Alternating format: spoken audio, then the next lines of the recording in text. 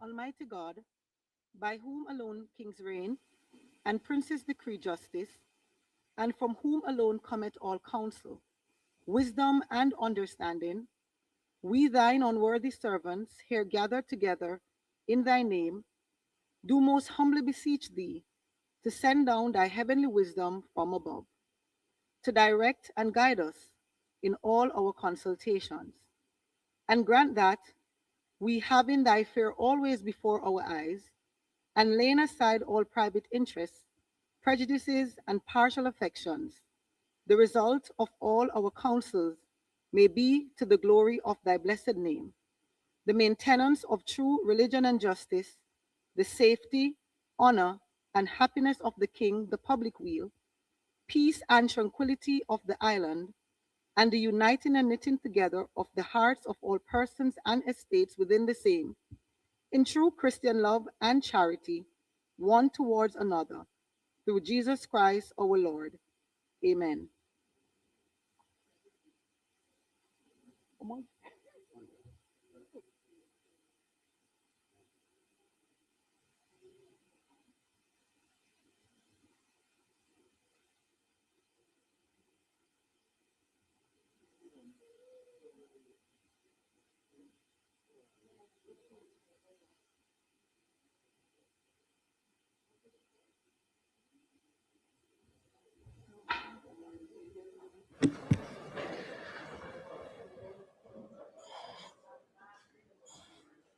This house is now in session.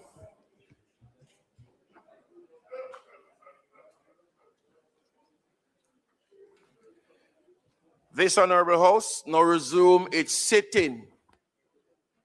I wish to welcome all to this sitting of the Honorable House of Representatives this Tuesday, January 20th, 2026. It is always a great honor and pleasure to welcome you all, and I trust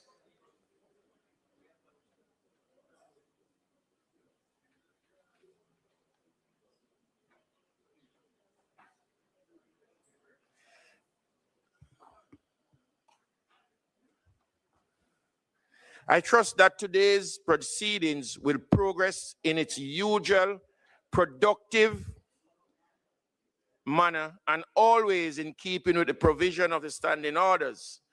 I would like to extend a special welcome to those who are joining us in the gallery.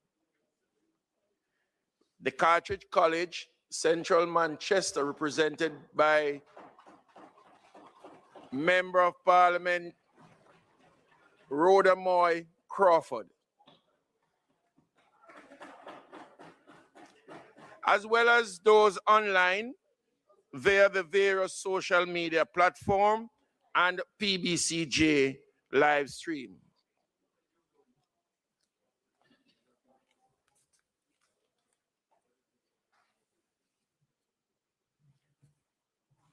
Call of the roll.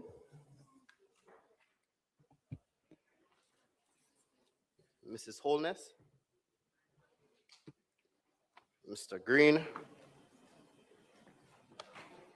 Dr. Holness, Dr. Chang, Mrs. Williams, Mr. Bartlett,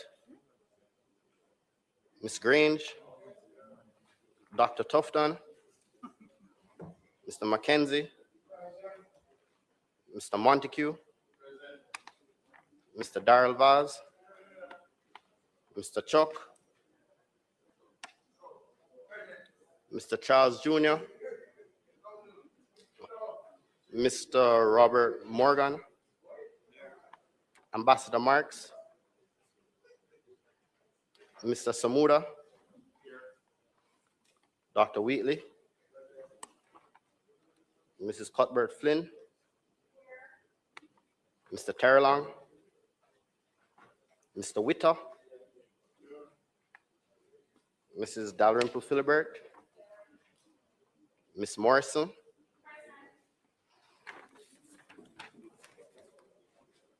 Ms. Lee, Mr. Donovan Williams, Mr. Main, Ms. Crawford, Mr. Delroy Williams, Ms. Hamilton, Mr. Seawright, Mr. Azan, Mr. Brown, Dr. Brown Burke, Mr. Buchanan, Mr. Bunting, Ms. Burchell, Dr. Campbell, Mr. Cousins, Mr. Crawford, Ms. Daly, Dr. Dawes, Mr. Golden, Mr. Gordon, Mr. Hales, Mr. Hines, Mr. Hilton, Mr. Jackson, Ms. Jess, Mrs. Malahoo Fort, Mrs. Miller Bennett, Mr. Morris, Mrs. Nita Garvey, Mr. Newell, Mr. Paulwell, Mr. Phillips, Ms. Perkis, Mr. Robertson, Mr. Robinson, Dr. Russell,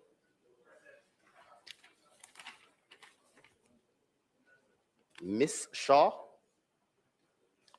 Mr. Smith, Mr. Dwayne Vaz, and Mr. Warmington. Thank you.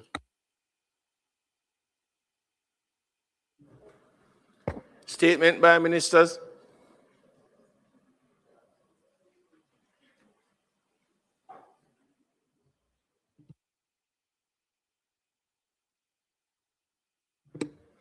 Announcement.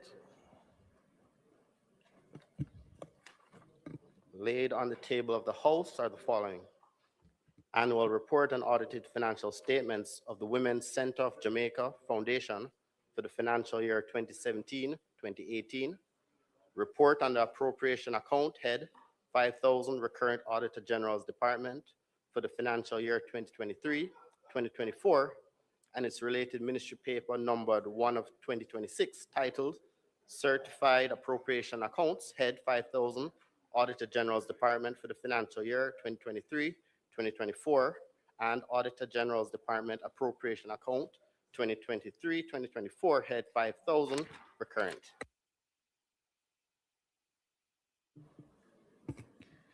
There was an live stream on the screen earlier for those who were here early.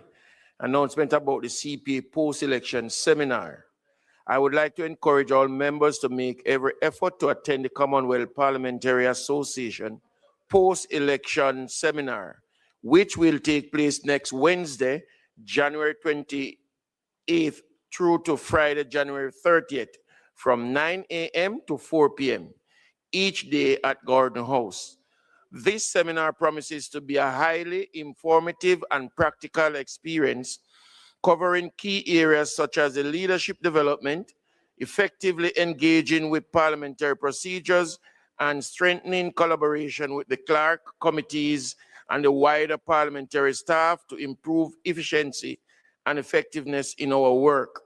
We are also privileged to welcome a distinguished group of experts from CPA, Part Americas, Trinidad and Tobago, St. Lucia, the UK, and Canada. This will be an excellent opportunity for learning, exchange, and professional growth, and I strongly encourage all members to be present and participate fully. It is important that all parliamentarians attend. Bills brought from the Senate, petitions, papers, Reports from committees. Notice of motion given orally. Mr. Speaker, I beg to give notice that at the next meeting of the House, I will move the following motion. Be it resolved that the National Housing Trust Housing Benefits Special Selection Junior Crescent Housing Project Order 2025, which was laid on the table of the House on the 13th day of January 2026, be referred to the Regulations Committee of the House for consideration and report. Further, I beg to give notice that at a later stage today, I will move for the suspension of the standing orders to enable me to take this motion. Also, Mr. Speaker, I beg to give notice that at the next meeting of the House, I will move the following motion.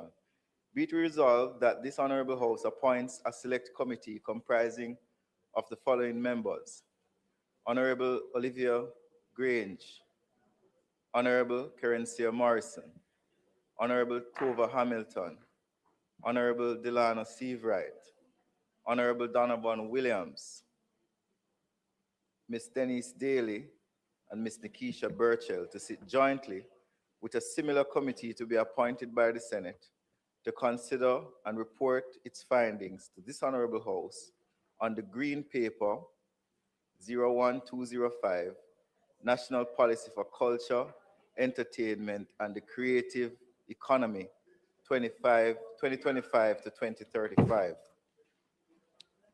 Be it resolved that this Honorable House also appoints a select committee comprising of the following members: Honorable Juliet Cuthbert Finn, Honorable Mrs. Marissa Dalrymple Filbert, Honorable Tova Hamilton, Honorable Donovan Williams, Mr. Dwayne Smith, Ms. Zulika Jess, and Mr. Haisat Buchanan to sit jointly with a similar committee to be appointed by the Senate to consider and report its findings to this Honorable House on an act to facilitate the implementation of child diversion in the criminal justice system and for connected matters. Mr. Speaker, I further beg to give notice that at a later stage today, I will move for the suspension of the standing orders to enable me to take the motions notice of which was given.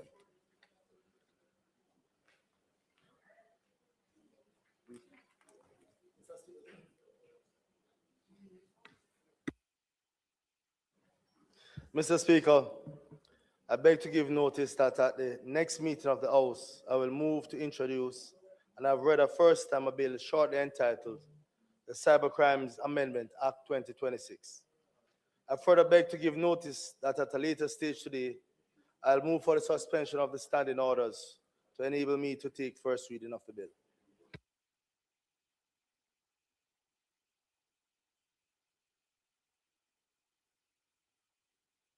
Questions and answers to questions.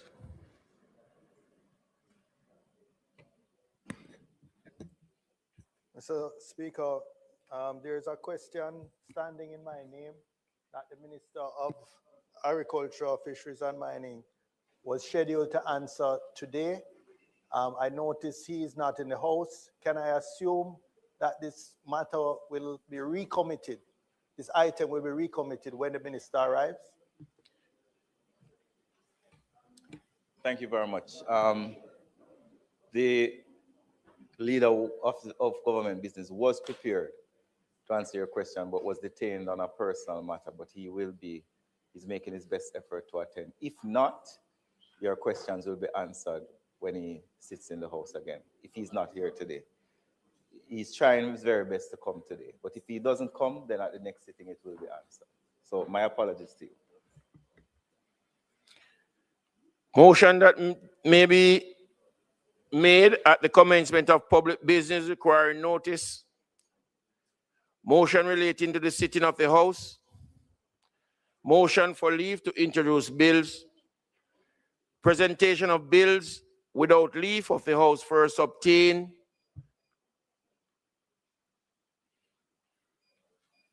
Public business.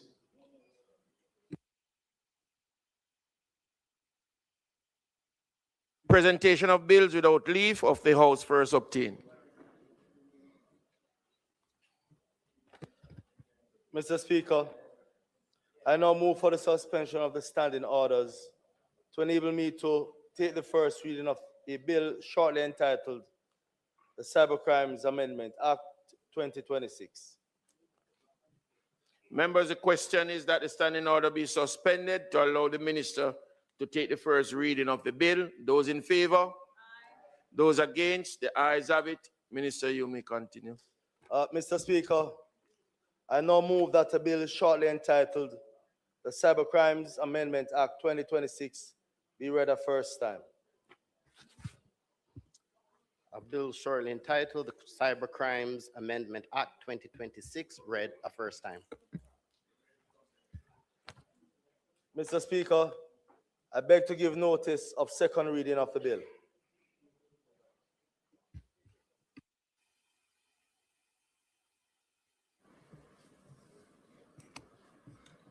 Public business.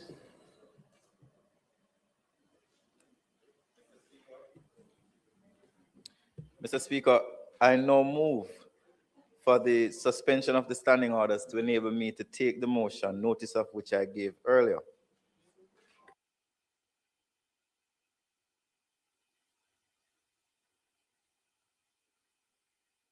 The question is that the standing order be suspended to enable the minister to take the motions, notice of which he gave earlier. Those in favor?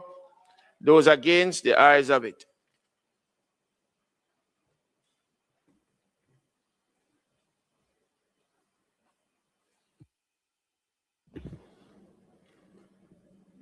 Mr. Speaker, I now ask that the motions be approved. The question is that the motions, notice of which minister gave earlier, be approved. Those in favor? Those against? The ayes have it. Thank you, Mr. Speaker. The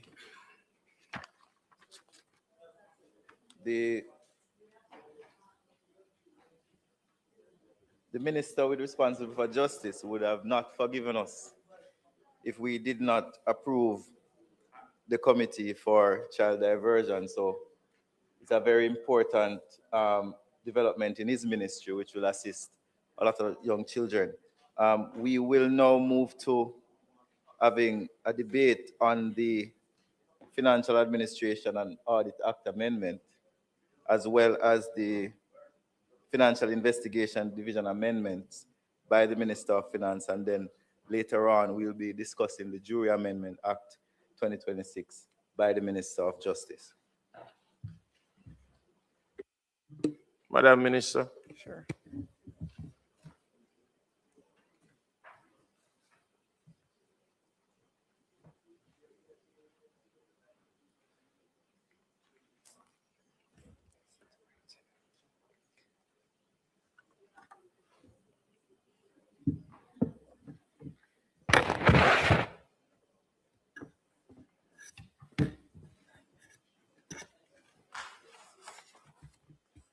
Minister, just indicate first which one you're taking.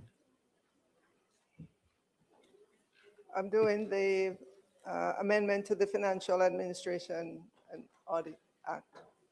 So, Mr. Speaker,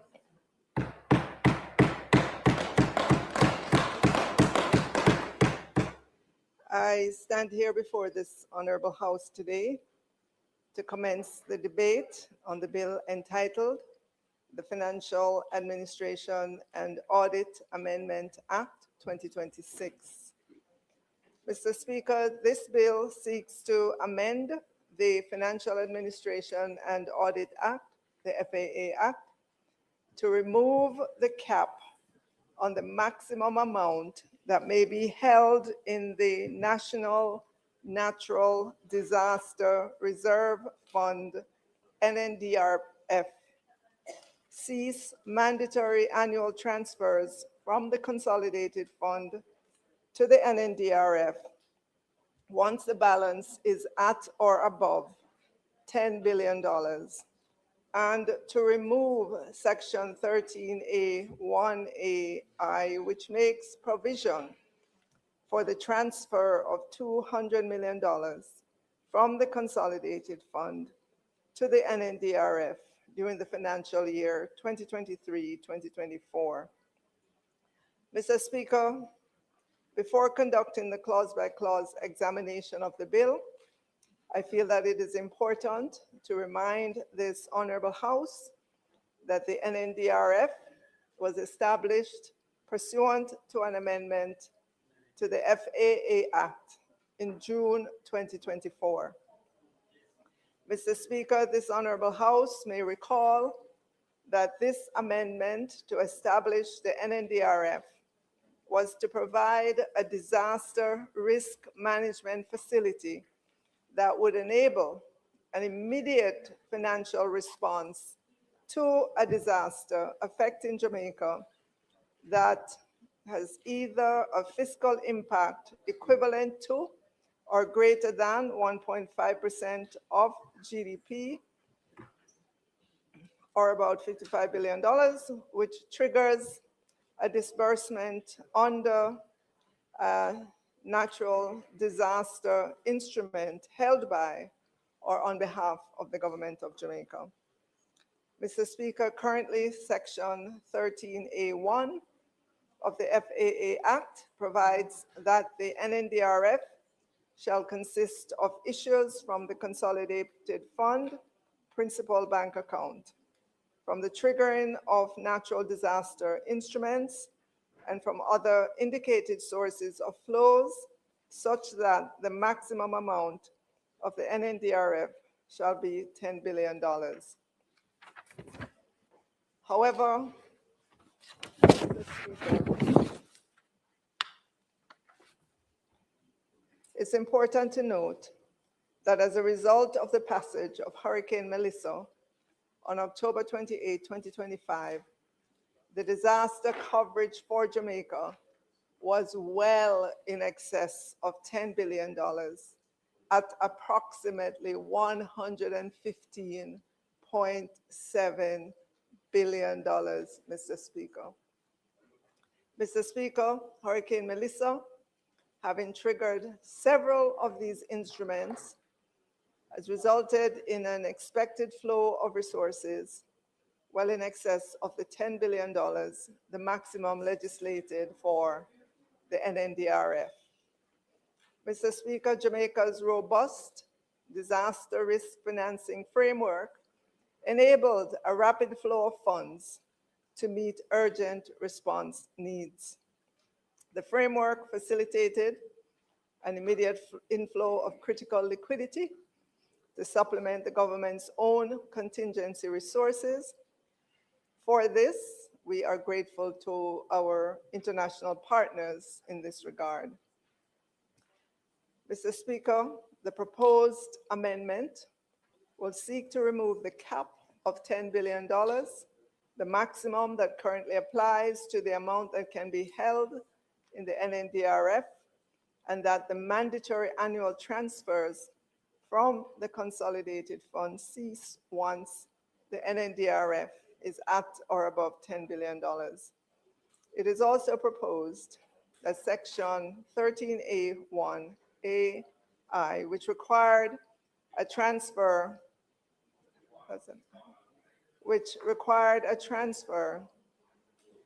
of $200 million from the Consolidated Fund to the NNDRF during financial year 2023-24 be removed. This is being done, Mr. Speaker, because the NNDRF was neither approved nor operational during that financial year. And so if you'll permit me, Mr. Speaker, I will now do a clause-by-clause presentation of the bill. So the bill entitled the Financial Administration and Audit Amendment Act 2026, clause by clause. The short title, Clause 1, Mr. Speaker, addresses preliminary issues of the bill. It sets out the short title, construction and commencement of the Act, which is cited as the Financial Administration and Audit Amendment Act 2026, and must be read and construed as one with the Financial Administration and Audit Act.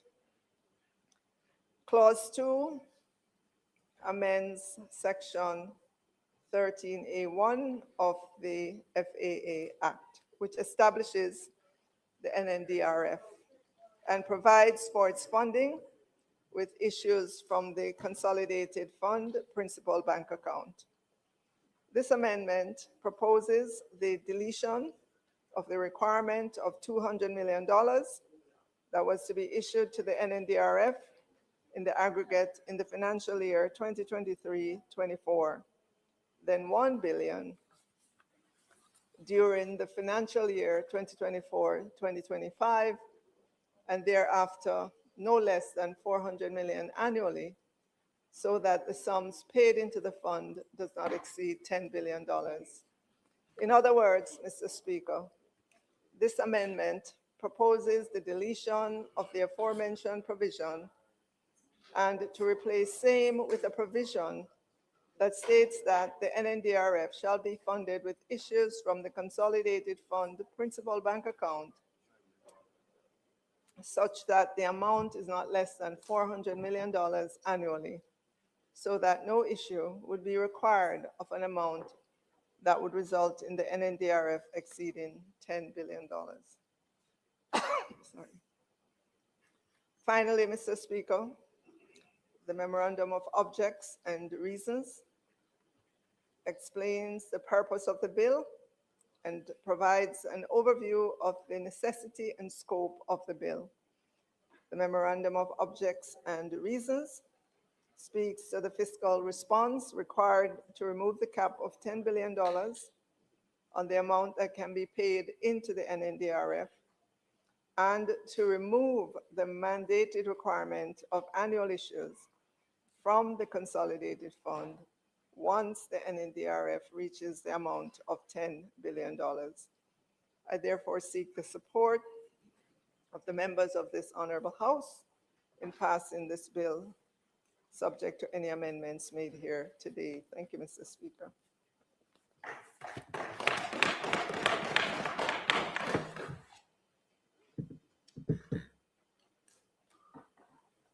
Member from St. Andrews South Eastern. Thank you, Mr. Speaker.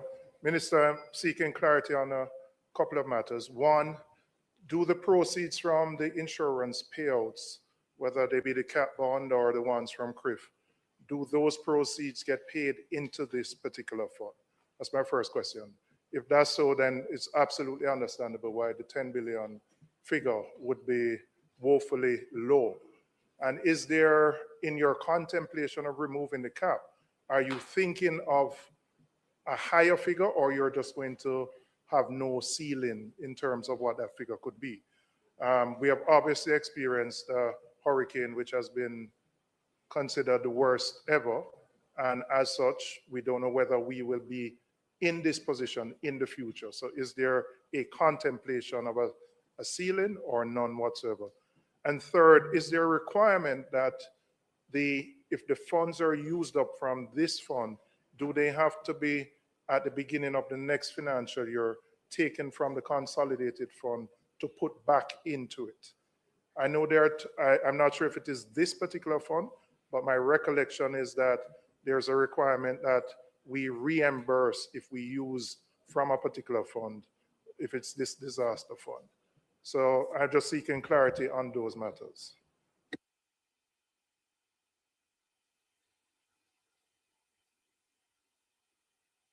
Member from St. Andrews Southern. Thank you, Mr. Speaker.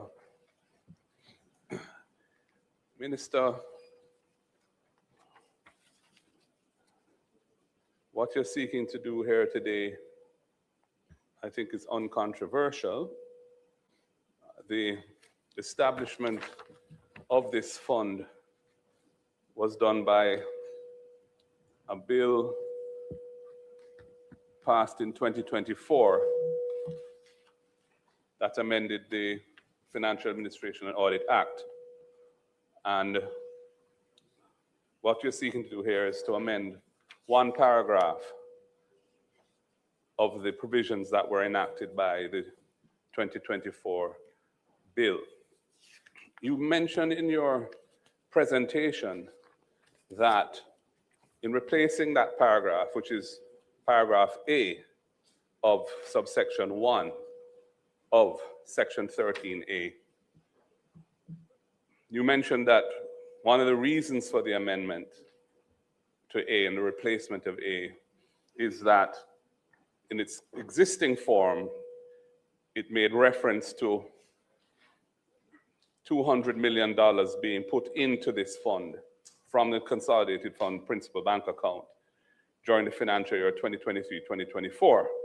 And you made the point that the fund had not yet been established. What you didn't make reference to, though, was the next subparagraph, which is also being replaced. So, subparagraph Roman 2, which spoke to the need to put up to $1 billion in the fund during the financial year 2024-2025. And given that you had explained why you were replacing subparagraph 1, your omission in making a reference to subparagraph 2, which is also being replaced, made me wonder why you hadn't explained that as well. And is it that, what was the reason for replacing subparagraph 2?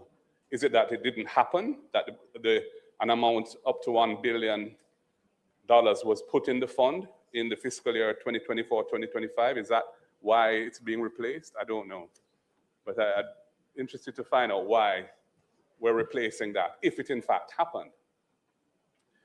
The other point I want to make is this. Well, first of all, there is not a cap on the overall fund of $10 billion because the fund is comprised of a variety of potential sources of resources.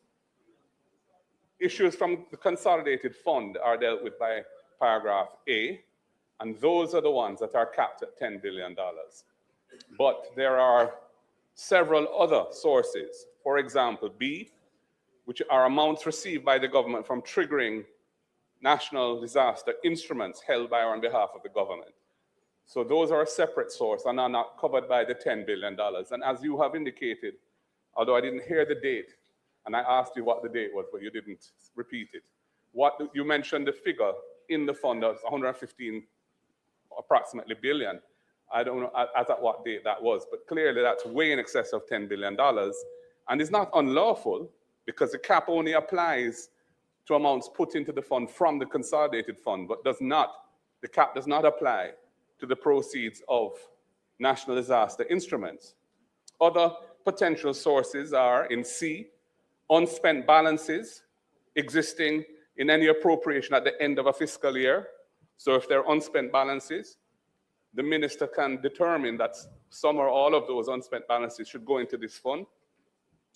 Grants received, indeed, grants received from any source, specifically in relation to the objectives of the fund. So if Jamaica received a grant, which was specifically for natural disaster-related relief, it should go into this fund. And E says such returns earned from investment monies in the fund, as may be determined by the minister. This suggests that the fund is actually a separate and segregated fund that can be invested to earn interest, whether on deposit or otherwise. And makes me wonder why we don't have accounts being produced of this fund, if that is the case. You know, there should be financial statements for this fund so we can see what's going on with it. And F says any other sources of funding approved by the minister by order subject to affirmative resolution for the purpose. So there are 6 different named sources of funding for this fund, of which A, which is a consolidated fund itself, is only one. And it is that one that is capped at 10 billion.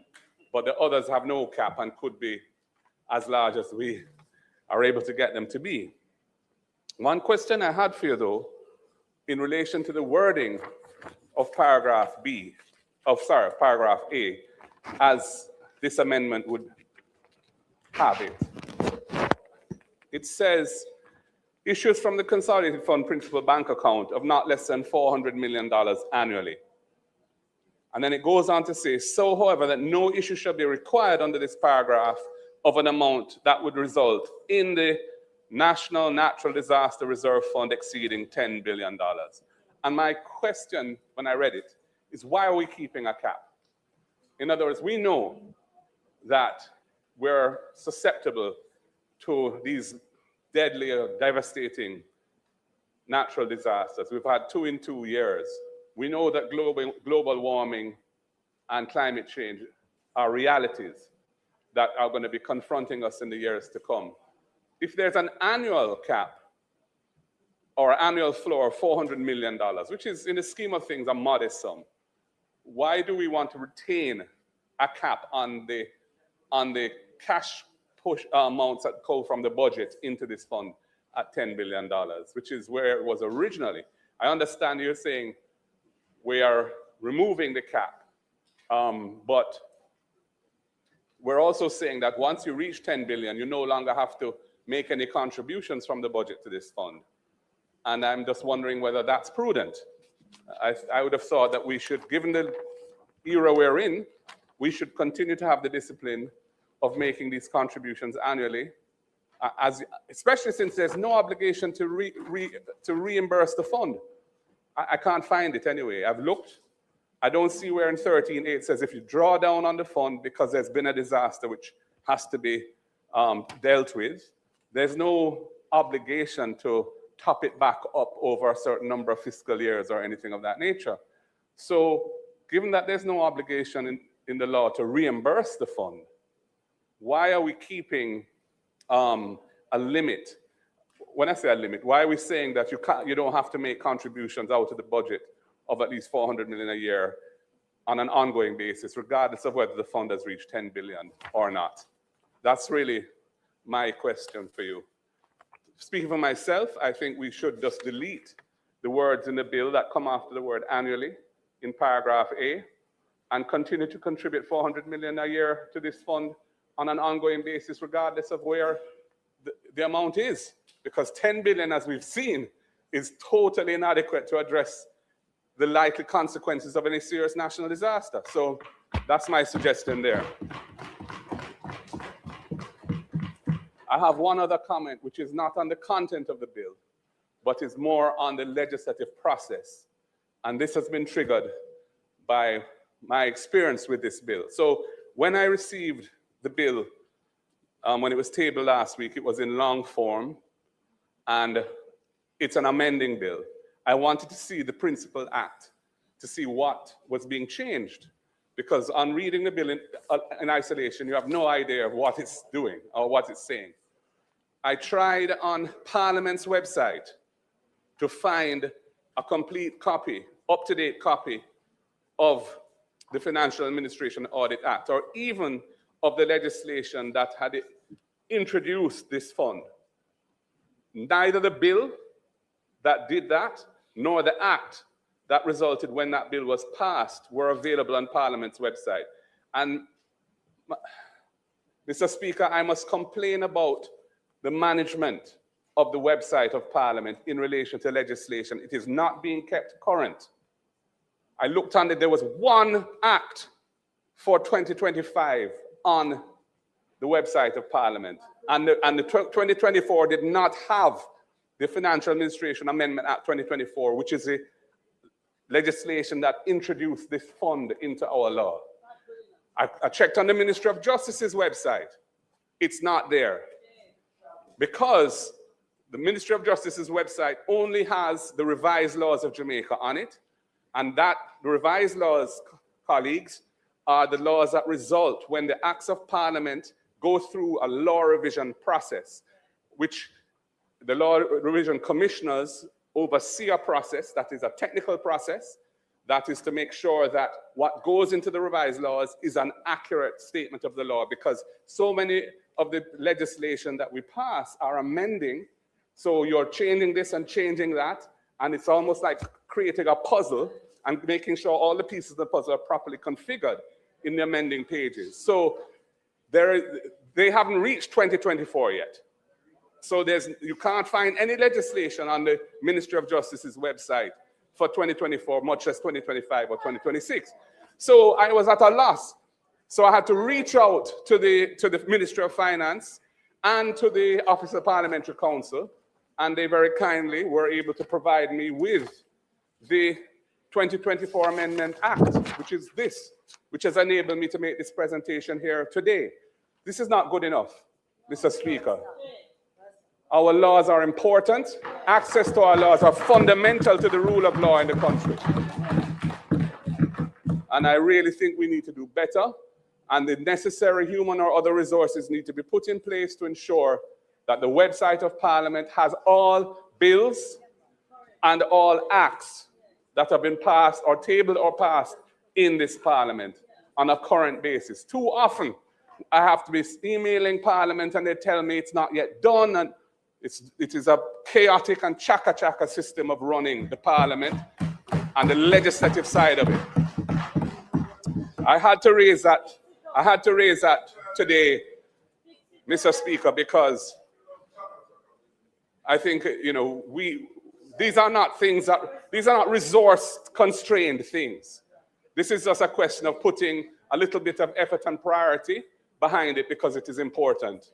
And it is very important that we do that. So going back to the bill itself, Mr. Speaker, Minister, as I've said, it is uncontroversial. I do not understand why we are retaining a cap, so to speak, on the contributions that can be made into this fund, or at least saying that once 10 billion is in there, the consolidated fund, we no longer have to make annual contributions from the budget to the fund of at least 400 million. I think that is I would say we must make those contributions every year because we know the times we're living in. We will need the money sooner or later, and it's good that it's there when we need it. Thank you, Mr. Speaker.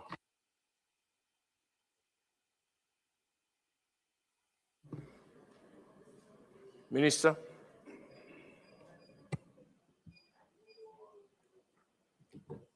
All right, Mr. Speaker, the member from St. Andrew Northeast asked, do the proceeds, Southeast, just across the street from me. Do the proceeds get paid into this fund? And Mr. Speaker, the short answer is yes, we direct it. We direct proceeds into the NNDRF. And the next question was, if we use from a particular fund, do we reimburse? If the funds go into the NNDRF, and if we use it out of that, what we try to do is to ensure that our national natural disaster risk financing framework continues to be maintained. So for example, in the recent disaster, the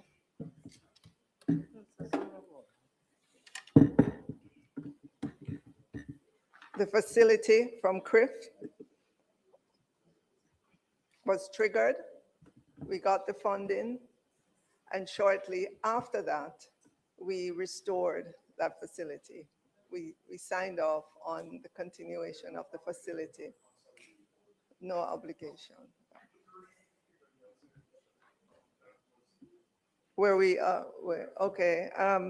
Approximately $115.7 billion. No, this is the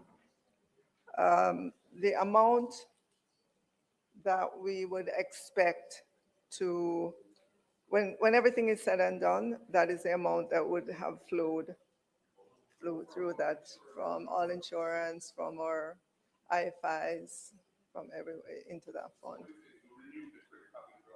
Right, but it's also a catastrophe, right? catastrophe bond as well. And we are speaking to our partners to restore the global cap bond, the one that was purchased on the international markets. You would think that investors would shy away from catastrophe bond after this, but the opposite, because they recognize the efficiency of the market. And when you look at their portfolios, they're able to buy small amounts. So you have many investors participating in a bond, catastrophe bond, for example, yeah. All right, and the member from St. Andrews Southern, I know you recognize that it's uncontroversial, and it is. In all of your remarks that you went through, the one question that I have from that is, why are we keeping a cap from the funds that flow from the budget? Is this prudent? Why are we saying the council doesn't have to make a contribution? So the member from St. Andrews Southern, in the old days, a fund such as this would have a small contribution from central budget, and to the extent that the budget in another year could put something into the fund, it would put into the fund or not put into the fund. And so you find that there wasn't any structure to Jamaica's national natural disaster risk financing. This government has taken it on to bring a framework to disaster risk financing. And so rather than just depending on the budget for a transfer into the fund, we have looked wide and far and found instruments, financial instruments, to bring into this framework of different, different nature. You saw in the instance of the global catastrophe bond that was issued on the international market. In the case of the CRIF, that was our Caribbean partner who helped us with that facility.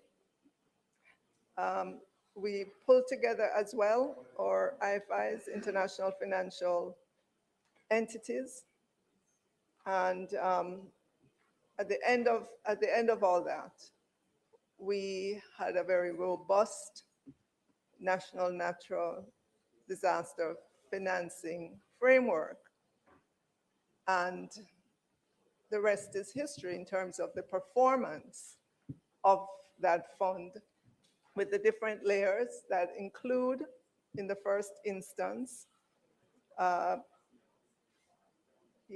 government's own funds into the NNDRF. We also had contingency fund, and then layered on top of that is the CRIF, IDB contingent facility, World Bank catastrophe bond, the global catastrophe bond, the IMF rapid financing instrument. So they're two different ones. So yes, we could continue to fund from the budget, but again, our budget is required to do all kinds of things. There are all kinds of calls on the budget. So if we are able to have our international partners, the global financial market, and all those entities help us to put together this framework and have it funded, I think it's a more disciplined way to go about having a national natural disaster risk financing resources at our disposal. And we saw how quickly those funds were able to be dispersed. And we are going to continue to build it out. We're looking at different types of instruments for different, not just for hurricanes, but for other types of disasters, so that we are ready in the event Jamaica is hit again by something. We're ready with the instruments that can quickly deploy and give us the needed finances to be able to begin the relief effort right away. So that should answer your question. Why are we not keeping a cap? Why are we keeping a cap from the funds flow from the consolidated fund? It's because of our ability to establish and to get way more financing otherwise than we could from the budget because of the many calls on the budget. Thank you. Member from St. Andrews Southeastern with a follow-up question. Follow-up question. Sorry, just one follow-up question. Appreciating the importance of the payouts from the insurance, the different insurances, the cat bonds. We have seen how even with those payouts, it really has been inadequate in comparison to the damage. Is the government in discussions with our creditors to discuss provisions within those loan facilities that if there is a disaster, that it would defer whether principal or interest payments? I know other countries like Barbados have done this, and it's estimated that we would have been able to defer up to $2 billion US. Defer, not cancel, but defer, which would ease some pressure on the government at this particular time. So the question is, are you having those discussions, and will that become a feature of our debt going forward? So in our debt with our international partners, that clause exists in many of, that clause already exists, and in new debt going forward, we will ensure, we've indicated already that we would like that those kinds of clauses to continue in those instruments. It becomes a little bit more difficult when you issue debt on the international market, right? But if you're, right, so it's easier to negotiate with our partners or international partners than on the international market. But that is something, if we ever go to market, that we would try to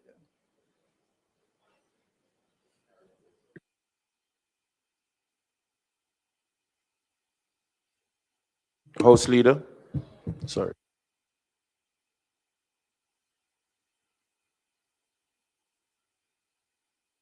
Minister, you can now ask for the second reading.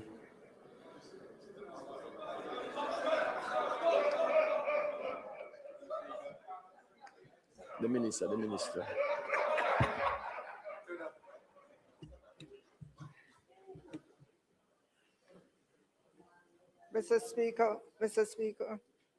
Mr. Speaker, I conclude the debate on the bill and ask that it be read a second time. The question is that the bill be read a second time. Those in favor? Those against, the ayes have it. An act to amend the Financial Administration and Audit Act, read for a second time. The House will now resolve itself into a committee of the whole House to consider the bill clause by clause.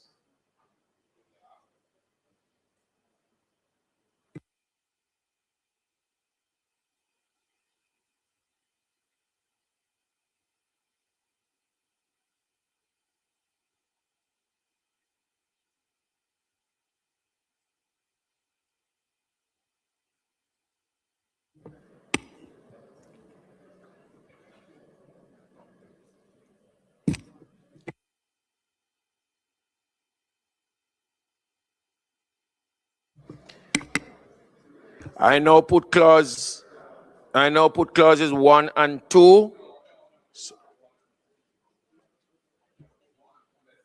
Individual. Okay. I now put clause 1. Those in favor? Those against? Ayes have it. I now put clause 2.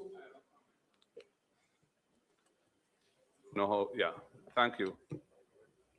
Mike. Yes, thank you, Mr. Chairman.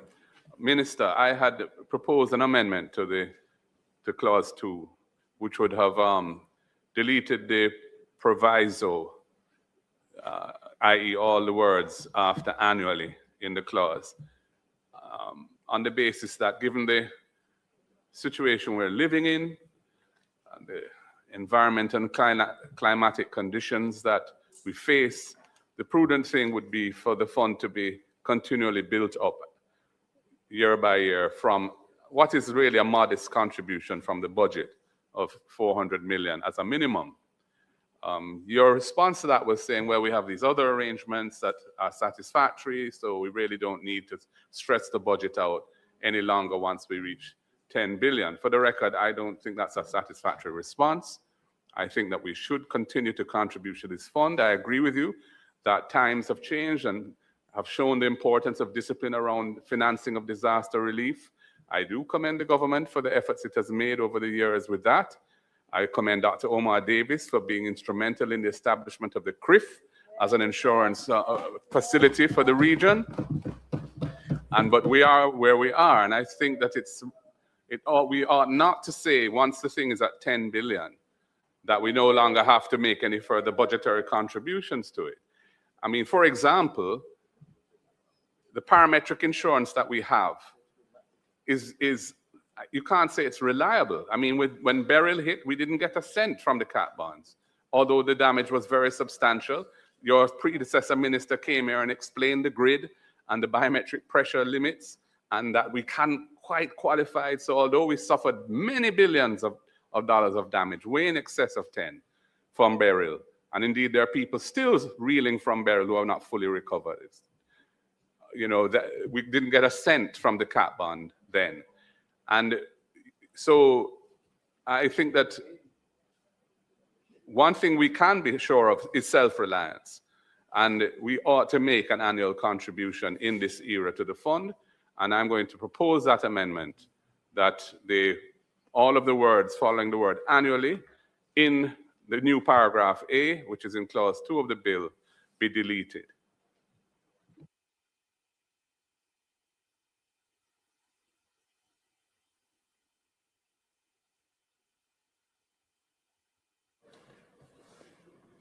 So, member, we will continue to look to search for different instruments for the fund.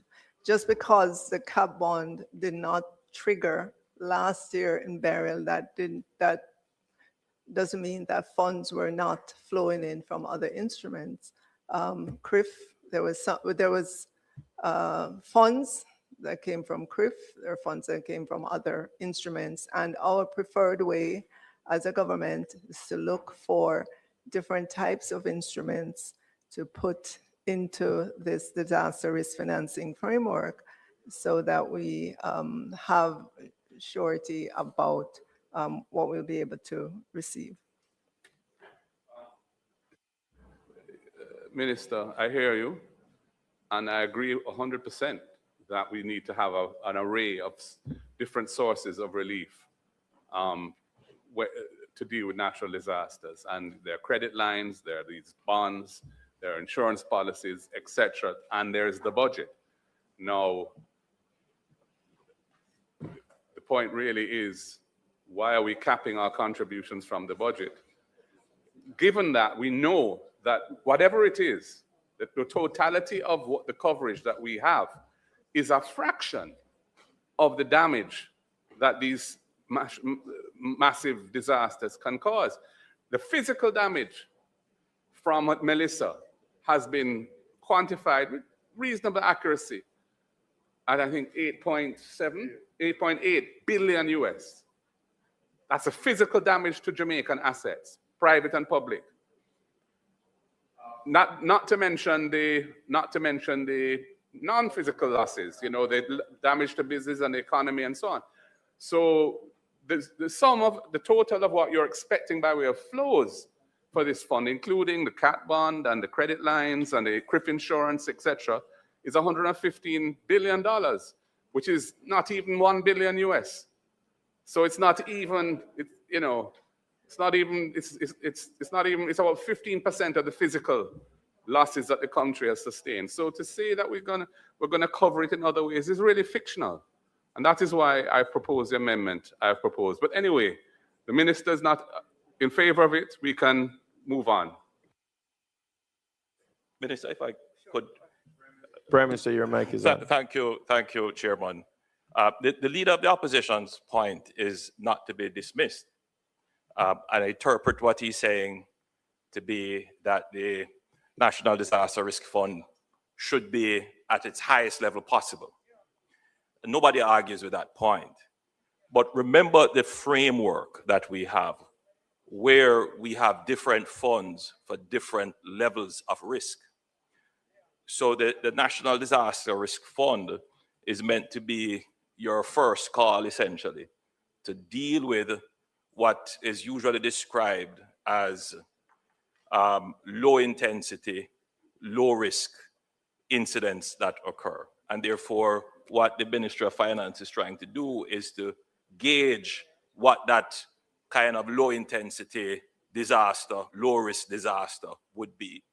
And then if you go past low intensity disaster, then there is another kind of instrument that addresses it. And I think that they have come up with that framework, which works. So it's not that we don't want the fund to be huge, but remember, when we sequester funds from the consolidated fund, it increases the fiscal pressure because you can't use those funds for anything else other than disaster. So it's a balancing act. And I think that where we are with the threshold that we have set, we have struck the right balance. So it's not to dismiss the validity of the argument, but bear in mind what we have said.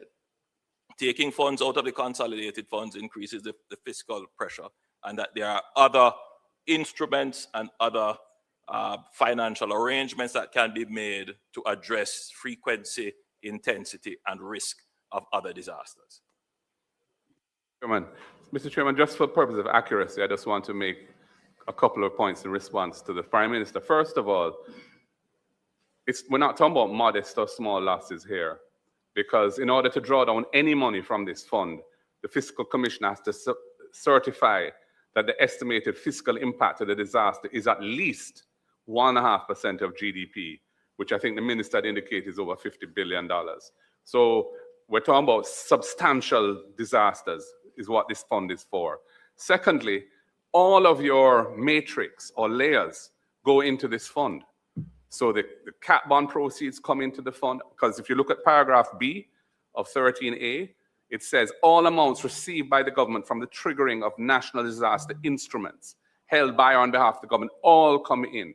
There are different sources of what goes into this fund to fund the losses. My only point is, I don't see the relevance of saying that once you get to 10 billion from the consolidated fund over time, you no longer have to make the annual contribution to it of $400 million. 400 million Jamaican dollars is what the law says you have to make available each fiscal year to this fund, but it caps it at 10 billion. And what this amendment does, it says, once you reach 10 billion, you no longer have to make those contributions. I'm just questioning that the sense of that, or the prudence of that in the era in which we live. I only made this point in response to yours because I just wanted to make it clear the overall parameters of how this fund works. So Mr. Chairman, thank you again for allowing me. So again, once we are taking out of the consolidated fund, taking out of revenues that we have earned, and we're locking it off in a fund, it's no longer available for anything else. And therefore, we have to manage the fiscal pressures that will arise if we keep taking out of the consolidated fund to locking it off in specific and special funds. That's the consideration that we ask the House to bear in mind. Minister, are we going to take the amendment?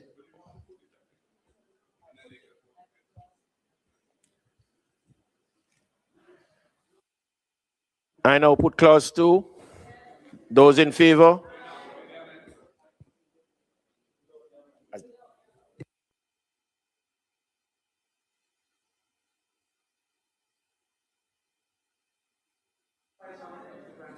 Mr. Chairman, I am putting an amendment.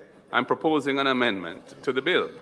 And the amendment I've articulated very clear. I'm saying delete from clause 2 in the new paragraph A all words following the word annually. Put the amendment and you can.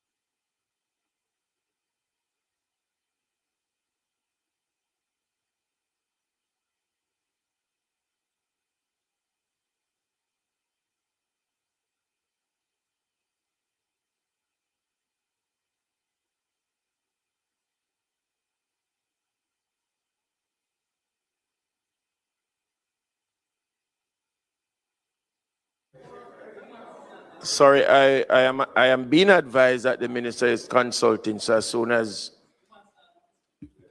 she's ready, we'll.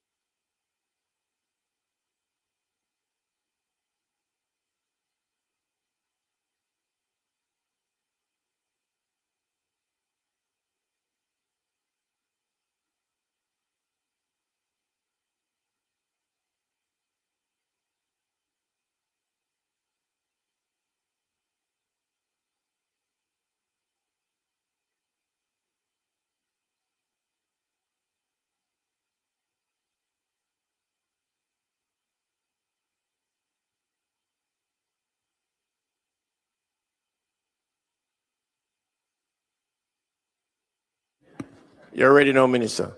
Okay, so we are going to put clause 2 with the proposed amendment. Those in favor? Did I hear all ayes? There's a divide. There's a divide. Clark? No, dearie, no. No. No. I heard divide. I heard divide, and I repeat. No, I was only repeating the situation.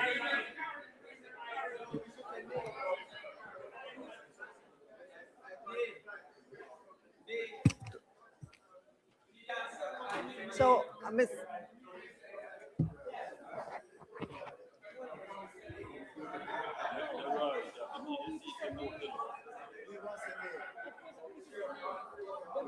I want to confirm. Clark, your time. Mr. Speaker, I want to confirm that I called the divide on the beginning of the vote. And I did repeat that you said it. Thank you very much, I sir. called on the clerk now to take the vote. Thank you very much, Chairman. All right. On the question of the proposed amendment, Mr. Azan?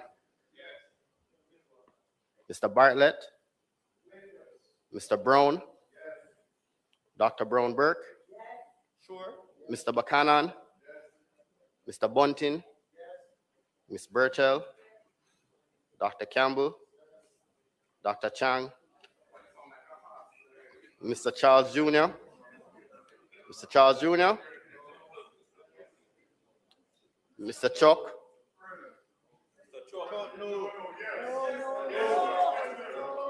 Mr. Chuck? No, yeah.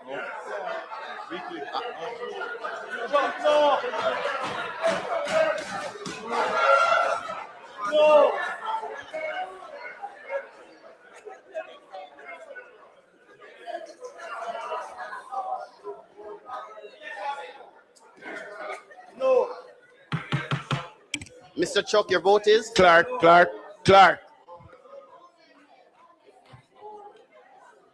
Members, remember now, the house have to be absolutely quiet so that the clerk can hear. Or else he's going to take what he thinks.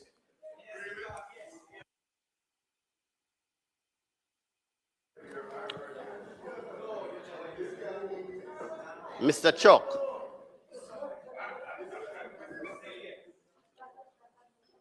Mr. Cousins? Mr. Crawford? Miss Crawford?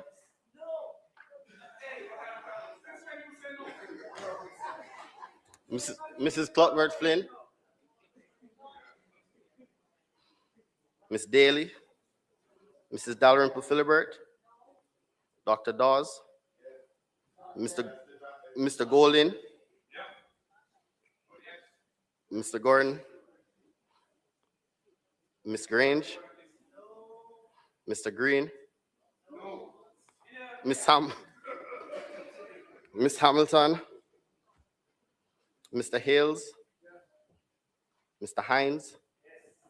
Dr. Holness? Mr. Hilton? Mr. Jackson?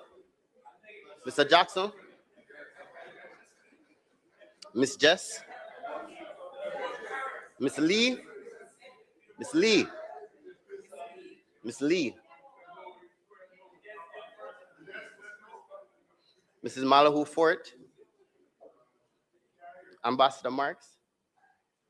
Mr. Main? Mr. Mackenzie? Mrs. Miller Bennett? Mr. Montague? Mr. Morgan? Mr. Morris? Miss Morrison? Miss Nita Garvey? Mr. Newell? Mr. Paulwell? Mr. Phillips? Miss Perkis? Mr. Robertson? Mr. Robinson? Dr. Russell? Mr. Samuda? Mr. Seabright? Mr. Shaw? Miss Shaw? Mr. Smith?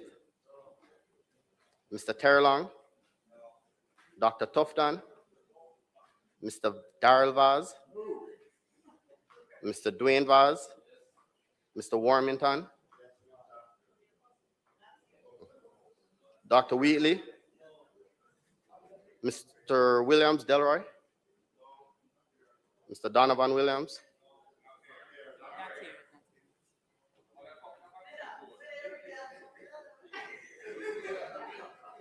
Mrs. Williams? And Mr. Witter?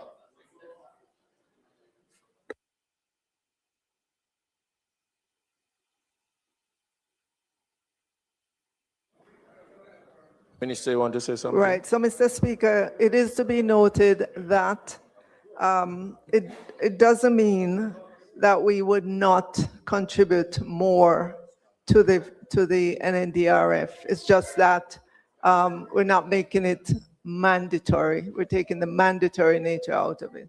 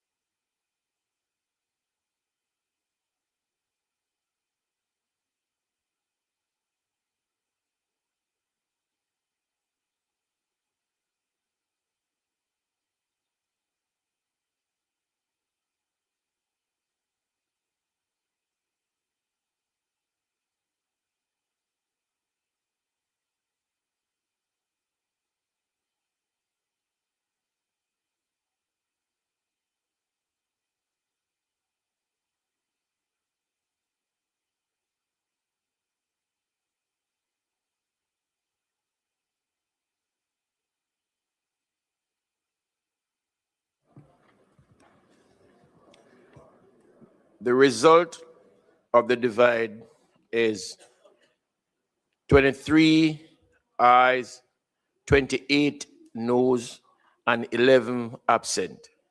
The noes carry.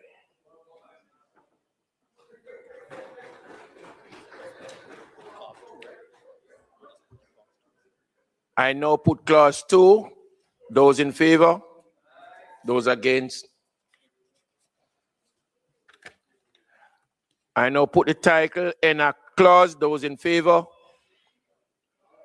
Those against? The question is that I do report the bill as having passed committee stage without amendment or without amendment. Those in favor? Those against? The ayes have it.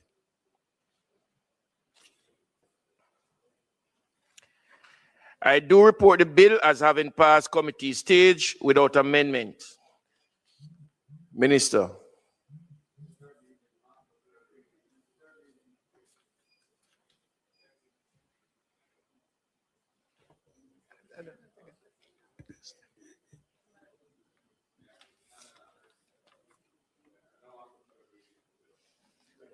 Ask that the bill be read. Mr. Speaker, I now ask for a third reading of the bill. The question is that the bill be read a third time. Those in favor? Those against? The ayes have it. A bill entitled An Act to Amend the Financial Administration and Audit Act read a third time and passed.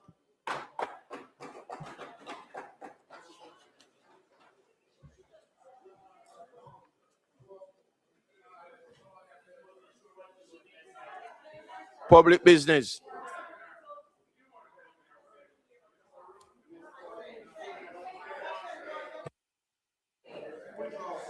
Mr. Speaker, we are now going to go to the Financial Investigation Division Amendment Act. Again, allow me to welcome the students from the Cartridge College. I hope they are enjoying Parliament. I remind the members that the students are watching, observing the behavior. The Minister of Finance.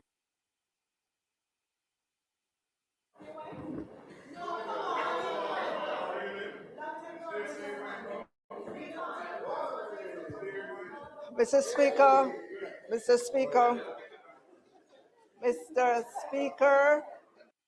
Before you, madam. Members, we were doing very well.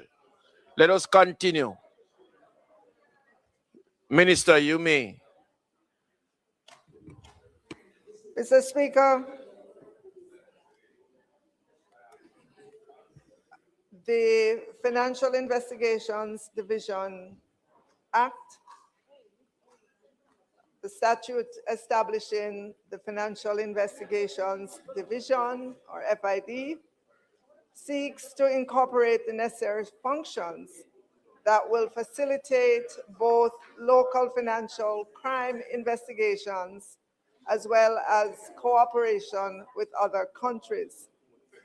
The responsibilities of the division include investigations, collection of information and maintenance of intelligence databases, management of seized, restrained, and forfeited properties, and collaboration with local and foreign law enforcement agencies.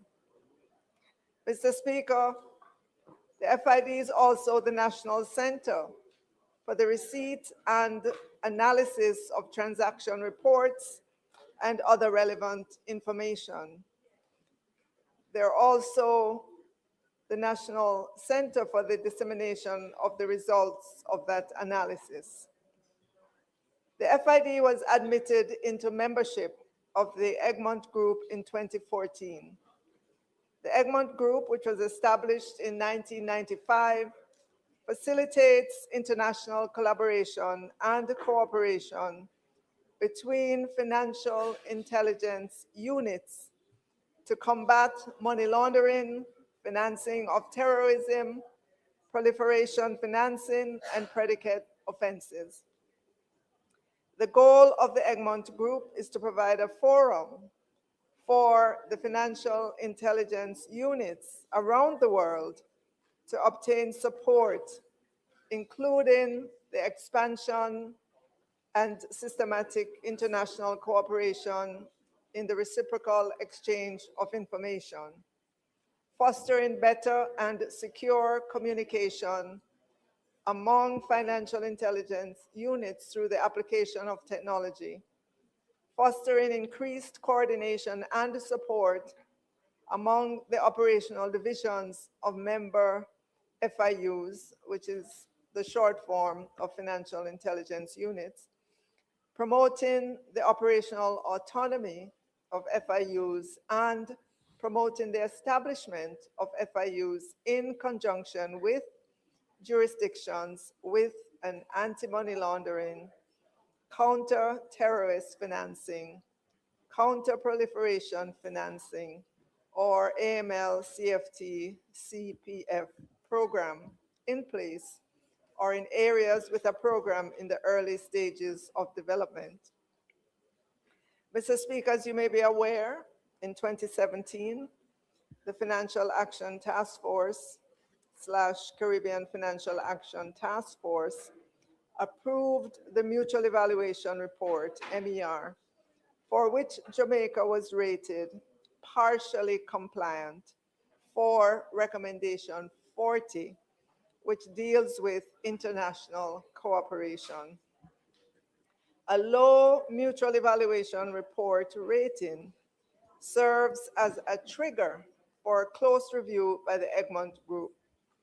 The Egmont Group identified areas of deficiency in the Financial Investigations Division Act, which they interpreted as the division not being operationally independent and autonomous.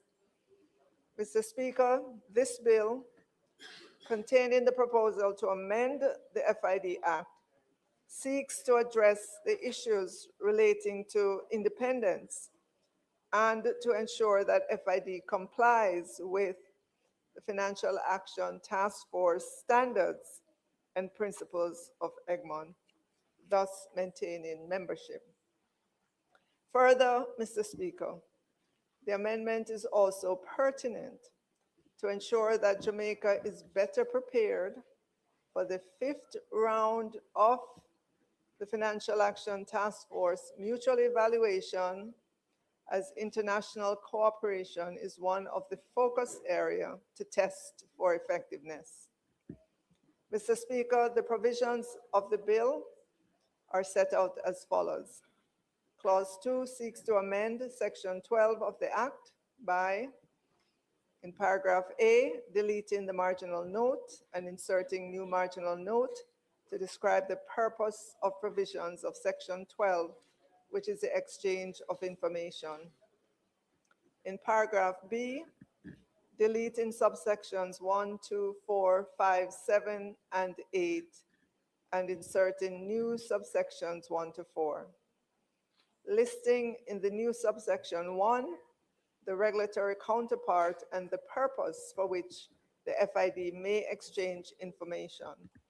It stipulates that the exchange may be with a local public body, foreign financial intelligence department, or an association of such body, and for the purposes of investigation and the prosecution of financial crime.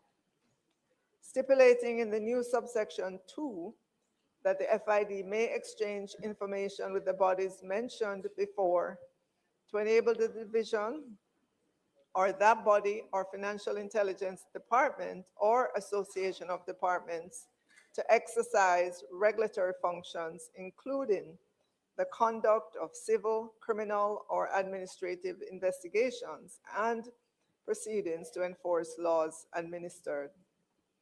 Requiring in the new subsection 4 that the FID to enter into a memorandum of understanding or other arrangements with the public body or foreign financial intelligence department or association before the disclosure of information. It also seeks to remove the requirement for approval by the minister before the FID can enter into a memorandum of understanding, MOU, or other arrangements, thus ensuring operational independence. Nevertheless, to ensure accountability, provisions in subsection 4 also stipulate that any such memorandum of understanding or other arrangement entered into by FID must be done in accordance with the Constitution of Jamaica, the laws of Jamaica, and government policy.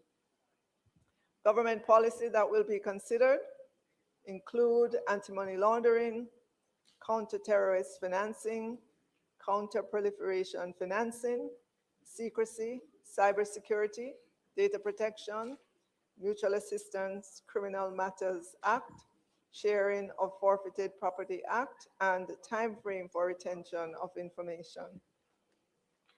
Mr. Speaker, it should be noted that the existing constitutional safeguards, foreign relations policies governing how and with whom FID enters into foreign agreements, and relevant legislation, including but not limited to the Data Protection Act and the Mutual Legal Assistance Treaty, the MLAT framework, collectively provide assurance that the FID is unlikely to engage in actions outside its legal and constitutional authority, including enter into MOUs with entities lacking requisite permissions and procedures. The new subsection 4 at paragraph B also stipulates the responsibility for confidentiality and permission by the FID before any further disclosure by the relevant party as defined in subsection 3. Seeking in paragraph C to amend subsection 9 to ensure that regulations relating to the exchange of information for the purposes of investigation and prosecution of financial crimes have parliamentary oversight by including the requirement for them to be subject to affirmative resolution. Mr. Speaker, the information shared among local public bodies, Foreign Financial Intelligence Department, or an association of somebody of such body is for intelligence purposes only and cannot be used for evidential purposes in a court of law.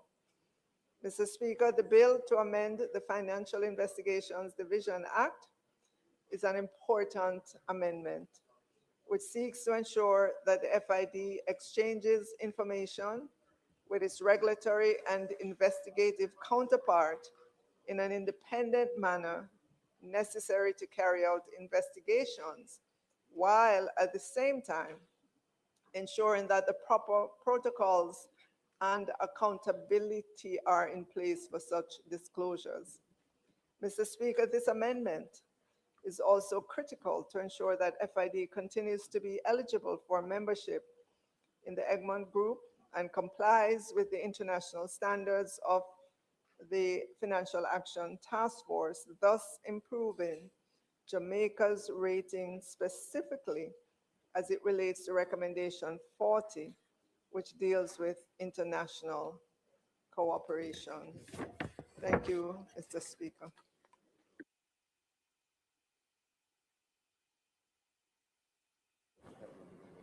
Mr. Speaker, it's clear that the primary motivation for the amendment is being driven by, I would say, external factors and pressures, FATF, and also to maintain membership in the Egmont Group. What I would want to ask, Minister, I'm aware that there are MOUs between the FID and other local agencies. For example, MOCA, possibly the Integrity Commission. Is it that the amendment that you're proposing now will supersede those MOUs? And is it that in the exchange of information, either way, that FID will still require an MOU from any other local or overseas entity? Or will the amendment be to the Act allow the Chief Technical Director the discretion to determine who he shares or receives information from?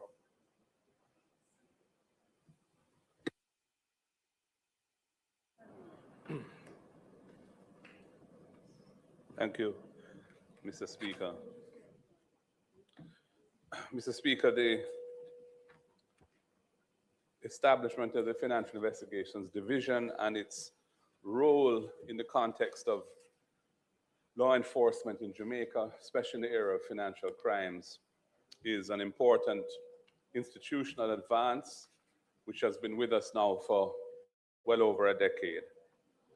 As the Minister had indicated, the Egmont Group of countries are like-minded in their determination to stamp out financial crimes and see the cooperation between their members as vital to the efficiency of that objective. And therefore, it is important that Jamaica's law be constantly kept abreast of any requirements that may emerge so that we are considered to be reliable partners by other countries within the Egmont Group, and that the law facilitates the type of mutual cooperation which is needed to effectively tackle financial crimes, domestic and international. Accordingly, the bill enjoys the support of the opposition insofar as it pursues that objective. I have 2 points I wanted to raise in relation to the actual draft before us. The first point, and I'm going to take them in not in order of importance, but in the order that they come in the bill itself. So in clause 2 of the bill, which amends section 12 of the Principal Act, there is some new sections which are replacing existing sections in section 12. And in the new subsection 1, in the new subsection 2, there is a reference which I wondered if it is sufficiently clear what the scope of it is. So subsection 2 says that the Chief Technical Director, who is the head of the FID, the Financial Investigations Division, may give to or receive from any public body in Jamaica or any foreign financial intelligence department or association of such departments any information necessary to enable the division or that body or department or association of departments, as the case may be, to exercise regulatory functions, including the conduct of civil, criminal, or administrative investigations and proceedings. And these are the words I'm concerned about: to enforce laws administered by the division, body, department, or association of departments. Now, it isn't clear to me what laws are administered by the FID. Because when you look at the FID Act, it doesn't list, to the best of my knowledge, those laws which are to be administered by the FID. It, in broad terms, speaks to what the objects of the FID are. And it says, for example, that the objects of the FID are to investigate all categories of financial crimes, to collect information and maintain intelligence databases on financial crimes, etc. But we're using a formulation here of laws administered by the division. Now, there could be, for example, a situation in which a breach of the Companies Act has arisen in an area which constitutes potentially a financial crime. It could be to do with ultimate beneficial ownership of a company in Jamaica, for example, and the question of who really owns this company and what have you. Now, is that section of that law which could be engaged? Could it be said that the Companies Act is administered by the FID? Clearly not, because it isn't. The Companies Act is administered by the Companies Office of Jamaica. So, and that's just one example, and I could probably cite several potential situations in which the FID might be wishing to investigate a matter and have jurisdiction to do so under the FID Act and the scope of it. But it couldn't be said that the law that is engaged in that investigation is a law that's administered by the division. And so I was questioning the formulation of the words used, because it's a scoping provision. It goes to the jurisdiction to share this information. That's what this provision does. So if the scope is too narrow or is unclear, it could be problematic. It could be contested in court, for example, and that sort of thing. So I was wondering whether a better formulation could be considered. I had attempted one. I'm not saying it's by any means perfect, but I was suggesting, for example, rather than talk about civil, criminal, administrative investigations proceedings to enforce laws administered by the division, you could say civil, criminal, administrative investigations proceedings to enforce laws, the enforcement of which fall within the statutory functions of the division, which is a bit broader than the idea of the division administering those specific laws, which it may not, in fact, do. So that's a technical point, and the drafters can consider it and see if they feel there's any merit to it or not. But it's an important point because it goes to the scope of this amendment, and therefore is the sort of thing that if there's a problem with it, it could be contested in court. The other point I wanted to raise is in relation to the new subsection 4 of clause 12. And this is setting out the parameters in which the chief technical director is authorized to disclose information about a Jamaican citizen, potentially to a foreign department, foreign law enforcement agency. And in paragraph B, it says that the chief technical director has to be satisfied, and in subparagraph 2, it says the information to be disclosed to the relevant party, which would be the overseas law enforcement agency, for example, or a public body here in Jamaica, that information, that disclosure is required for the purposes of the relevant party's functions, including the conduct of civil, criminal, or administrative investigations. That's fine. I agree with that.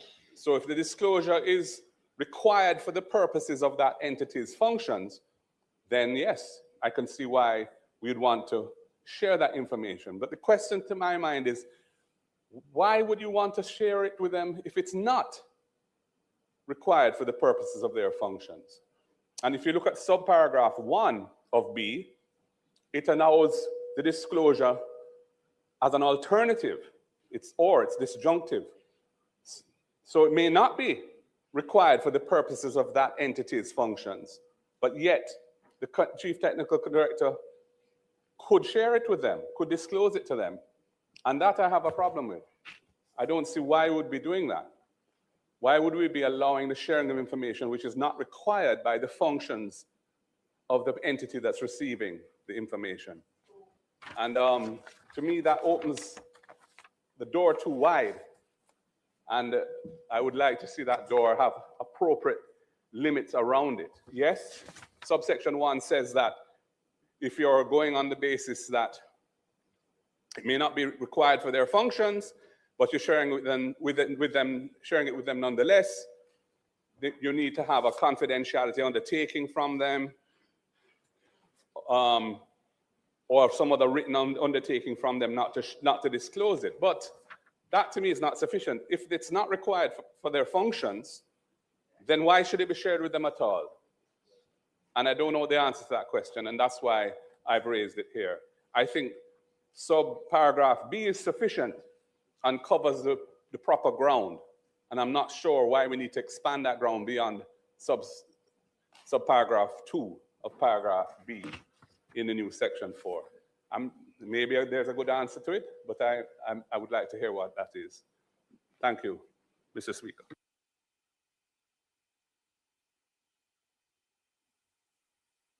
Member from Manchester Southern. Thank you, Mr. Speaker. I just want to ask about the new subsection 4.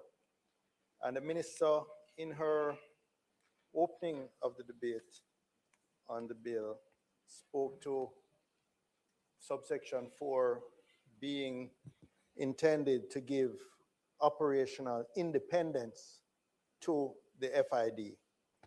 And therefore, it would allow them to enter these memoranda of understandings without reference to the minister. But then it goes on to say it must be consistent with subsection 4A1, the Constitution of Jamaica and laws of Jamaica, which is fine. And then 2, it says government policy. But it doesn't, that to my mind leaves it very broad. What determines government policy? And the minister spoke to some examples, but government policy on a particular issue could be dictated in a letter. Question, member. Oh, no. Mr. Speaker, would you pay attention? I am participating in a debate. I'm not asking a question.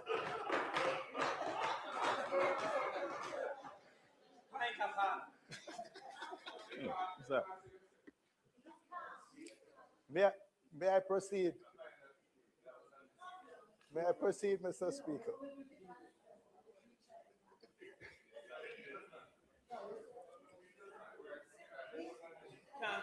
Mr. Speaker, may I proceed? Thank you. So this,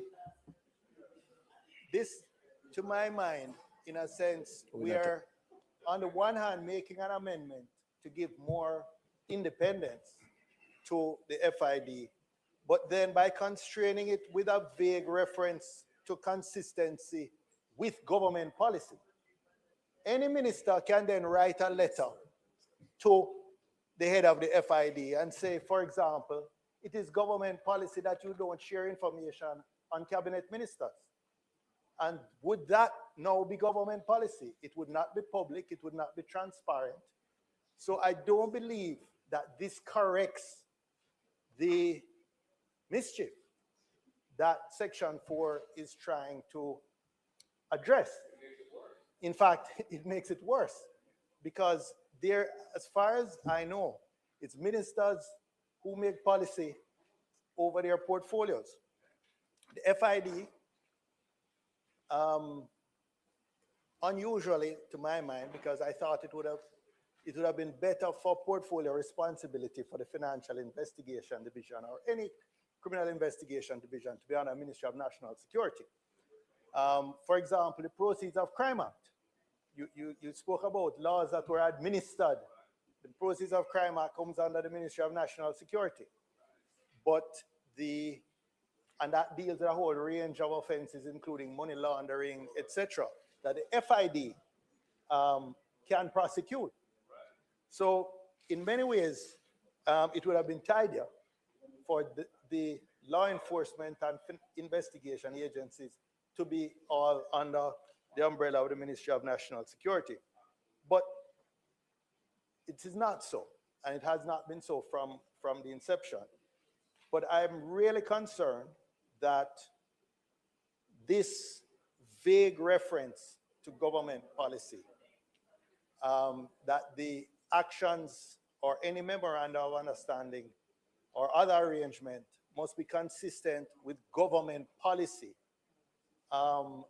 leaves a huge door open for ministers to constrain the actions and undermine the stated intention of giving more independence to the Financial Investigative Division.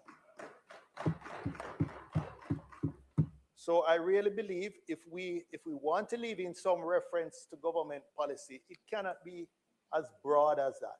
It must speak to some transparent policy of government, whether it is as by ministry paper laid in this house, or some white paper ideally, something that is transparent to the public and that is not communicated to the head of the FID by the minister or some other agent of policy that would constrain him as this clause is worded right now. Thank you.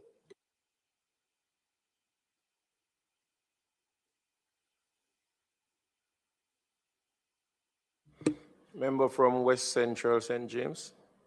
Mr. Speaker, permission to speak from a seat other than my own.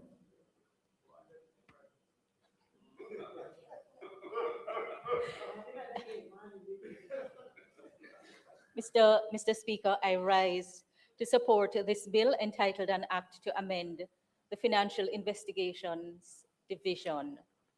The purpose of the amendment is set out very clearly in the Memorandum of Objects and Reason. And anyone who has had to advise on the exchange of information know that we have numerous cases of problems where constitutional provisions differ, where there are broader scopes in other jurisdictions, or where there is just might being right. So that the amendment clarifies a number of of existing points. I noted that when the member from St. Andrew Southeast spoke, he asked whether this arrangement would substitute the need for, supersede the need for MOU. That is answered clearly in clause 2(4)(a), which indicates that nothing in subsection 1 or subsection 2 authorizes disclosure by the Chief Technical Director unless there exists between the Chief Technical Director and the relevant party a memorandum of understanding or other arrangement that is consistent with the Constitution and the laws of Jamaica and government policies. And that leads me to the next point raised by the member from Manchester South, that the reference to government policy is tied back to concerning the exchange of information of the kind contained in the disclosure. And so it is not left at large. It's not left at large. Well, the bill says concerning the exchange of information of the kind contained in the disclosure. Well, you will always have matters that may run you into murky waters, but the purpose of the amendment is to establish and demonstrate independence. But decisions have to be taken in accordance with laws and policies. No one acting in a public role is at liberty to act at large under a rule of law. It doesn't mean that genuine concerns may not arise, but in this case, it is making it abundantly clear that the framework for the exchange of information must be consistent with the Constitution and the laws of Jamaica and policies that relate to the exchange of the information of the kind contained in the disclosure. The law also indicates what can be done with the information. But Mr. Speaker, I support the bill. I believe it achieves the objectives that it seeks to do.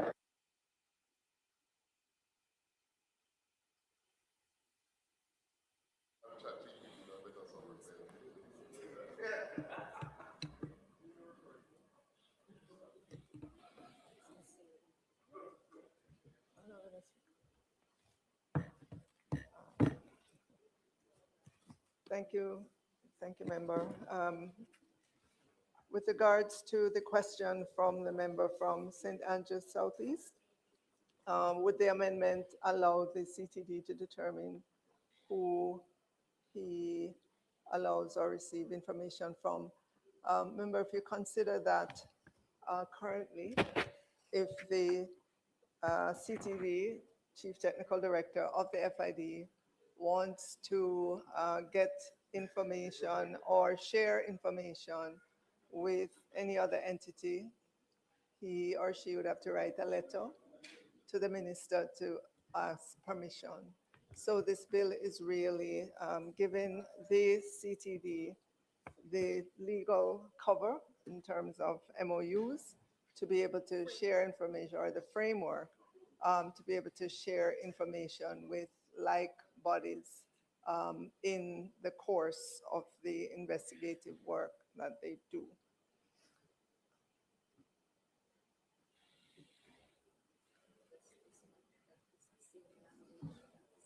Okay, and the member from St. Andrew Northeast, you, oh, sorry.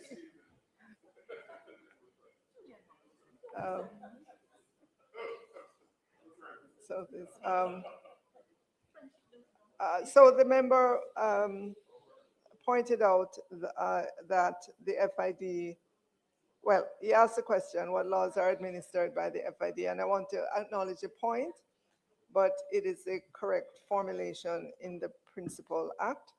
And so we will leave it there as well.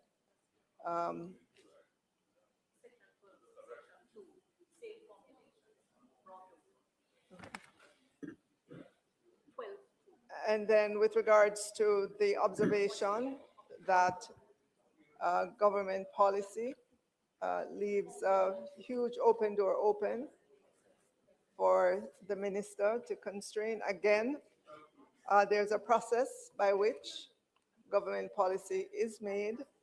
And when you consider the current situation that the chief technical director has to ask the minister every time for permission, this is not in keeping, and it's not in keeping with international standards, and it puts at risk our mutual evaluation, which is coming up this year. We were already graded low on this score, and so this is a move to ensure that we put this provision in place. And so when our mutual evaluation is being done, this particular aspect, we can expect to get a better rating in this aspect because it's more consistent with how the international world views their financial investigations division and how they work. Thank you.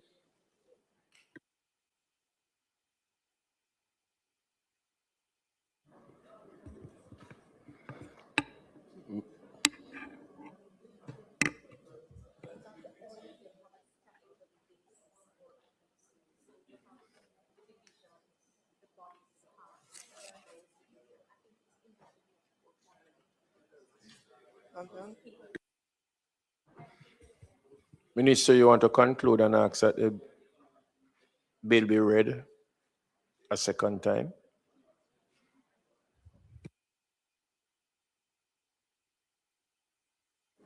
Mr. Speaker, I conclude on the bill and ask that it be read a second time. The question is that the bill be read a second time. Those in favor? Those against? Ayes have it. A bill entitled An Act to Amend the Financial Investigations Division Act read a second time. The House will now resolve itself into a committee of the whole House to consider the bill clause by clause.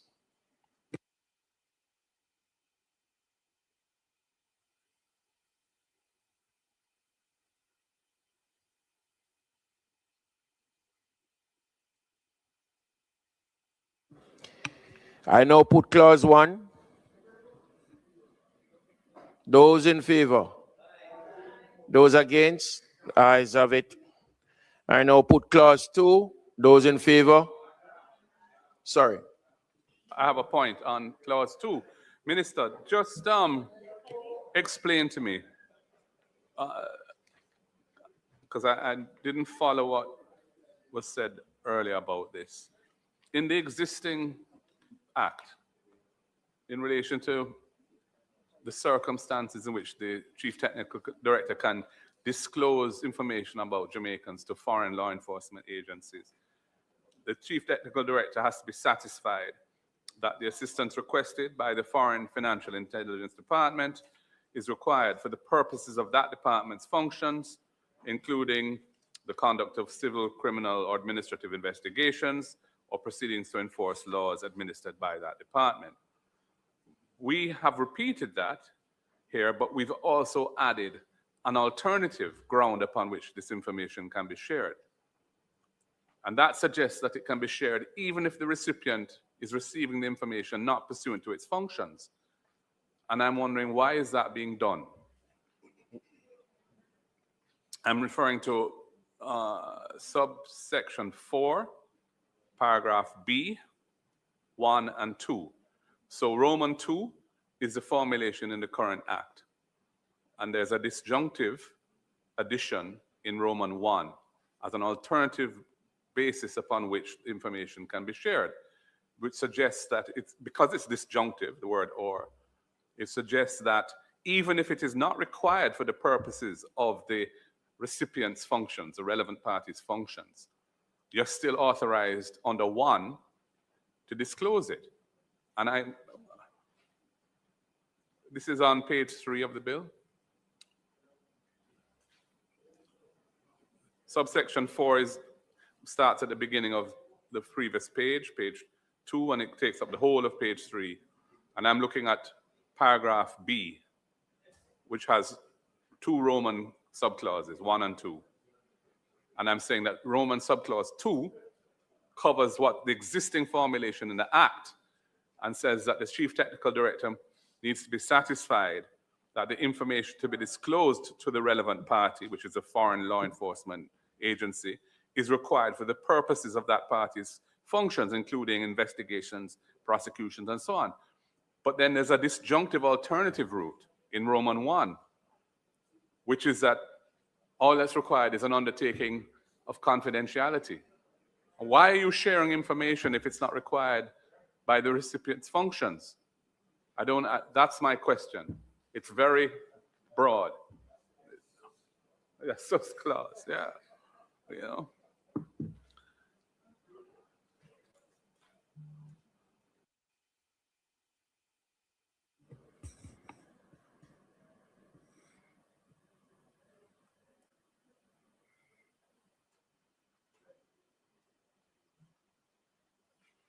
Minister?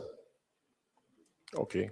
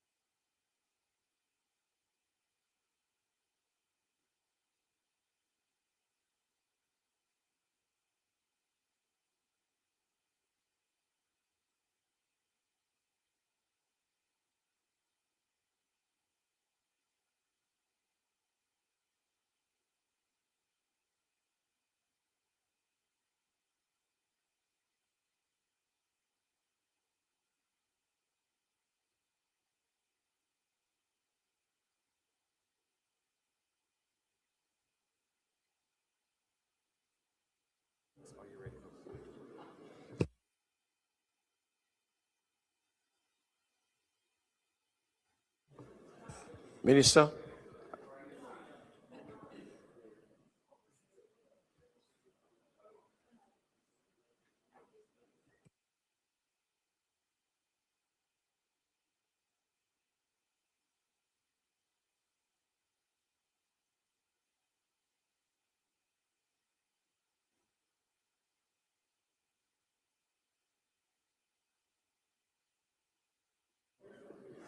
Minister?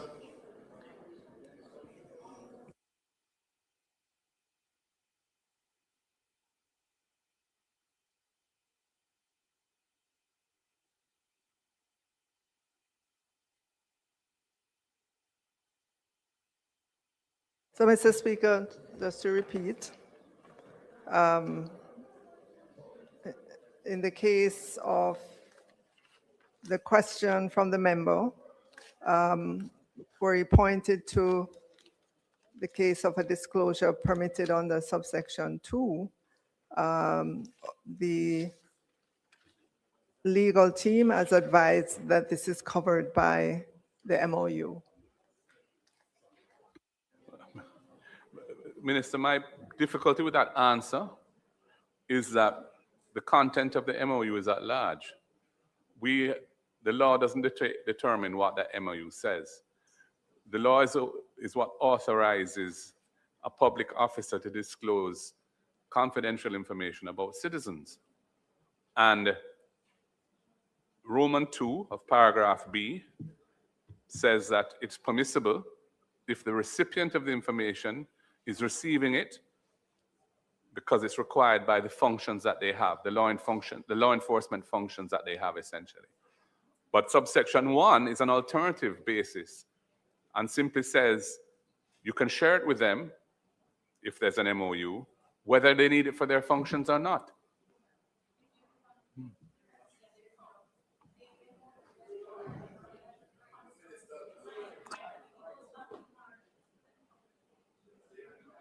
Yeah. And we don't know what the MOU can say.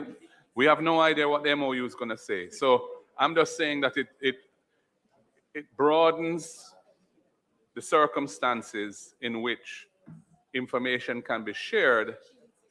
And the only thing I'm hearing in response is that don't worry about it. The MOUs will give sufficient protection. The content of the MOUs is not prescribed by Jamaican law. So I don't find that to be a satisfactory answer. The other point I want to make is just to reiterate what the member for Manchester South said, and this relates to paragraph A of subsection 4, which is because the MOU has to be consistent with government policy, and what constitutes government policy is a very broad concept. It would enable, potentially or theoretically, or maybe in practice, an instruction to be given to the CTD that government policy does not permit the sharing of information in certain circumstances. And that could covertly narrow the scope in which the situation of entering into MOU is permissible. That subparagraph Roman 2 in paragraph A, which makes reference to government policy, ought to say, as disclosed in some publicly available document, such as a white paper or a ministry paper that's been tabled in the House, or something like that. It can be something that is not known to the public and that comes from the pen of a minister who it could potentially be self-serving, that they definitely don't want this information shared. So the minister tells the CTD, no, it's not government policy for information to be shared in these circumstances. Nobody knows about it. There's nothing public about it. The communication is private. The government policy is not generally known, but it's a policy coming from a minister's pen. And I think that was a concern that the member raised. And the answer given is not an answer. The answer given was that the closing words in A that say that it's concerning the exchange of information of a kind contained in the disclosure doesn't take the matter any further. So those 2 points I wanted to put on the record, because we're talking about the rights of citizens of Jamaica, and we should be passing laws that, yes, ensure that our government and our state are in good standing internationally, but we must also formulate them in a way that protects citizens from excessive use of power in a way which is not in keeping with the intent of Parliament. And the provisions are too widely drawn to feel assured of that. Thank you.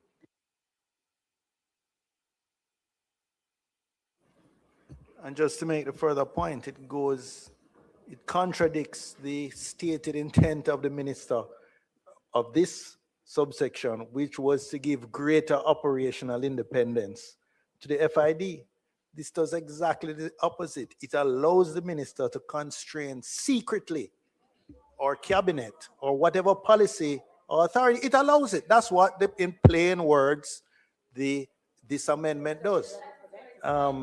So it goes exactly, it allows, without coming to Parliament, without any affirmative resolution, without any ministry paper, it allows cabinet or the minister could make a policy that's communicated to the FID director by letter, which constrains him from entering into any memorandum of understanding, which would affect, for example, a cabinet minister, a parliamentarian, a senior member of the administration. That could happen now without this.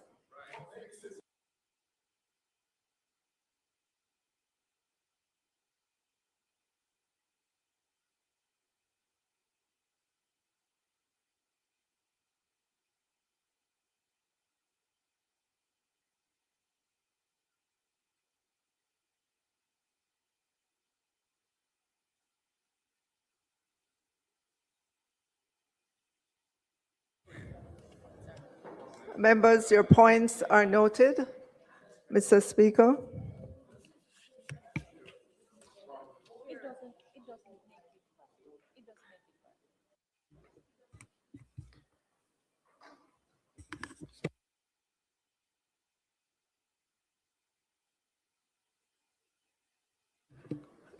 Minister, you're asking us to just put clause 2. I now put clause 2. Those in favor? Those against? The ayes have it.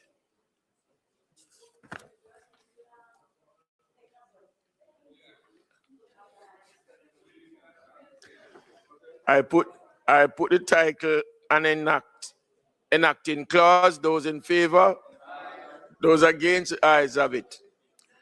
The question is that I do report the bill as having passed committee stage without amendment.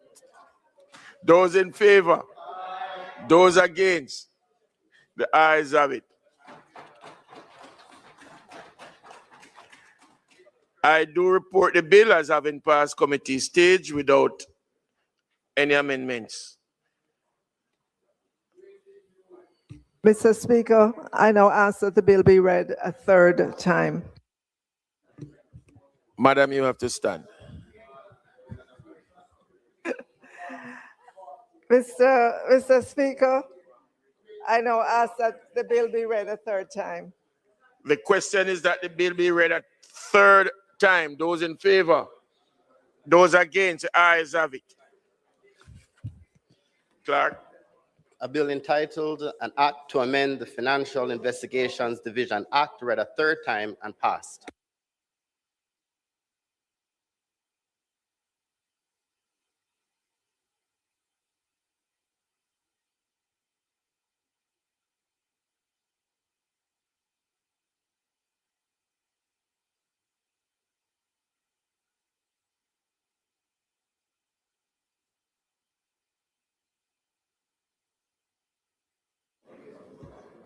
Huh?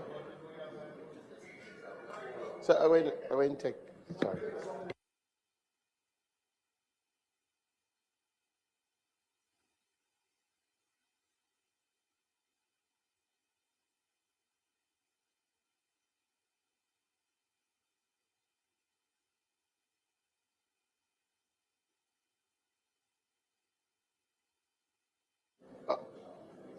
Yes. All right, since we're still in public business, Mr. Speaker, we will proceed in that vein and have Minister Chuck open the debate, open with the intention to open.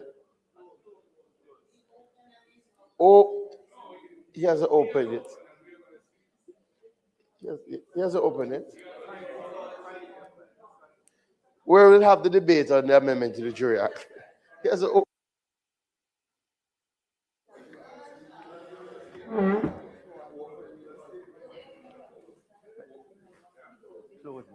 Mr. Speaker, my hope is that I will open and also take it through all its stages. It's not a very long bill, and let me, out of an abundance of caution, to indicate and to emphasize, in case there's any misunderstanding, the bill deals with two short points: raising the amount paid to jurors, and secondly, provide where there's a possibility or actual tampering of a jury, that there could be a retrial or the discharge of the jury and the judge alone. I did intimate last time, Mr. Speaker, that when this bill is passed, we would, after, remember, not now, after, set up a joint select committee to look at other aspects of the Jury Act. So when we set up the joint select committee, and I hope many members will offer to sit in that committee, we will hear presentations from the public at large and to anyone who wants to say something about whether or not we should have jury trials, bench trials, or hybrid, then that will be examined by the Joint Select Committee. So this bill colleagues is dealing with two short matters. One is the amount being paid to jurors who serve or who are called upon to be at court to be selected. And if they're not selected, to get some expense, some funds to reimburse for their bus fare or whatever expenses that they may endure. So we want to bear that in mind, colleagues, because this bill has taken 2 years, and the second aspect, the tampering, went through a lot of consultations between the Attorney General's chambers, law reform, looking at other countries, how they deal with it. And finally, we got the bill here. So, Mr. Speaker, as I mentioned in the statement last week, the bill seeks to, within a limited context, to modernize and strengthen the jury system in Jamaica, improve the efficient management of criminal and civil trials, and safeguard the administration of justice in circumstances where jury tampering poses a real and present threat. Mr. Speaker, the use of trial by jury remains a cornerstone of our justice system. However, the system must also be responsive and capable of addressing contemporary challenges, particularly those relating to delays, inefficiencies, and threats to the integrity of jury trials. This bill, therefore, Mr. Speaker, introduces carefully balanced reforms which preserve the central role of the jury while providing the courts with necessary tools to ensure that justice is done. So, Mr. Speaker, with your leave, I will briefly outline the provisions of the bill. Clause 1 provides that the Act may be cited as the Jury Amendment Act 2026 and is to be read and construed as one with the Principal Jury Act. Clause 2, replacement of Section 1A, deals with interpretation. It repeals and replaces Section 1A of the Principal Act to update and clarify key definitions. Mr. Speaker, in the context of the jury legislation, this clause introduces important definitions, including plea and case management hearing, trial readiness hearing, special juror, and special jury.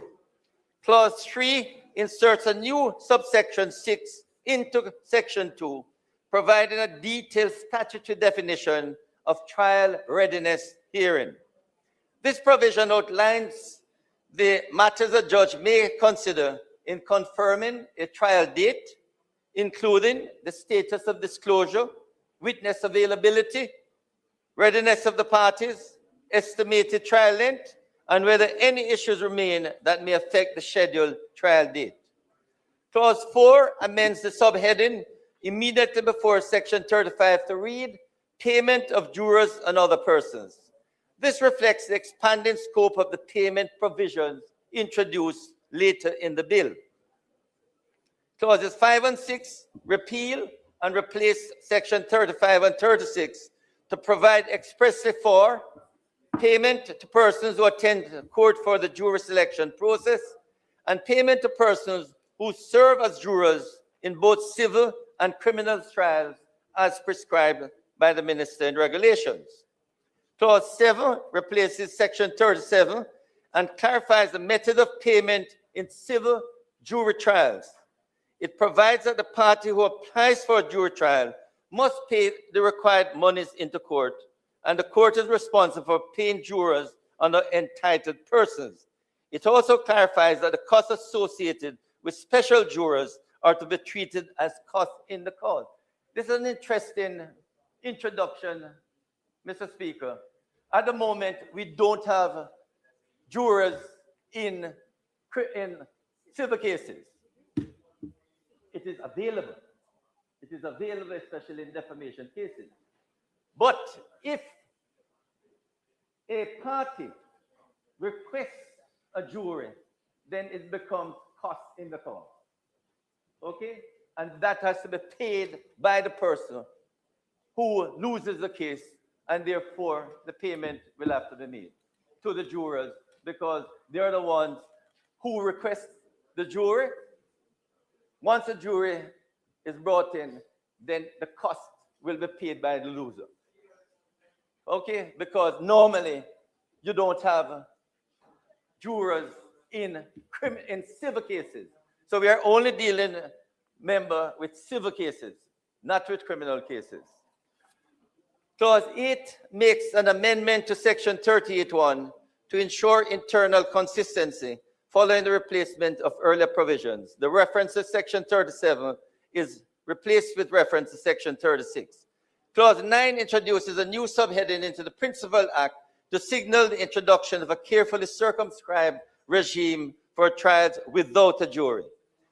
Mr. Speaker, Clause 10 is the most significant reform contained in this bill. Section 42A, trial without a jury. This section permits the prosecution before trial to apply for a trial to be conducted without a jury where there's evidence of a real and present danger of jury tampering.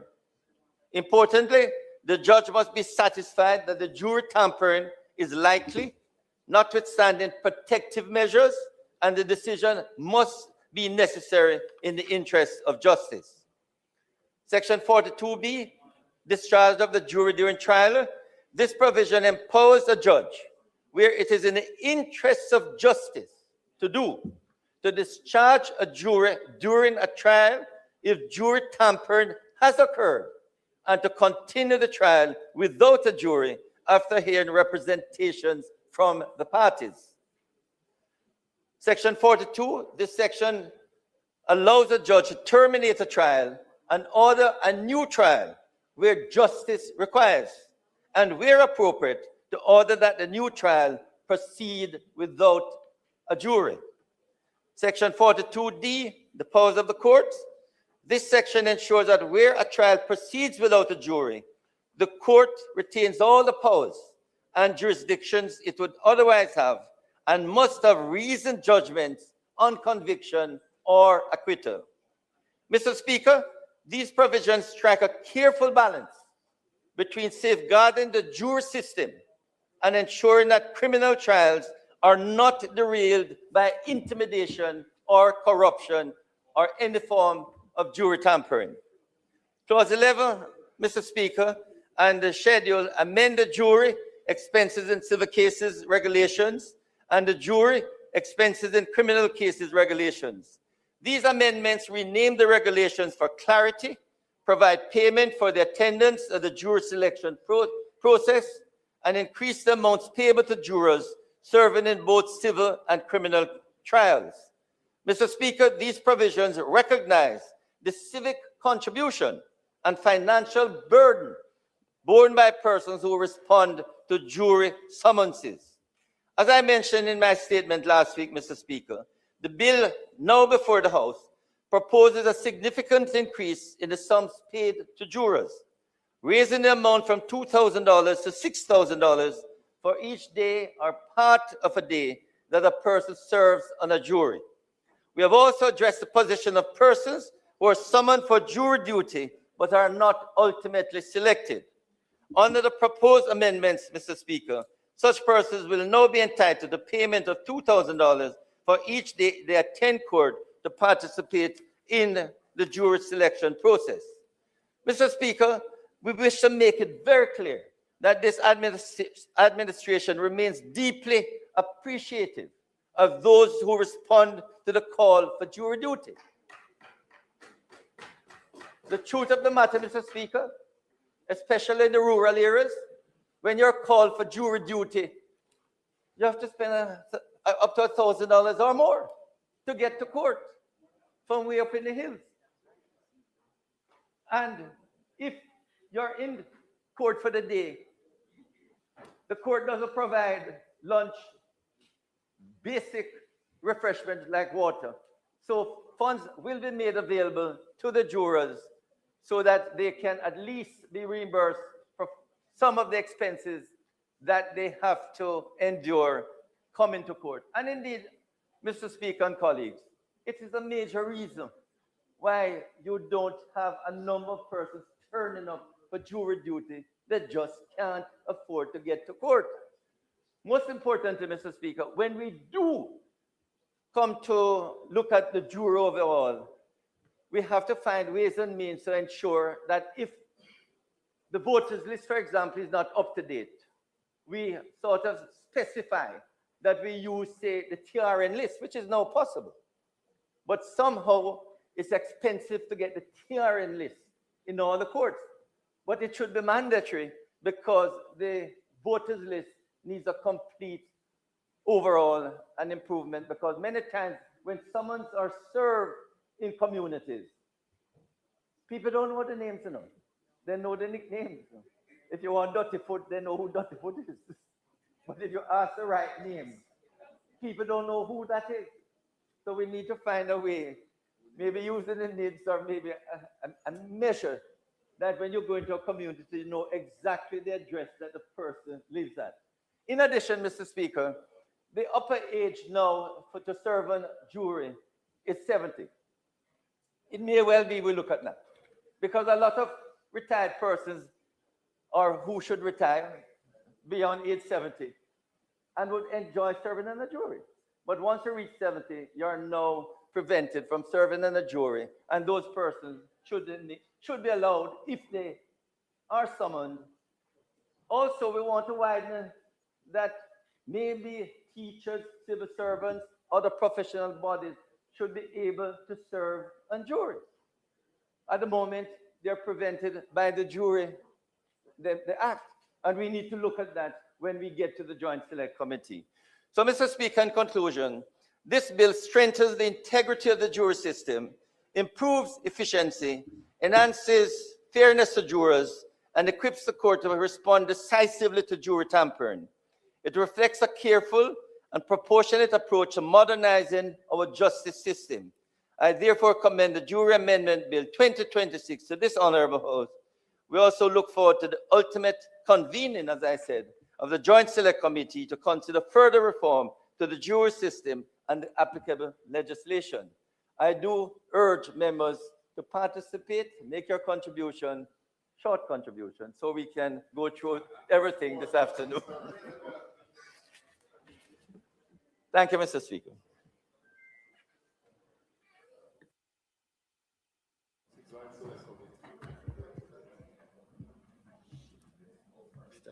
Mr. Speaker. Yes, true. Mr. Speaker, I rise to support the bill and act to amend the Jury Act. Sorry. Mr. Speaker, you should guide me.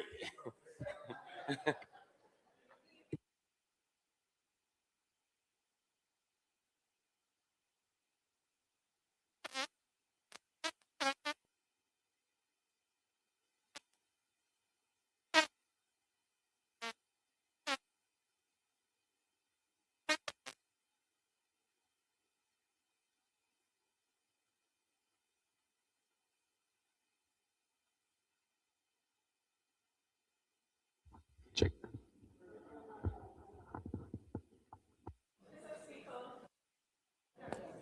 Turn off again. Go ahead, no. Go ahead, no. It's on. Mr. Speaker, I'm seeking permission to speak from a seat other than my own. Permission granted. Thank you, Mr. Speaker. Again, I wish I could have risen with the same level of excitement and plump as the member from Clarendon Central. I must confess, Mr. Speaker, that even though I wish in principle that I could agree and support the bill in its entirety, I must confess that I have reservations. Clearly, there can be no dispute that we support the need to increase the payments to jurors in terms of their stipend. There can be no serious debate about that. We support that. I hesitate, however, Mr. Speaker, as it relates to Section 42A, which speaks to a trial without a jury. And I hesitate because in my mind, it seeks to introduce, and permit me, but right now we would all understand that it is a very topical area of discussion that has captivated the national interest as to whether or not we should abolish trial by jury and focus on trial by judge alone. It is a discussion that is worth having. I was left with the impression last week, based on the representations made by the minister, that the Jury Act would be sent to a joint select committee of Parliament, and I was very happy to hear that.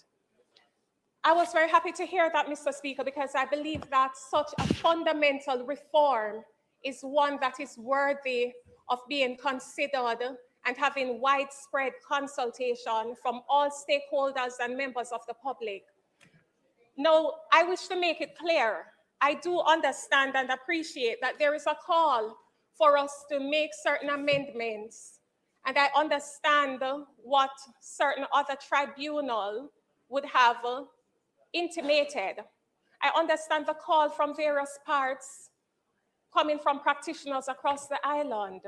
But I feel very strongly, Mr. Speaker, that it is only good practice and good governance that if we're going to send a bill to Joint Select Committee to have a comprehensive overview of the bill, of the act, then why not send it to Joint Select Committee first and then allow us as members in this House to have a thorough and in-depth discussion as to be able to make a more informed decision. And I say that because if we are discussing whether or not we should do away with the jury trials, then what Section 42A contemplates is the one particular circumstance where the judge could properly abolish the right to proceed by trial by jury. And in my mind, that is seeking to introduce through the back door a particular position that really ought properly to be given proper ventilation in a joint select committee. And so that is my first reservation, because if we're going to send, it's almost as though we're doing things backwards.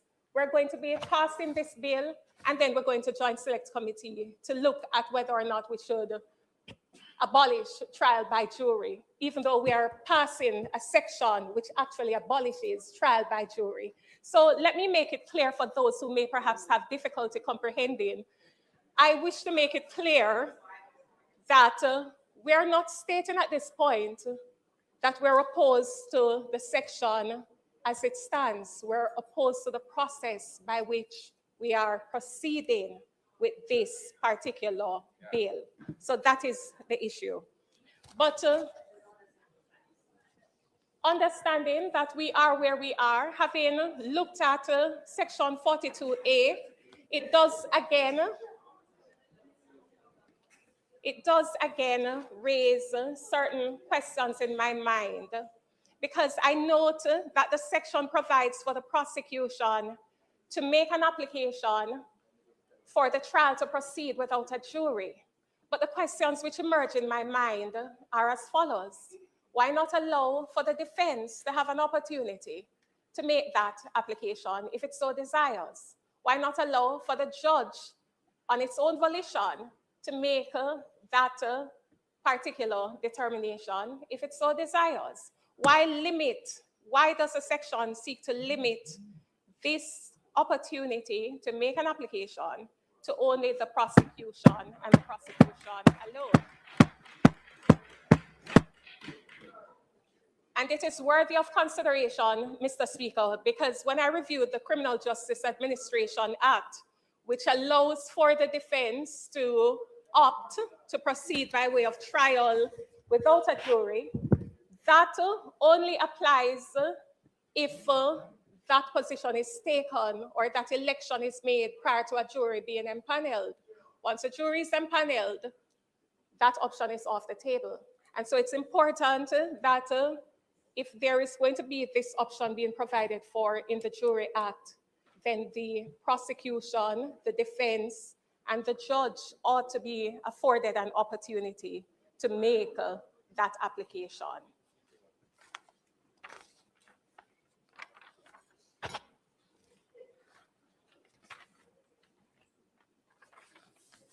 And finally, as it relates to section 42C, subsection 2, which again allows for the judge to terminate a trial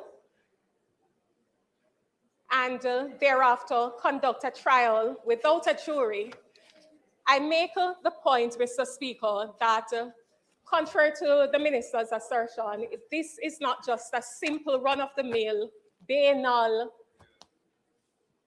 item or sections. It is one which really entails significant reform. It is going to change how it is that we proceed, not just in the criminal justice system, but in the civil justice system. And it fundamentally affects one of the critical tenets of trials and indeed democracy, the right to be judged by a jury of one's own peer. And so as I take my seat, I sit with the reservation that if we are going to abolish trial by jury, we ought to do so after having a considered and extensive consultation with all the stakeholders. We shouldn't be seeking to smuggle it through the back door in a bill which seeks to disguise what is really taking place, and that is the abolition of trial by jury. Thank you, Mr. Speaker.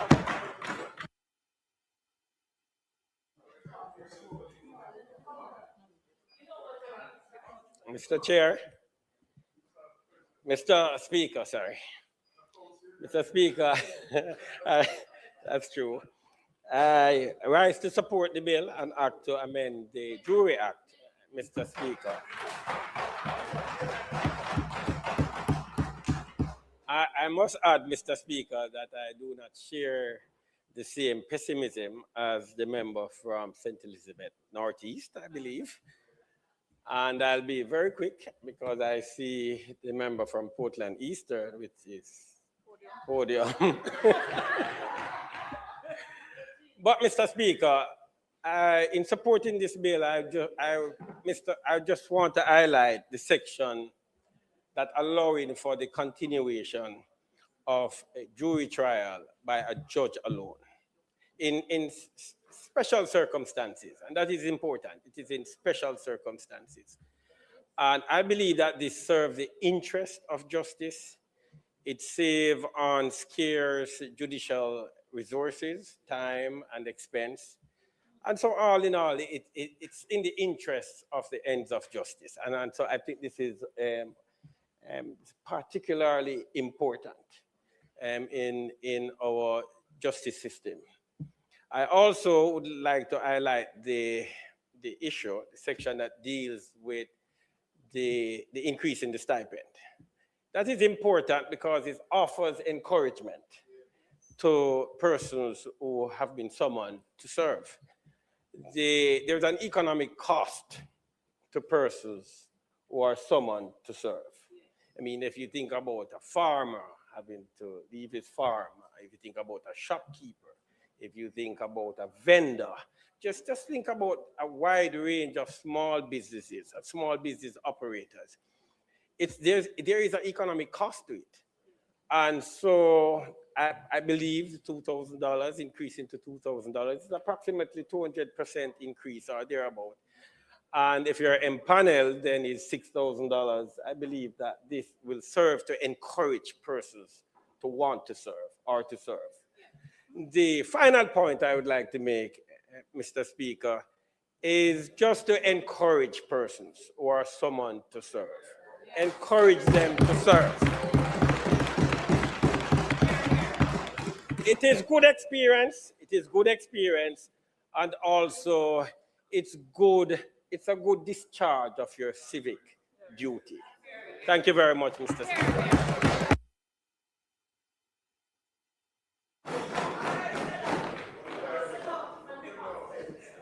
Member from Portland Eastern. Thank you, Mr. Speaker.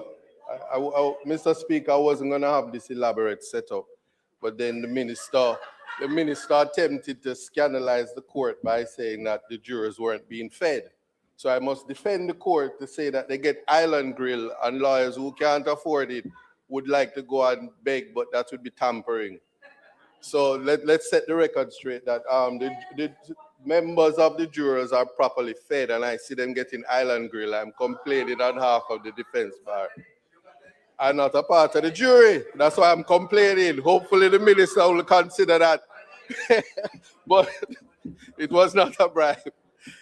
But Mr. Speaker, I do rise to certainly say to the minister that no one in Jamaica would ever object to the increase in the stipend for jurors.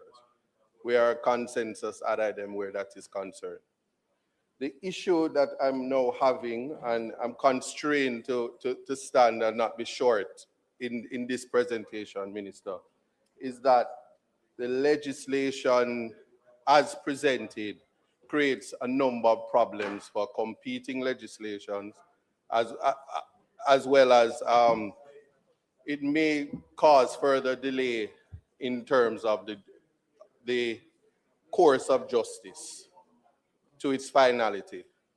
For instance, the amendment as it now stands does not contemplate appeals in relation to decisions by the court. It actually isn't. It isn't, and it isn't for the obvious reason, Minister, that the legislation was somewhat copied from the UK legislation almost in its entirety. We, however, like you said when we were dealing with the other legislation, that we don't have the benefit of some of the other legislations, like their criminal legislation, and as well as we start from the basis of talking about a preparatory hearing. But the reality is we don't have that in our justice system. All we pre-trial and case management hearings are not a preparatory hearing. In fact, preparatory hearings, there is an entire legislation in the UK that deals with that. It's actually a part of the trial in and of itself, where the issues from section 42, A, B, and even C would arise. It is during the trial before that single judge. Now, because of that, what also follows then is that we have a serious problem in terms of what the legislation is defining as jury tampering. So it's not clear in terms of how, because we are guided by the Constitution.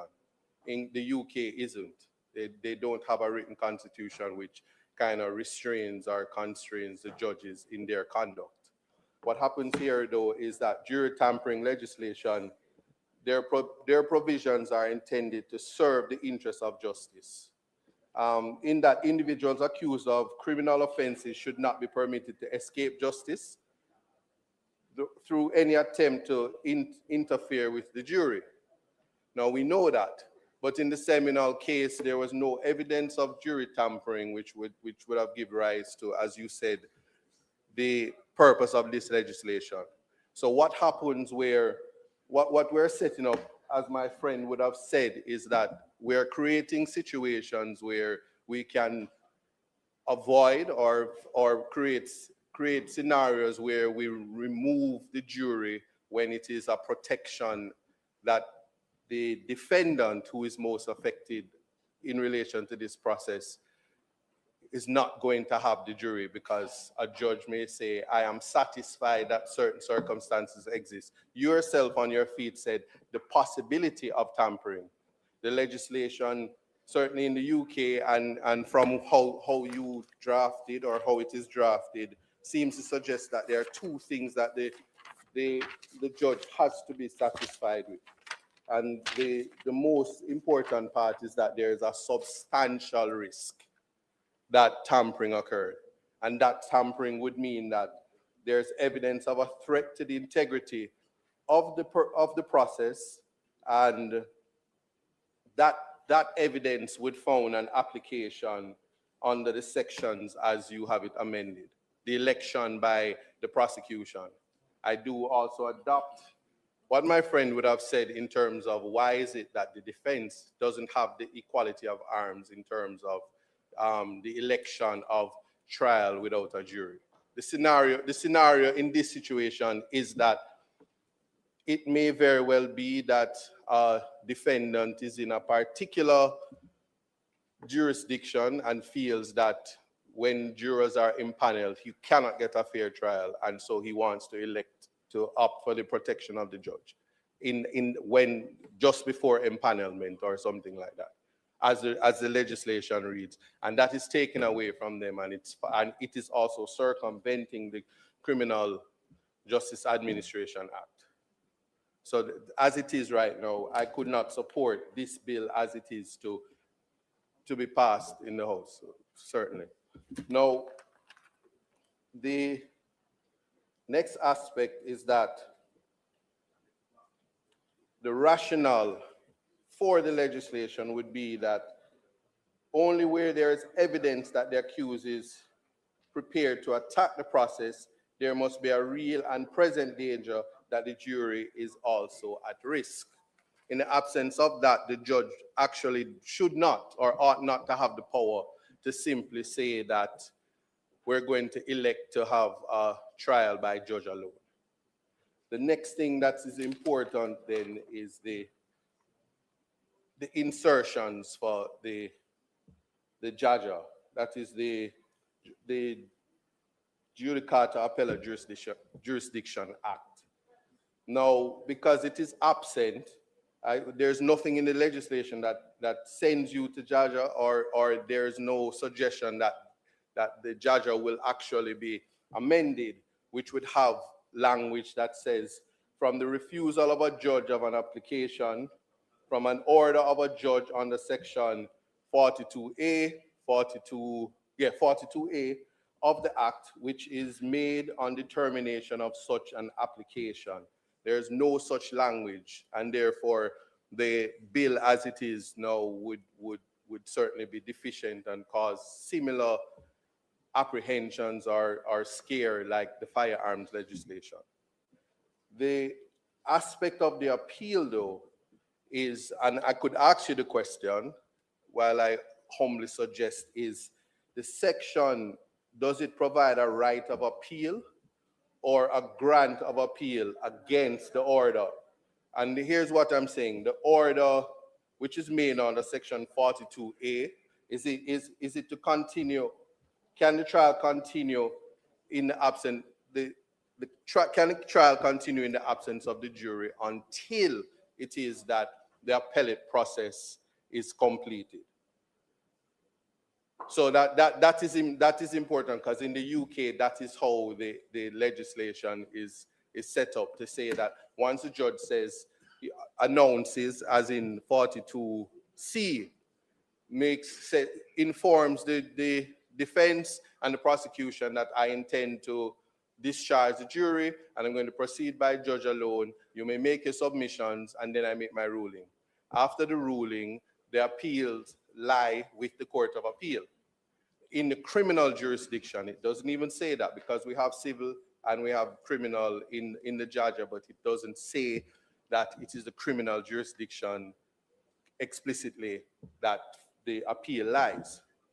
Then, Minister, that reference then would be the Court of Appeal rules, and then the notice of appeal or notice of application for permission to appeal in criminal matters must be filed within 14 days in our jurisdiction.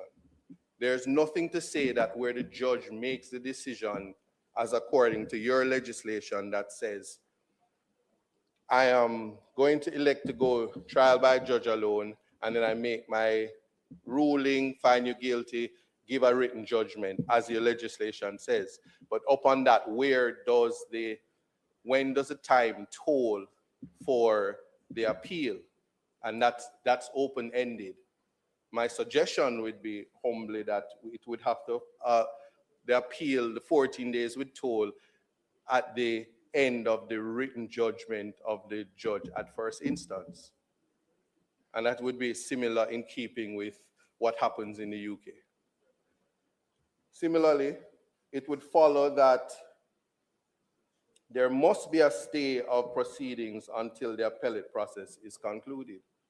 If the decision if the decision to go by trial by judge alone, and both persons have the option, both prosecution and the defense have the option to appeal the decision. At the point where we have a stay, Minister, you did say that we're trying to be more efficient. I can see the Chief Justice cringing because these trials would then bring about some form of delay as it goes through the Court of Appeal, as it gets a date, and somebody is dissatisfied. Our final court is still at the UK. And so you can see the type of delay that would come from matters arising from this. So one wonders if this is actually improving efficiency, protecting the integrity of the jury system, or is it further clogging the court as written just now? So that is somewhat problematic. Again, with the same legislation and the election or the application made by the prosecution as the bill suggests, there's nothing to say in like similar legislation, which it was adopted from, that the judge may not make such an order without the approval of the Chief Justice or the judge nominated by him.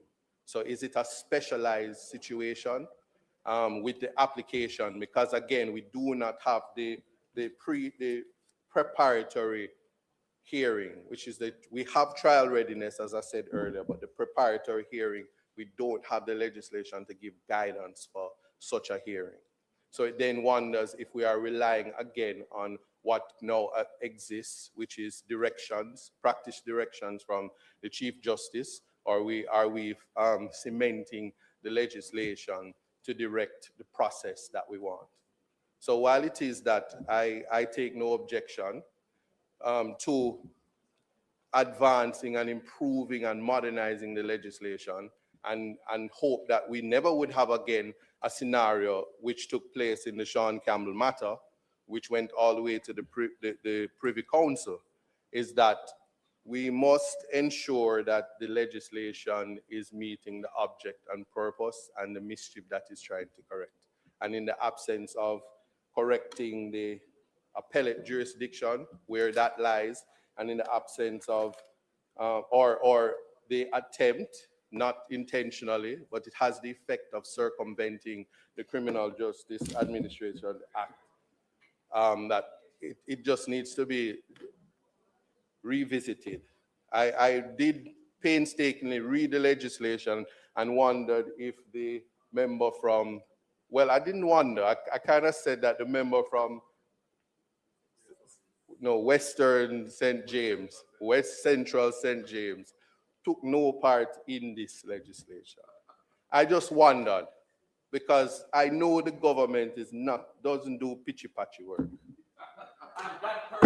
And that person in part is very, and the member from West Central St. James is very pedantic and exacting. And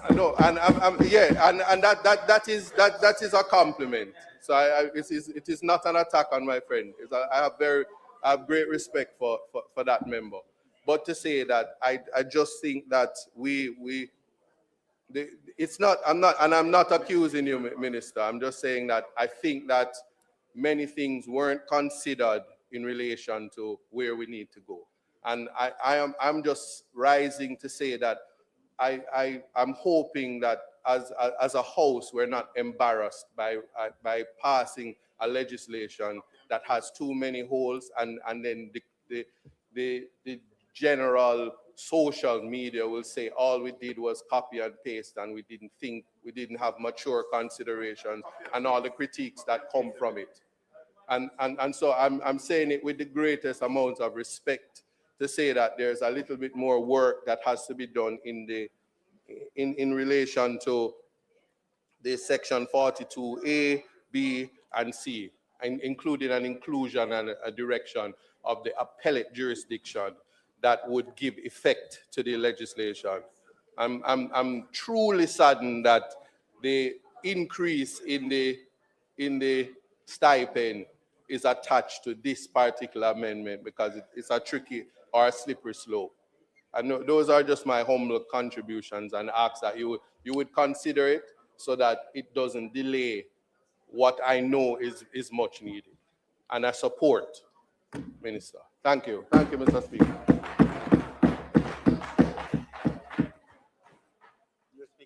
Yes. Go ahead. Your mic is on. Your mic was on.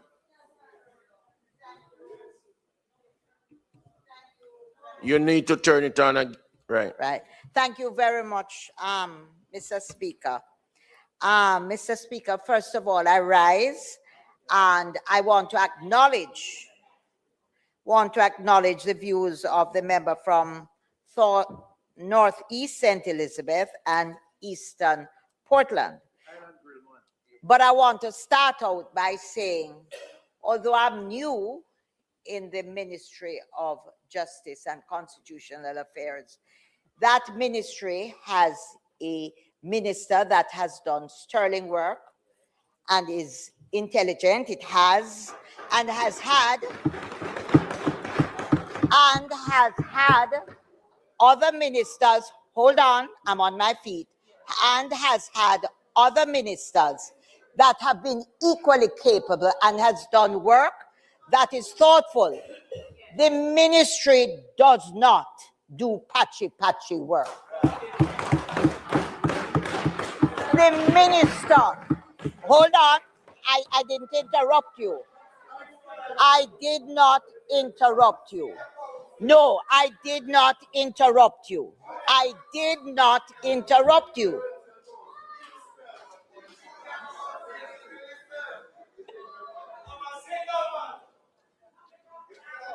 Mr. Speaker, a point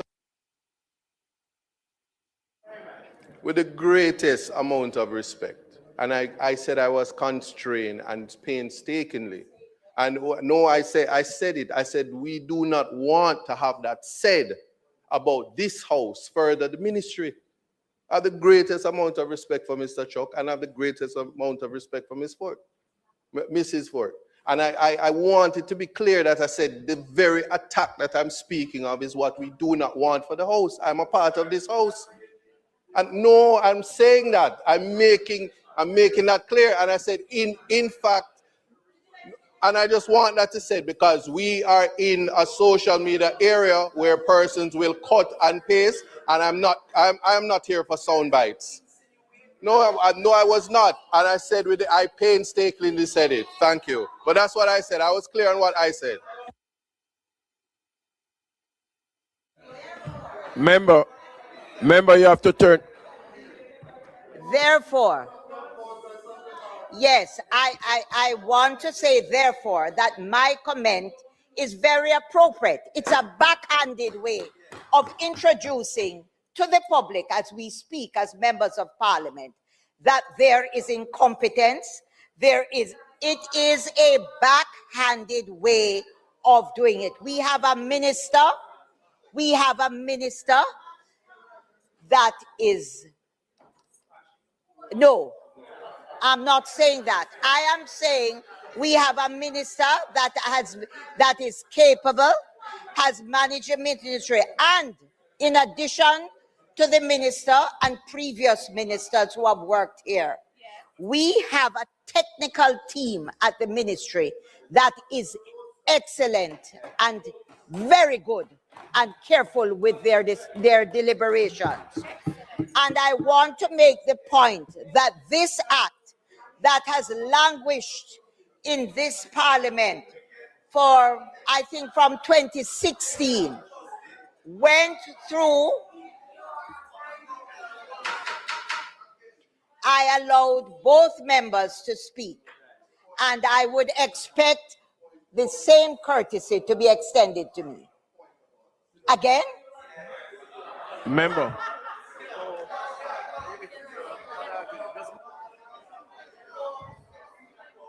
A point of order is to ask a question. Yes. In here. Yes. So, listen, we are not going to take it tit for tat. You had your chance. You had your chance. You made a statement. I don't.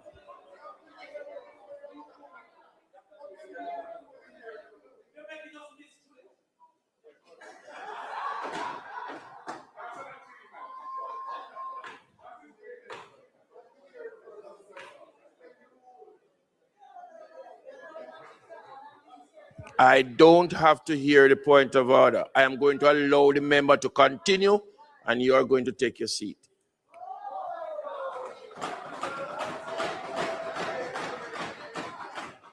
Member, you can go. Member, you can turn your mic on. Mr. Speaker.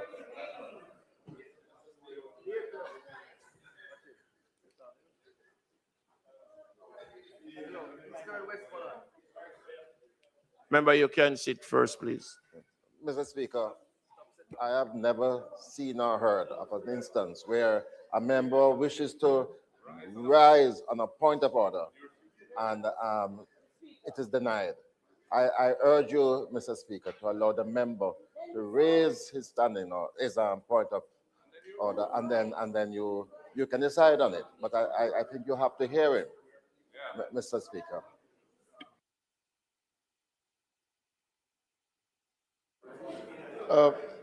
Mr. Speaker, I would agree that the point of order, once the member rises to indicate that he has a point of order, the point of order should be heard. However, I ask the member to keep the point of order in the confines of the standing orders. A point of order is not to say that you don't like how something is being phrased, is to make a clear designation that the member speaking may be doing something contrary to the standing orders. So I think because the last time it was more of, I think because the last time it was more of a conversation, right? So if you could keep the point of order clear so that the speaker can rule on the point. Mr. Speaker, the member from South Trelawney spoke about the particular amendment which I spoke about and said that it was there from 2016. The matter in question was before the Privy Council in 2024, where I stood before the Privy Council, and I say, and the minister respectfully said that the particular amendment which I gave my contribution to was as a result of that very case. And I just heard the speaker misleading this house to say that it was there from 2016. I cannot sit and allow that. Thank you.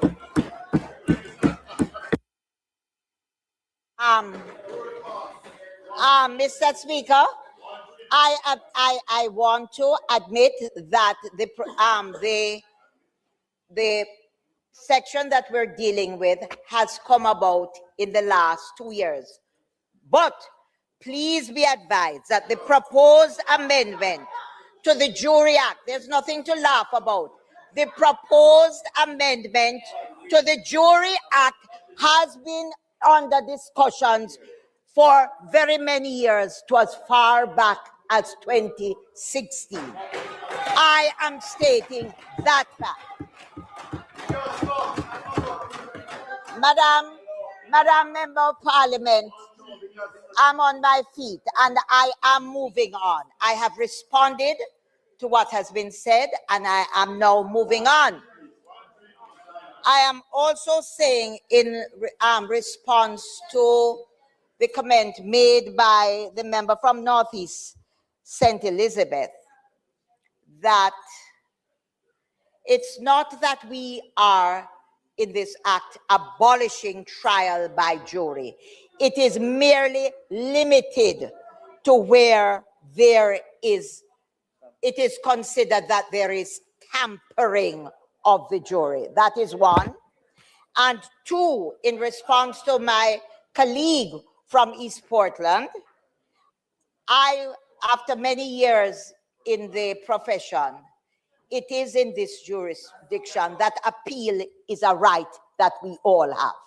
So when you speak, everybody has the right to appeal a decision of the court. Having said all of that, I want to say, and I go back to say that this bill that is before the Parliament today has gone through detailed scrutiny from an excellent technical team at the ministry. And it has gone to a legislative committee of attorneys that are highly qualified and has done sterling work in justice in this country. And and both the technical team and the Legislative Council has found the bill to be suitable. So I'm starting from the premise that as members of Parliament, we try to pass laws that assist and inure to the benefit of our constituents. And so with that in mind, I am urging us, I'm starting from the premise that I'm going to urge us as parliamentarians to pass this bill. And I want to endorse particularly the proposed amendments in relation to the increase of sums paid to the jury, as has been said by other members of this parliament. And the newly proposed arrangement whereby persons who have participated in the jury selection process but who are not selected will be paid a stipend. That is part of this, and as members of Parliament, we should all endorse this. Hear, hear. We are also, as has been said by other members, very thankful to those who continue to serve. And we want to encourage those who have been discouraged to serve for whatever reason to consider serving. So, this amendment, as it is before us, bears emphasis that a jury service is a profound civic responsibility, which has, as other people have recognized, been the cornerstone of our democracy. It is a long-standing tradition which predates independence, and it continues to this day to form part of the jury system. Notwithstanding this important duty, this administration, led by Dr. Michael Andrew Holness, or Andrew Michael Holness, understands that there is often a financial burden associated with jury service. And this has been a deterrent for many people to serve. So the proposed increase will hopefully alleviate some of these challenges. And despite the sacred role of that the jury system has played in this country for centuries, there are still some contemporary challenges. This has sparked robust debate right across the society. In fact, only today in the 12 o'clock news, I heard King's Counsel Peter Champagny commenting that Jamaica's current mix of jury trials and judge-alone trials reflects a system that is functioning within our context, or local context here now.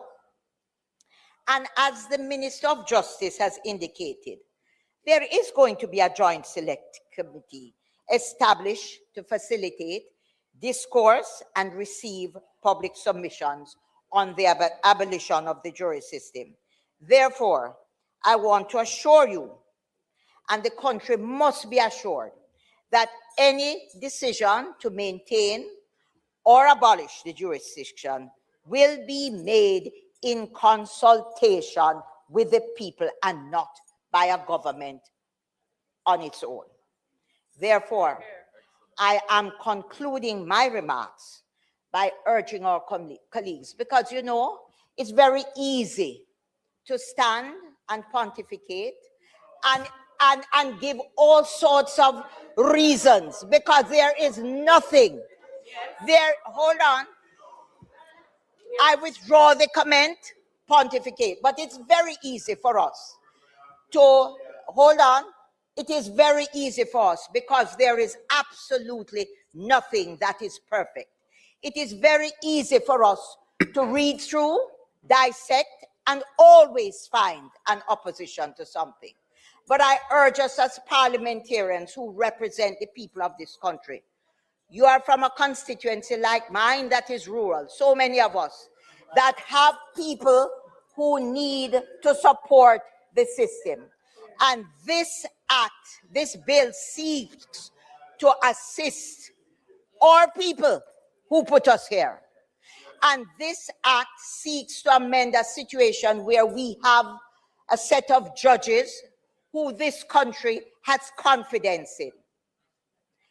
And as King's Counsel Peter Champagny said this afternoon, we have a hybrid system which has appeared to work well for us.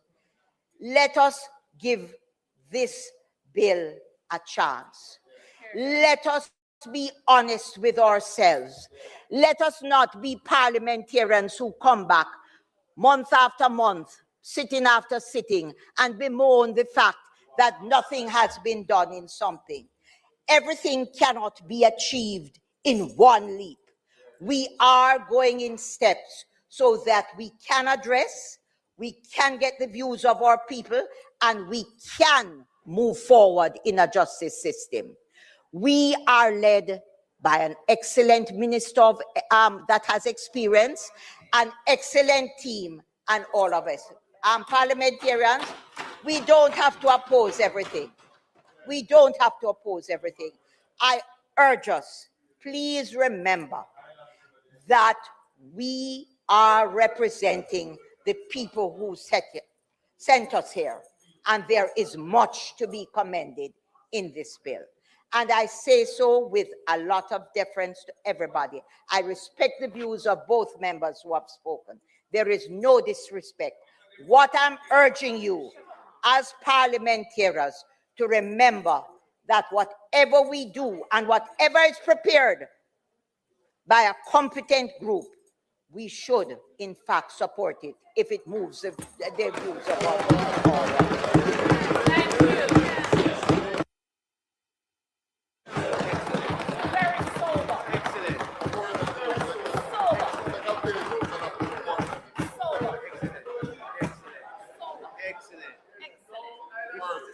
They cannot keep a pen. They cannot keep it. That's a problem. They can't keep the pen. Yeah, man. Keep the pen. Excellent. I agree.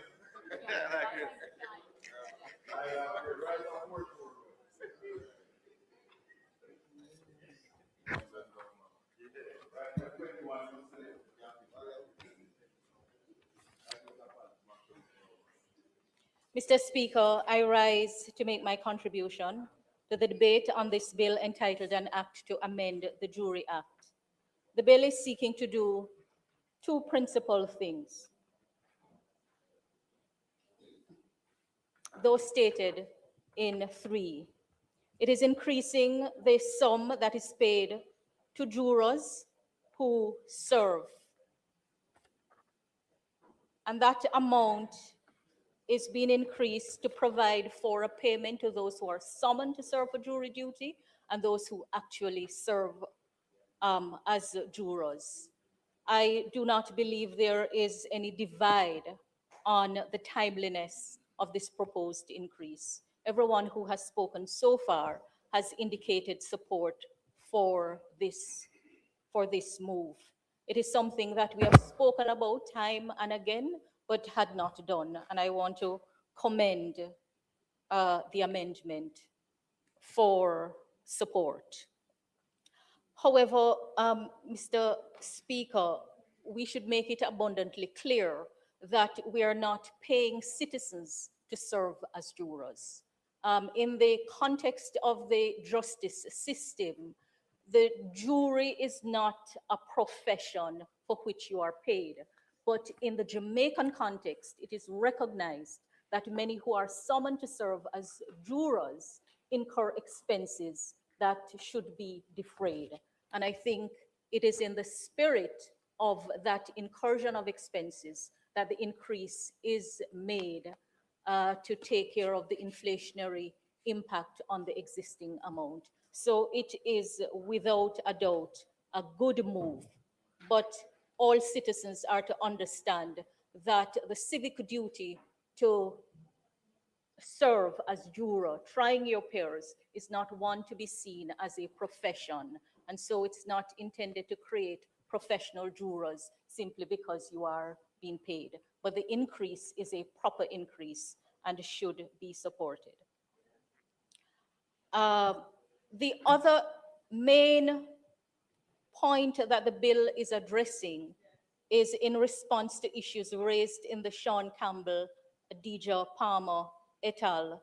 Trial in respect of a gap in the Jamaican law on the jury system. And this is a matter too that is commended for support, because it is not in the interest of justice to have a case tried. If we use the Vibes cartel case from which the point arose as an example, the length of time that it took for the trial to be held, and then the length of time that the trial itself took, only to find that the court on appeal had to send back to our local courts consideration whether a fresh trial should be done. And the interest of justice did not demand, after so many years had elapsed, for an additional trial to be ordered, a new trial to be ordered. And so empowering the court and a judge to discharge a juror where there is evidence of jury tampering and continuing the case without having to start de novo is something that needed to be addressed. And this bill is addressing it, and it has to be supported. When I served as Attorney General, Mr. Speaker, time and again, I came to this House in previous parliaments asking members or commending an approach to members. I've always found it helpful to debate the actual provisions of a bill instead of speaking at large on the subject matter. And it really doesn't take away from the thoroughness of preparing a bill before it comes to Parliament for proposals for amendment to be made on the floor. At the end of the day, you want to ensure that what is drafted is achieving the intention of Parliament. And that is why you pay close attention to what is drafted.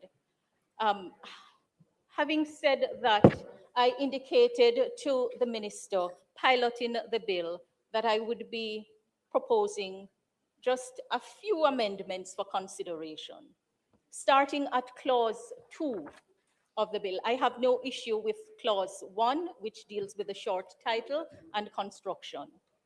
At clause 2 inserts a new section 1A and inserts a definition section in the bill. In our Jamaican law, the definition section usually comes at clause 2, but since this is an amendment to a very old legislation, in fact, the Jury Act was first promulgated in 1890, I believe it was 1898. And since then, we have been amending it, coming down to what is proposed today. So a new definition section is being inserted, and it's good practice. It is in keeping with our own legislative standard, for want of a better word. It begins with a definition of jury, to simply say that it includes, comprises special jurors. And special jurors are selected when a case necessitates examination and consideration of accounts or documents involving questions that are unusually complex. The jury list is defined to mean the list that is prepared in accordance with Section 7 and settled in accordance with Section 13. I should like to propose an amendment to substitute the word settled with certified, because the settlement of the Jury Act is actually done in accordance with the sections 8, 9, 10, 11, and 12. Certified.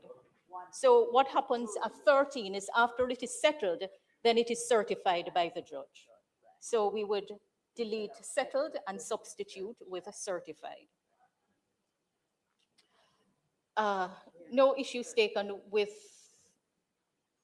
the other definitions, save and except that when we go to clause 3, which introduces the insertion of a new section 2.6 for the trial readiness hearing, I think it was pointed out that this is new. The minister indicated that, and the member from Portland Eastern made some comments on the difference between what is being incorporated in the bill and the entire framework that exists in England. And I think his comments are worthy of consideration. It takes nothing away from what my learned friend, the member from Trelawney Northern, pointed out. Just to say that insofar as the comparison in the framework is concerned, what is stated here is that the trial readiness hearing means a hearing that is presided over by the judge, at which it is determined whether the trial date, which was already set, can be confirmed. Now, what is set out for consideration are matters, properly speaking, that should be taken into account before a date is set. And so it does raise some questions as to whether the inclusion or the addition of a trial readiness hearing when a trial is already set will not operate to prolong proceedings and delay proceedings. And I believe that is the point, if I understood it, that was being made. Because what really should happen before a trial date is set is that the judge must be satisfied that the case is ready to proceed. And that is why a trial date, the setting of a trial date, is preceded by numerous other dates, commonly called mention dates. And then you have hearings around whether the case can be mediated and settled otherwise than by trial. So my question is whether this should precede the setting of the trial date. Now, the factors that are set out there, again, for emphasis, for the most part, should precede the settling of the trial date. But given the number of cases that are before the court and the fact that dates are being set far, you can have intervening matters between the setting of the date and the actual commencement of a trial. And so I think if the trial readiness hearing as proposed is to continue, then how it would be meaningful is to consider whether any new issue or any change in circumstances have arisen between the setting of the date and the actual starting of the trial that may affect the duration and the conduct of the trial. Those are my comments on clause 3. Clause 4, clause 5, if the intent, as I understand it, is to reimburse and defray expenses incurred by jurors in their travel to and from the point of court, then we would want to make payments to jurors and other persons instead of payments of, which gives, conveys a different message. Clause 5 proposes a repeal and replacement of section 35 and of section 35. Clause 6 repeals and replaces section 36. Clause 6. Now, clause 6 refers to fees and expenses. In the Principal Act, the payments that are made to jurors are paid in respect of the jurors traveling to and from the place to which he is summoned. And so it raises a question as to what other fees are contemplated if the wording is that there shall be paid a person who serves as a juror in a criminal or civil trial shall be paid such fees and expenses. So the question is, what type of fees are contemplated for payment to the juror other than the defraying of expenses incurred? And if no fee is being contemplated, then I would commend for consideration an amendment which would be more in keeping with what already exists in the Principal Act.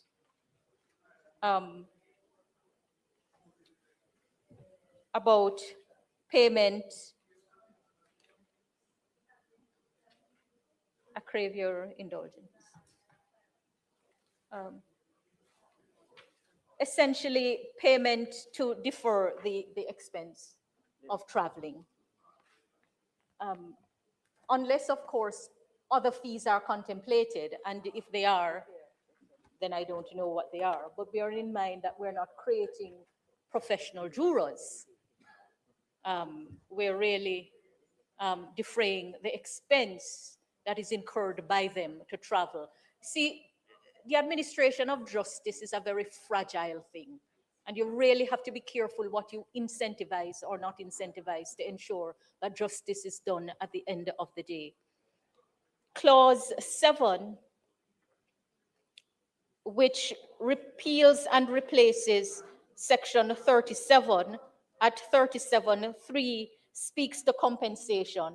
The same comment would apply if it is a payment to defray expenses as opposed to paying for the service. So perhaps the word stipend may be more appropriate there, or for expenses. No. The matter of trial without jury is a matter that has become somewhat contentious, or I should say that has always been contentious. When the Charter of Fundamental Rights and Freedom was being drafted, if you look in the documents, you'll see that there was advocacy for a constitutional right to trial by jury. And after extensive hearing, it was determined that it would not be in the interest of justice to provide for a constitutional right to trial by jury. And so it was not included among the new rights that were enshrined in the new Chapter 3. But the right was created at a lower level in the law. And since then, we have had changes to mode of trial. So trial by jury and trial by judge, bench trial, jury trial are referred to as modes of trial. And at the end of the day, whatever the mode of trial, the interest of justice has to be served. In Jamaica, the matter has been debated at length in many places, and I think the debate will come to the House in due course, as the Minister has said. But it should not be lost on anyone that across administrations, we have scaled back trial by jury for good reason. It was done when the member who sits as the leader of the opposition served as Minister of Justice and piloted a number of bills. And there were good reasons for doing so. What I have heard many times, is that the executive and legislative branch of government can trust the judicial branch for guidance on many things. And so the call for consideration, further consideration on the modes of trial is one that has to be listened to. What is being proposed here is not whole-scale abolition of trial by jury. And I think there seemed to be some misunderstanding, even though it was acknowledged that what is provided for is a partial doing away of trial by jury. But let us look at what is being proposed here. The proposal is empowering an application to be made for trial by judge alone in very specific circumstances, where trial by jury would not serve the ends of justice. So it focuses exclusively on jury tampering. And where a juror or an entire array, the jury, has been improperly approached for a juror or the jury to be influenced, that may be for or against either side.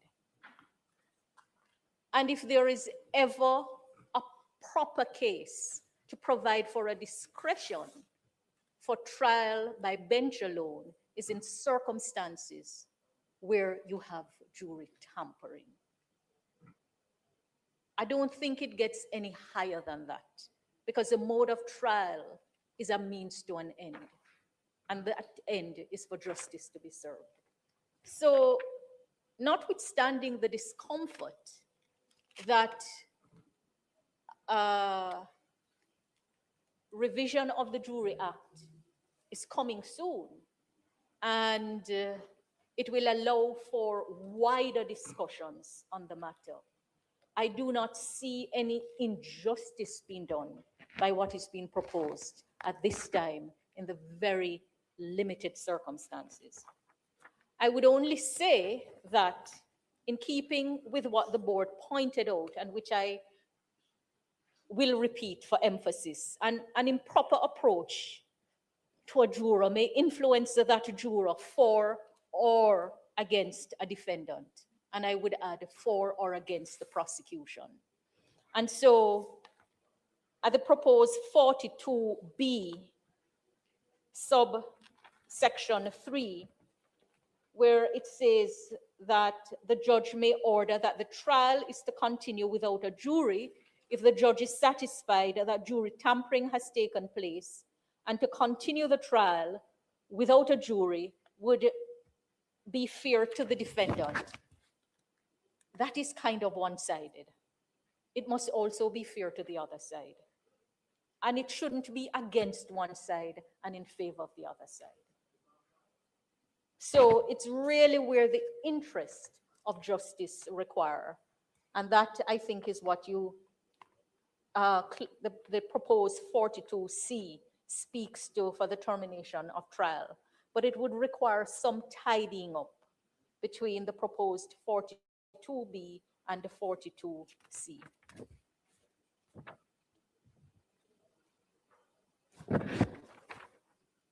I move to the amendment to the regulations.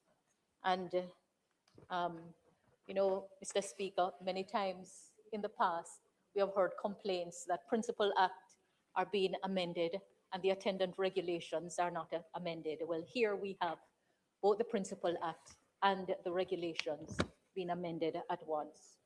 My same comment in respect of the non-payment for the work as a juror, but for defraying expenses. Then the amendment to Regulation 2.1, which speaks to payment for participating. Well, it says to cover the expense incurred for participating in the jury selection process and the traveling. That sets it out because it makes it clear that is those expenses that are incurred for those purposes. So Mr. Speaker, I've always said that I don't like piecemeal amendments, and I have drawn a distinction between piecemeal and incremental amendments. This bill kind of fall in between the two, but what is being proposed is important, is important. So supporting the increase, it doesn't make sense putting off the empowering of the judge to continue with a trial where the jury has been tampered with to another time. And for that reason, I believe the bill should be supported, and I commend it for support.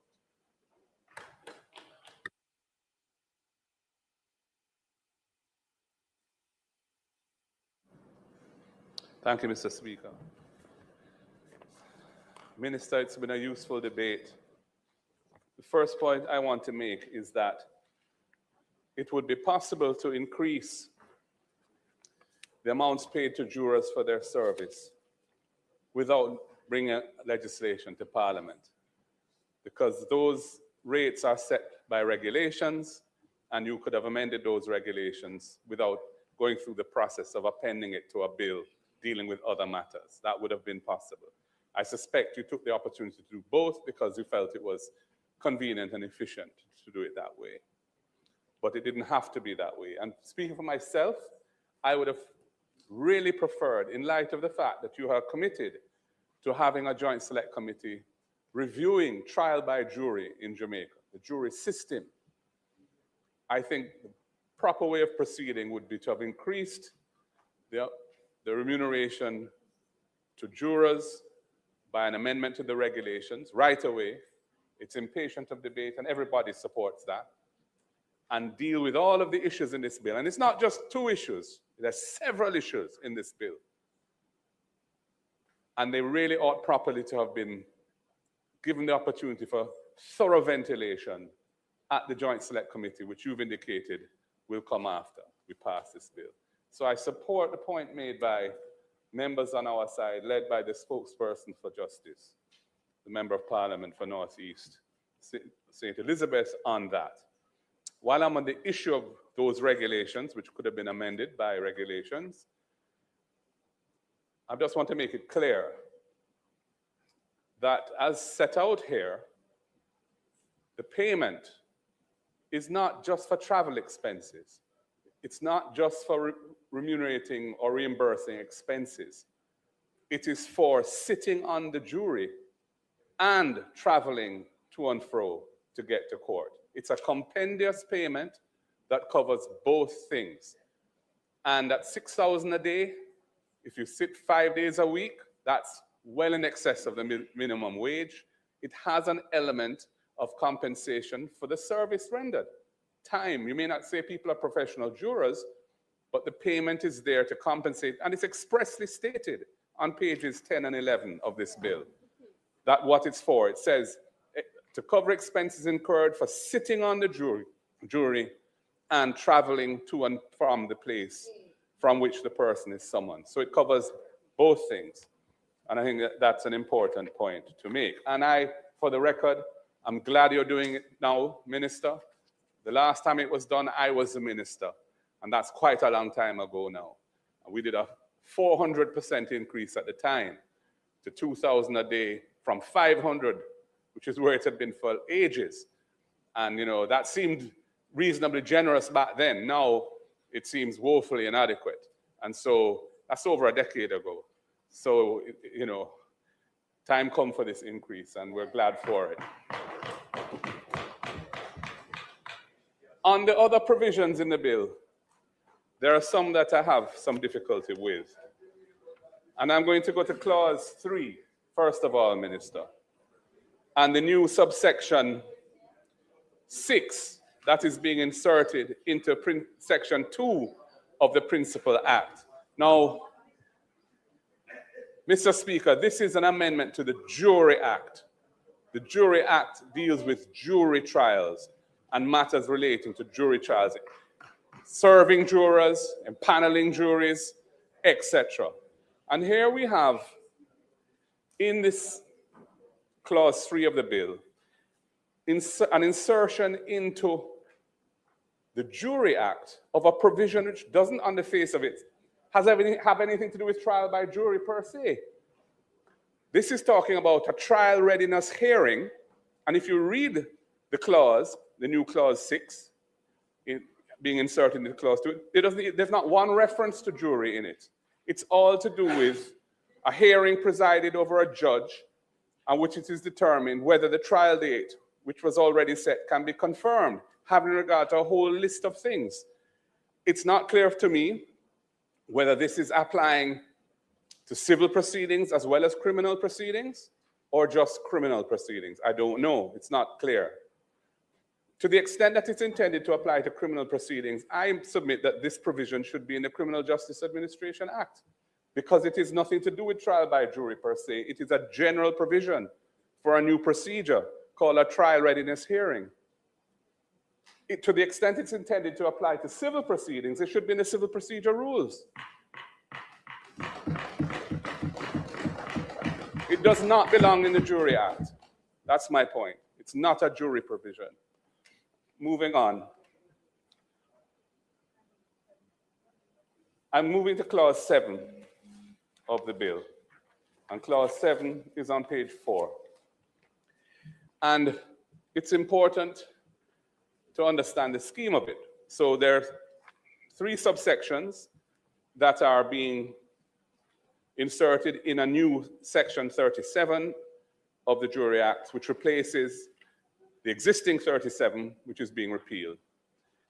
Subsection 1 deals with parties to a civil trial. Subsection 3 is dealing with a particular issue where there's going to be a special jury. And the member for West Central St. James indicated the nature of a special jury and its role.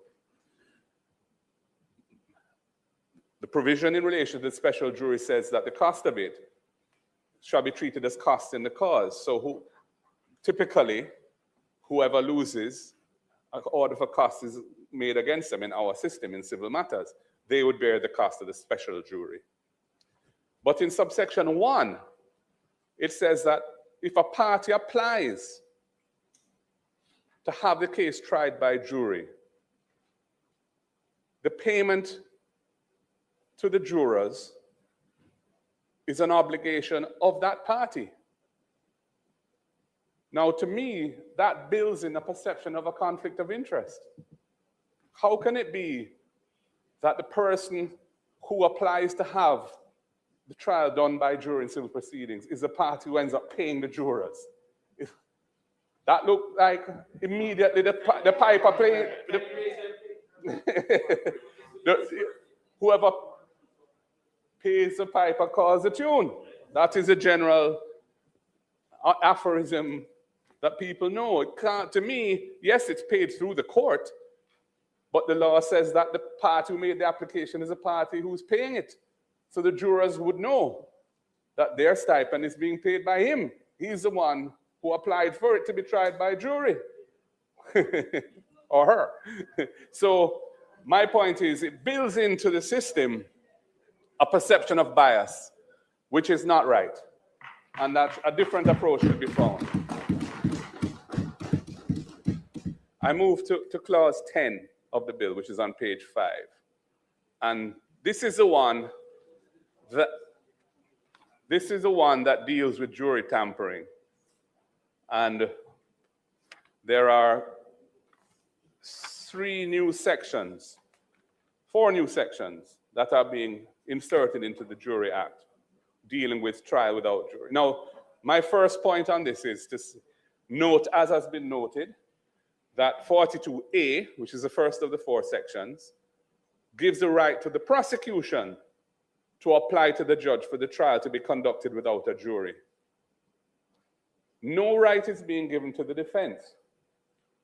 Now, under the existing law, as I understand it, and I was the minister who piloted the legislation that brought this into the law, any trial, criminal trial that would be triable by jury, which is not a trial where the death penalty can be administered on a conviction, is a trial that the parties can agree should be by judge alone.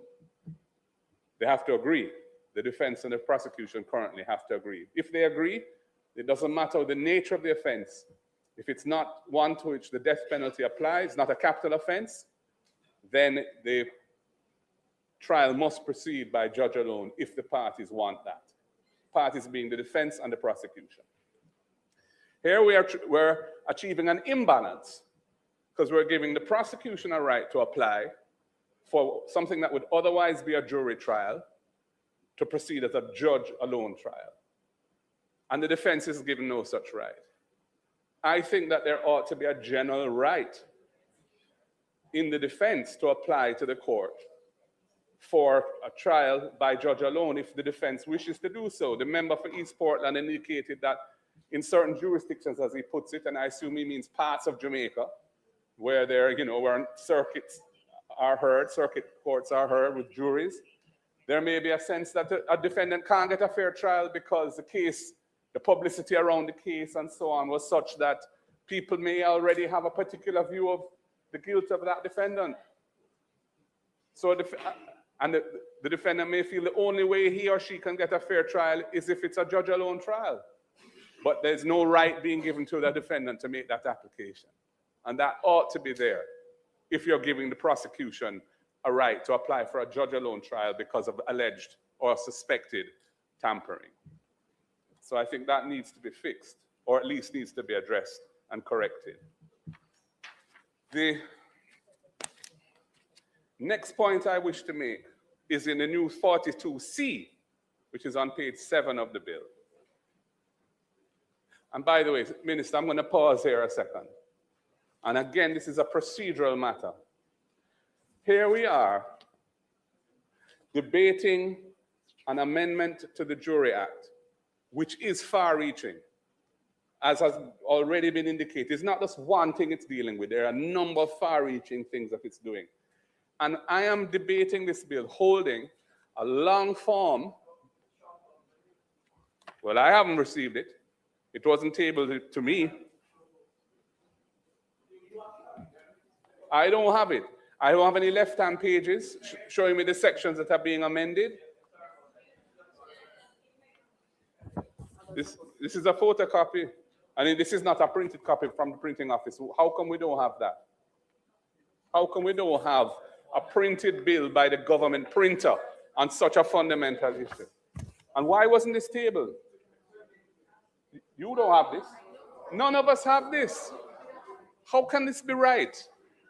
Again, this is not a one-clause bill that's doing something uncontroversial and we want to get it done quickly. This is a far-reaching piece of legislation that affects the rights of Jamaican people to due process under the law, and we don't have a printed bill disseminated for the opposition benches so that we can see that. And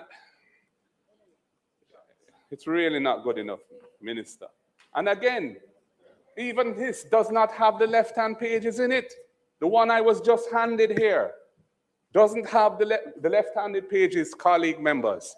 Are pages appended to the bill that show the existing provisions that are being amended by the bill. So you can see what the law is now, and you can read the amendments that are in the bill and see what those amendments are doing. Without it, you're in the dark. You're flying without radar. And the proper practice is that the bill that's printed and sent here has the left-hand pages in it. This does not. It's not acceptable. Anyway, I move to the new section 42C, which is on page 7 of the long form bill. Let me look back at this thing now. It's on page 6 of what was circulated to me just now. And when you read it, subsection 1, it's a strange thing to read.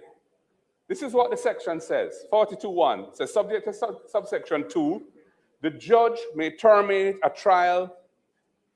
The judge may terminate a trial and order a new trial if the judge is satisfied that it's in the interest of justice to do so. That's it. This is not a tampering provision. The tampering provision is the earlier one, 42A. It doesn't say whether it's is this any trial? Is this a civil trial and a criminal trial? That a judge can just suddenly say, no, you know what? I'm ending this trial now. And I'm ordering a new trial. You could be weeks into a trial, expended millions of dollars on legal fees. And a judge just says, you know, I think the interest of justice require a new trial to be. I don't understand this provision. This is certainly not warranted by the situation that occurred in the case that the member from East Portland was counseled in on appeal.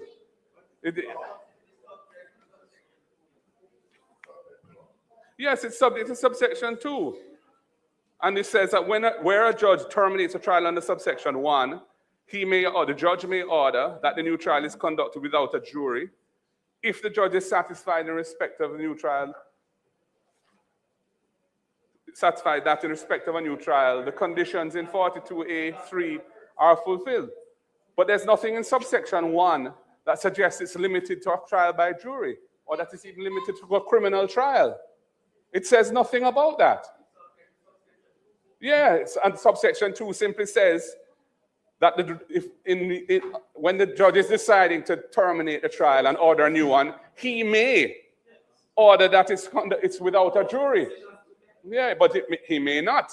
It may not have been a trial by jury in the first place. I'm just saying it's too. Subsection 1 is broad, and the proper scope of it needs to be clear. It can't be just a general provision that seems to apply to all trials in Jamaica. So, Minister, these are my comments. I've already addressed the issue of the stipend, or whatever you call it now, the fees, the remuneration for jurors, which we support that increase. And of course, we would all want it to be as high as possible, because as the member for Central Clarendon said in his maiden presentation, we all want to encourage people to serve as jurors. And Minister, I thought, quite frankly, that you would have used this opportunity to reduce the scope of persons who are exempt from jury duty. Because when I made the last set of amendments to the Juries Act over a decade ago, we had reduced the scope of exemptions. In some jurisdictions, there are no exemptions, 0. And I'm saying I made a start. But the problem of impaneling juries, member for West Rural, I think you are, St. Andrew, the problem of impaneling jurors is continuing. And we hear about it all the time, that we're having a challenge in impaneling sufficient jurors, that not sufficient jurors are responding to summonses. The minister indicated the voters list doesn't give alias names, and people in the community don't know who Ebenezer Forrest is. They only know him as Dirty Foot. So, Minister, I thought maybe that sort of a reform could have been considered now as well. But it's a bit piecemeal. We're proceeding in a piecemeal manner. And given that you're having this joint select committee, Minister, again, I would say to you, look, deal with the regulations that increase the remuneration, the stipend right away, and have the select committee appointed to review jury law in Jamaica, the jury system in Jamaica. As it stands, some of these provisions would be difficult for us to support because their scope is too wide. So some of the provisions that don't belong in this legislation at all, and so on. So I urge you to maybe take the opportunity to consider some of these points and decide how you wish to proceed, or if you want to proceed today and try to pass this, that's up to you. But were I in your shoes, in the light of the submissions made, I would give myself the opportunity to have the benefit of the excellent team of which the Minister of State has spoken, and of which I am myself familiar and can attest to their excellence, ma'am. So thank you. Those are my submissions.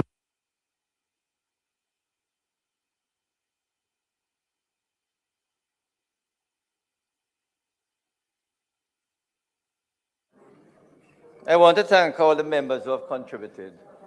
And you will see that I will take advice, okay? Let me first of all deal with the points that my colleague from West Central pointed out, and also with what the leader of the opposition has reiterated some and also indicated how to proceed. Before I touch on the other members from Northeast St. Elizabeth and Eastern Portland. And that will guide me as to how I'm going to proceed, okay?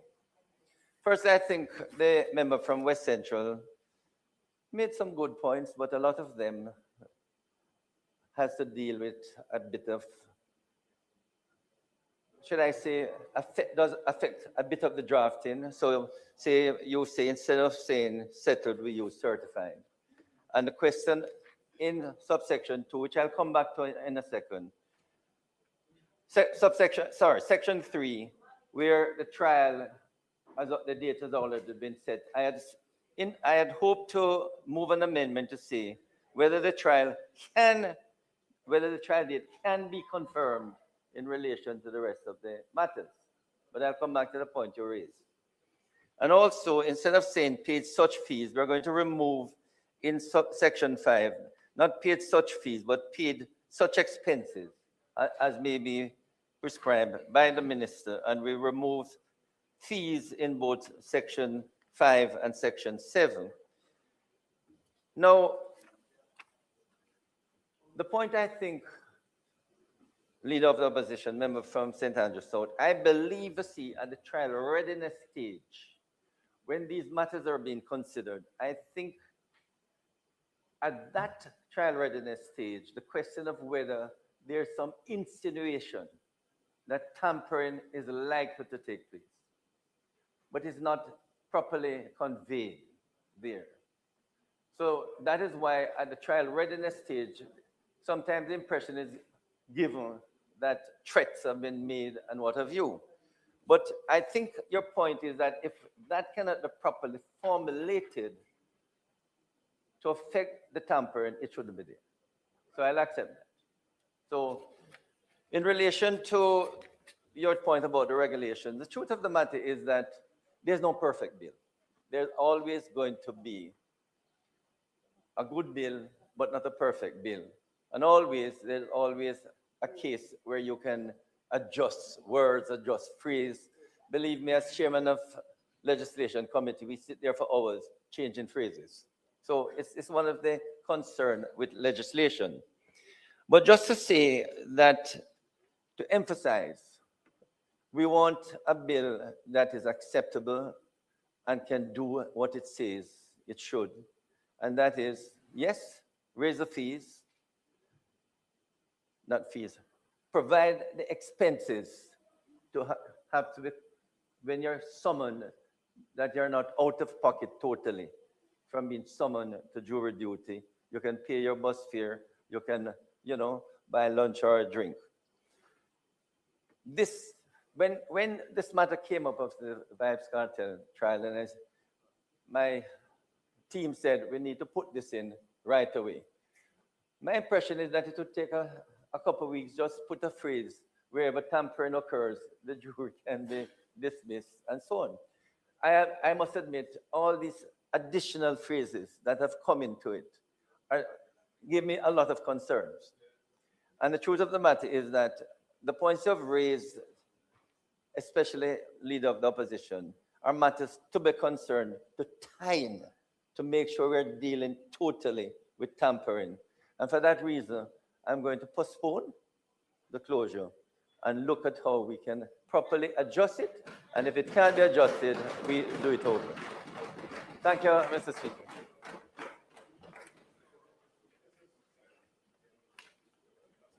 Mr. Speaker, I therefore ask for the suspension of the debate on the Jury Act.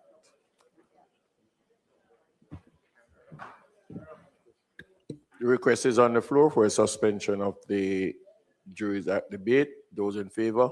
Aye. Those against? Ayes have it. Mr. Speaker, the time being 6:22 p.m., I now move that the House be allowed to receive and answer questions at this time. recommit.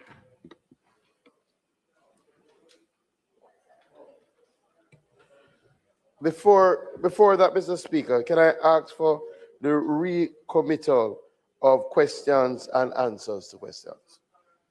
The request is on the floor for the recommittal of question and answer. Those in favor? Aye. Those against, the ayes have it.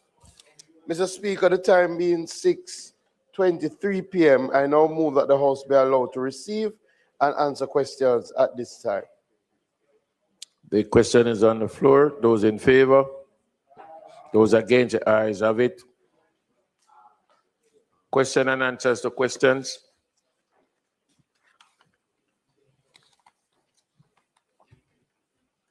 Mr. Speaker, I'd like to ask the Minister of Agriculture, Fisheries and Mining and Leader of Government Business in the House. You want to speak in the mic?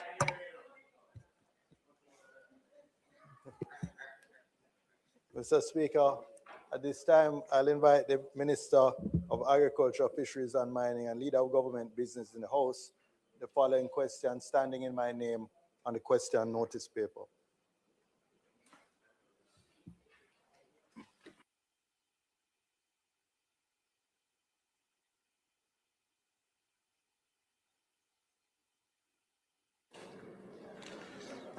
Mr. Speaker, the questions and the answers are as follows. Under Section A, Mining and Land Reclamation, Geographic Area of SML 130 for years 2020 to 2025. How many hectares of mine land have been certified as reclaimed by the Commissioner of Mines? For the period January 1, 2020 to December 31, 2025, 141.45 hectares of mine lands in SML 130 were certified as satisfactorily rehabilitated by the Commissioner of Mines. How many hectares of mine lands have been certified mined out but remains unreclaimed? The total area certified mined out in SML 130 for the period was 177.72 hectares. Of this figure, 24.23 hectares have been certified as satisfactorily reclaimed, which leaves a balance of 153.49 hectares that have not yet been certified as satisfactorily rehabilitated. Of that number, of the 153.49 hectares not certified as satisfactorily rehabilitated, 70 hectares were due to be certified the end of this year, 11.93 end of 2025. Sorry, 11.93 hectares are due to be certified by the end of 2026, and 67.94 hectares are due to be certified by the end of 2027. The penalty is US $25,000 per hectare for not having land certified within 3 years after being certified mined out. How many hectares have been mined but not yet certified as mined out? For the period, 39.66 hectares have been partially mined but not yet depleted and therefore not certified as mined out. This is for two main reasons. Property acquisition issues where mining of the remainder of the ore body is hampered by the lack of access to adjacent properties on which the rest of the bauxite is found, and two, bauxite remaining in ore bodies based on quality issues which requires blending. There have been efforts to reduce this area, especially with regard to the ones affected by property acquisition issues. In cases where the portion with bauxite has been depleted, they will be deemed mined out and subsequently rehabilitated. When the lands to the access of the remaining portion of the ore body have been obtained, then mining will continue on the remainder. How many hectares are currently being actively mined? As of January 9, 2026, 2 ore bodies are actively being mined. Actively being mined means that the bauxite is being removed from the pits, and these are in porous Victoria area. They are PTV 134, which is 1.6 hectares, and PVT 169, 1.06 hectares, which means 2.66 hectares are currently being actively mined. How many hectares have been used for haul roads and other activities supported mining? An estimated 32 hectares were used for haul roads during the period. The roads will remain in use for after mining for agriculture, subdivisions, and community expansion. How many hectares are scheduled for mining in the future? Approximately 2,100 hectares of bauxite deposits are available for mining in the geographic area SML 130. B Land Management Program. As of November 30, 2025, how many hectares are leased to tenant farmers and how many farmers are tenants? Jamaica acknowledges that a total of 31 farmers are currently utilizing 219.34 hectares of bauxite lands within the SML for agricultural purposes. However, there has been no active leasing program in place for several years. Plans are underway to revamp and relaunch the program in 2026. The Jamaica Bauxite Institute also has small parcels within the SML that they manage under a program called Midlands. These represent former Reynolds properties that are also being used for tenant farming. Under that program, a total of 33 hectares is available for lease, of which 16.2 hectares have been leased to 2 farmers within SML 130. The total hectares of land occupied by tenant farmers is therefore 235 hectares. For the years 2020 to 2025, how many hectares of crops have been damaged or otherwise impacted by mining activities, and what is the corresponding assessed value? Jamaica does not maintain a record of crops damaged or otherwise impacted by mining activities on a per hectare basis. Crop compensation is negotiated with individuals under different types of arrangements and not reported as a line item. What methodology is currently employed to assess crop damage and determine compensation? Compensation is determined on a case-by-case basis. Complaints are directed through the various community councils or directly to the company through the company's community relations officer, CRO. The CRO then elevates the matter to the appropriate officer within the bauxite company, where the company has employed a dedicated agricultural officer. That person would assess the crops to determine the extent of damage to the crop. The Rural Agricultural Development Authority plays a consultative role in this process, and their expertise is in the use of crop value at the time of the complaint. Crop maturity, quantity, market price are some of the parameters used to determine compensation.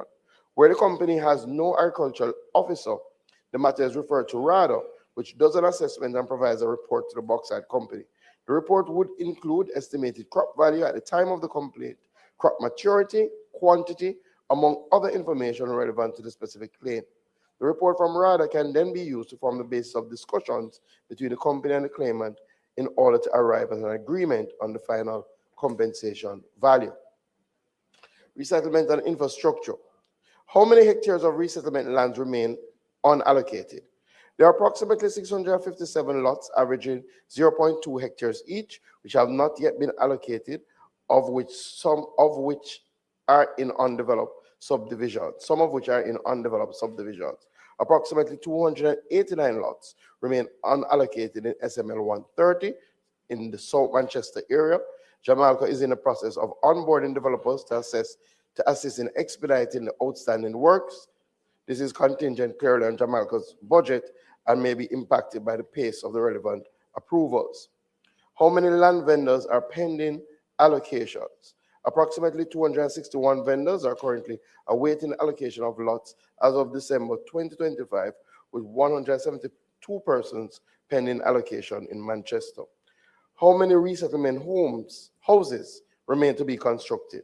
Jamaica seldom undertakes the rebuilding of houses, as compensation is usually paid to landowners occupiers based on the reinstatement value of their houses. Currently, construction of only 2 houses are outstanding in Manchester. How many resettlement land titles were transferred to the owners between 2020 and 2025? As of December 2025, 311 certificates of titles were transferred to landowners between 2020 and 2025. Data from the Bauxite Land Titling Committee shows that within the boundaries of SML 130, between August 20 and September 2025, a total of 45 titles were transferred by Jamaica, 23 in South Manchester, 22 in Western Clarendon. How many resettlement land titles remain outstanding? Data from the Bauxite Land Titling Committee shows that within the boundaries of SML 130 at the end of September 2025, a total of 348 resettlement titles remain outstanding within subdivisions, 48 in South Manchester, 300 in Western Clarendon.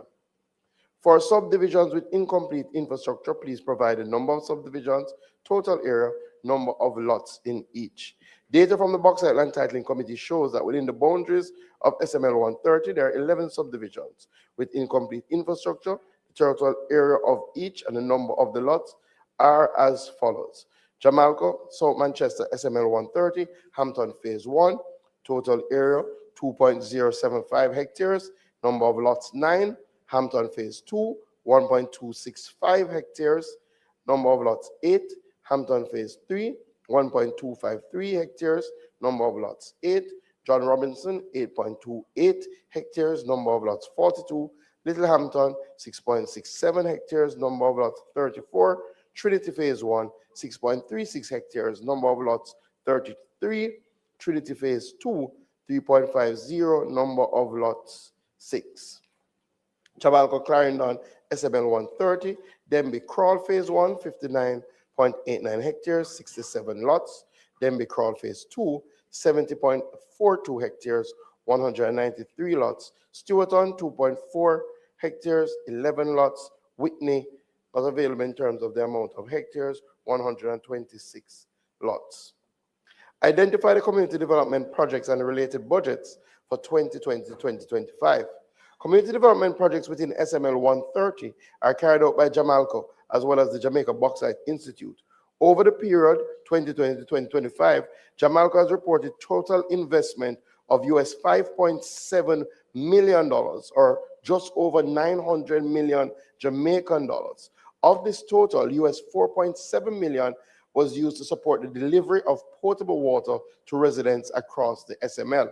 Additionally, 170 persons from communities are currently employed as observers, traffic wardens, distributed as follows: South Manchester, 60 persons; Harmons Valley, 90 persons; Greenvale to Toll, 20 persons.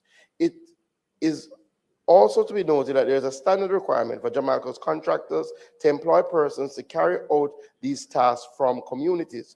We estimate that there are currently approximately 48 persons in Harmons Valley employed by Jamalco's contractors and 20 persons from communities in South Manchester.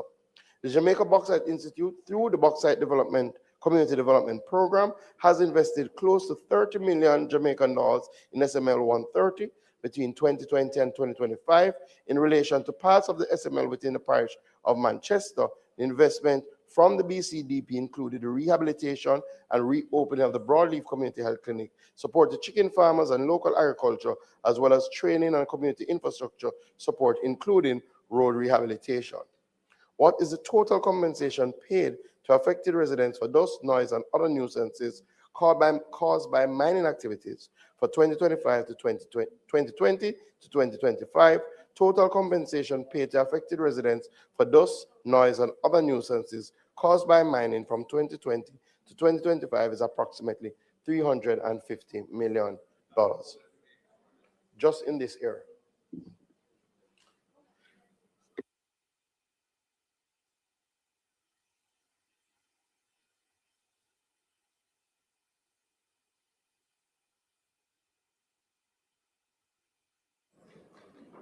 Thank you, Mr. Speaker. And Minister, thank you very much. Let me say, this is the first time I've been able to get any data regarding the bauxite mining activities in South Manchester. Shut your mouth. Shut your mouth.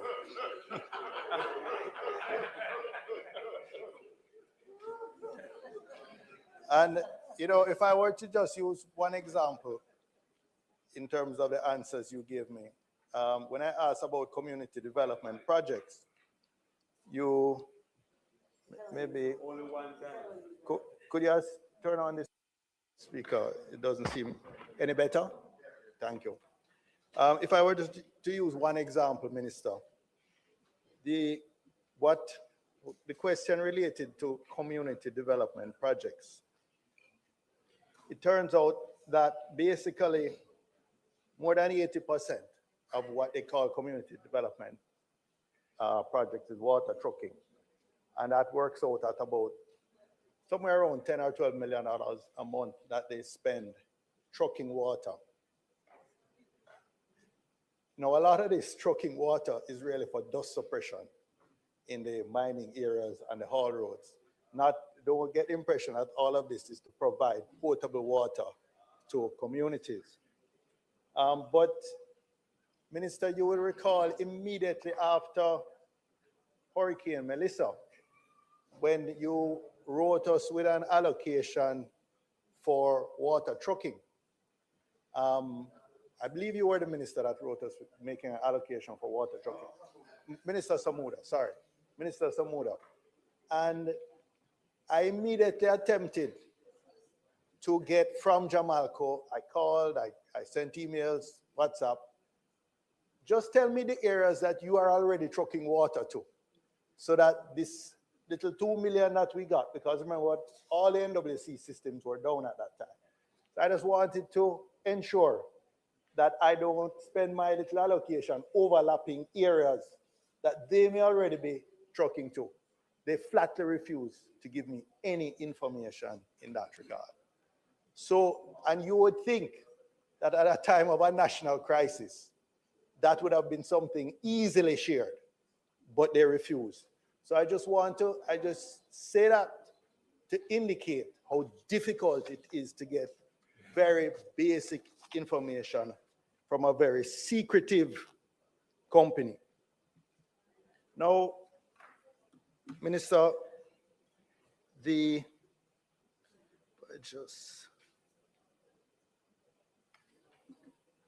you've provided a lot of information, and I thank you for that.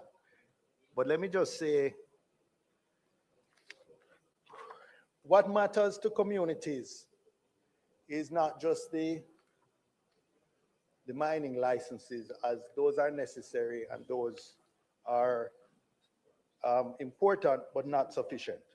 Communities expect Jamalco to maintain its social license to operate through transparency, through early consultation when they're going to mine out new areas, through fair compensation, and through credible and timely rehabilitation of the areas that have been mined out. When you speak today, 70 hectares and 100 and this hectares and 1,000 hectares, it might be difficult for people to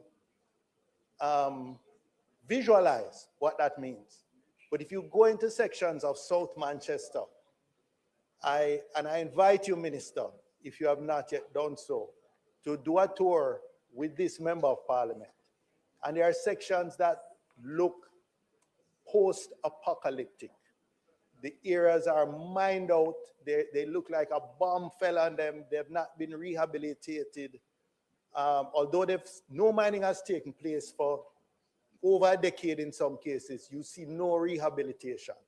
You see schools like Winston Jones look like it was marooned, like it was an island, because hectares and hectares, or acres and acres all around it had been mined out, and the school was just perched on an unmined spot and just the road to access the school. And that area has, since I've started my agitation, they've started rehabilitating it. But the officials of Jamalco go into communities that they're about to start mining or that are agitating for some relief. When they go in with a small army of private security and JCF personnel. And the communities find that show of force intimidating, and it immediately sets up a power imbalance. Then there's also a knowledge imbalance. Information is asymmetric. The community members, the small farmers and other residents don't have this information that you have shared with us, and neither does their elected representative initially, but thankfully, through the vehicle of this parliament, we are able to speak for those who would otherwise be voiceless and who would be suffering because of the power imbalance and the knowledge imbalance. So the small farmers and representatives have to rely on, the small farmers and the other residents have to rely on their have to rely on their representatives. And that is why I'm asking, I hope the speaker will give us a little more indulgence, because I'm sure I'm not the only one who wants to ask questions and to make comments, because there are other MPs who have the impact, or whose communities suffer the impact of mining. So, Minister, you will be aware that for many years, for a long time, the receipts to the Treasury to finance from bauxite levy or from income tax have been dwindling to little or nothing. There are many quarters, just when we did the third supplementary estimate, I believe it was reported that there was no bauxite levy that had been collected in the previous period. And we know that, you know, rarely do the local subsidiaries report income to be liable for corporate income tax. And the claim has been for a long time that the industry is so marginal that it cannot afford. If they are to be pressed to maintain their obligations, because your answers here show they're way behind in terms of rehabilitation, in terms of resettlement, in terms of transferring titles, on every dimension we can imagine. They're not living up to their obligations under law and under the license. But their argument has been that the industry is marginal. If you pressure us to comply with our obligations, we're going to have to shut down. And this was even said at a recent community meeting by a representative of Jamalco. And they said, in any event, this is outside of our control. These decisions are made by Century Aluminum, the ultimate parent company of Jamalco. As you know, Minister, it's a joint venture, 55-45. The government of Jamaica, through CAP, owns 45% of it. So the residents and even us here in Parliament have to rely on the agencies, the government companies, such as Clarendon Alumina Productions, to represent the interests of the Jamaicans. But Minister, when I went to or let me ask it as a question, are you aware, and this is information from the website of the Cabinet Office, that the last report submitted by Clarendon Alumina Productions was for the period 2016-2017. The last annual report that was submitted to Cabinet, this is from the Cabinet Office website, was 2016-2017, 10 years ago, a decade ago. We rely on NEPA, the National Environment and Planning Agency. Their last report was for the period 2015-2016. So all of these bodies where I should, as a member of Parliament, be able to go to their reports to get updates, to get data on what is happening, because they have responsibilities under the various legislation, is really so out of date that it is pointless. So, but when I kept hearing this cry of hardship, financial hardship, I said, well, let me do my own research using overseas sources, since there's no current ones available to me, before you table the answers to these questions. And to my surprise, between April and December last year, the share price of Century Aluminum had increased by 150%. 150%. Now, Glencore sold a small portion of its shareholding, and according to the Reuters article I read, raked in cash. With a metal rake. The figures, the quarterly financials published by the company for the quarter ended September, and this was the first quarter that was affected by the increased tariffs on imported aluminum. The US imposed a 50% tariff on imported aluminum in June 2025, which really provided a windfall for US-based smelters. Century Aluminum is one of those US-based smelters, provided a windfall because now imported aluminum became uncompetitive relative to their supply. So there's only two local smelters in the US, or two companies that operate smelters, Alcoa and Century Aluminum. So it is a good time for them. Third quarter results, which was the first quarter positively impacted, their EBITDA for that quarter was $101 billion US dollars. EBITDA, earnings before interest, taxes, depreciation, amortization, a measure of profitability, which jumped, by the way, about 35% quarter to quarter. And the impact is not fully felt yet. So the argument that we've been hearing that, ability to pay is constraining is difficult to swallow. And Minister, I therefore would hope that our responsible agencies, whether it be the Commissioner of Mines, whether it be NEPA, whether it be the JPI, whoever has those responsibilities, don't keep taking these excuses and now start to enforce much more assertively. I welcome, Minister, the penalty that you speak of that's going to be enforced, certainly for the first in a very long time, 25,000 US per hectare, and this will start by being applied to 70.83 hectares, which should have been certified long ago.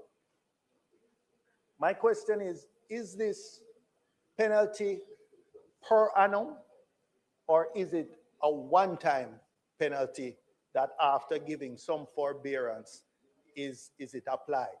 But what will happen next year or the year after if the same 70.83 acres is not rehabilitated? Right. Is it in lieu of rehabilitation, or is it going to be a recurring fine? So it creates an incentive for them to do the rehabilitation. So that's question one. The second has to do with this idea, or Minister, what I'll really tell you is an excuse where there are many mines, and you have here 40 hectares that have mining has long stopped, and they say it's not yet been depleted. And when you look up in the corner of the mine, you see a few, what appear to be a few truckloads left. Maybe 1 or 2% of the bauxite that had been in that particular pit. And it's left for so long that huge trees are growing now in the mined out pit, but yet no rehabilitation has started. And Minister, I don't accept this thing. I want to suggest to you that it is a scam. It is an excuse to not live up to their obligations. And I would like you, Minister, and I'm asking you, would you have the Commissioner of Mines do even partial certification of those pits? I don't think it's a legitimate reason. They can go and assess it. But even if it is, if 98% of the pit is mined out, they cannot then indefinitely leave it unrehabilitated for the 2% that is not. So I am therefore asking, Minister, is there any power that the Commissioner of Mines has to compel them to at least, where way longer than 3 years has gone to partially certify that pit and to rehabilitate the 90-odd% which has already been mined out.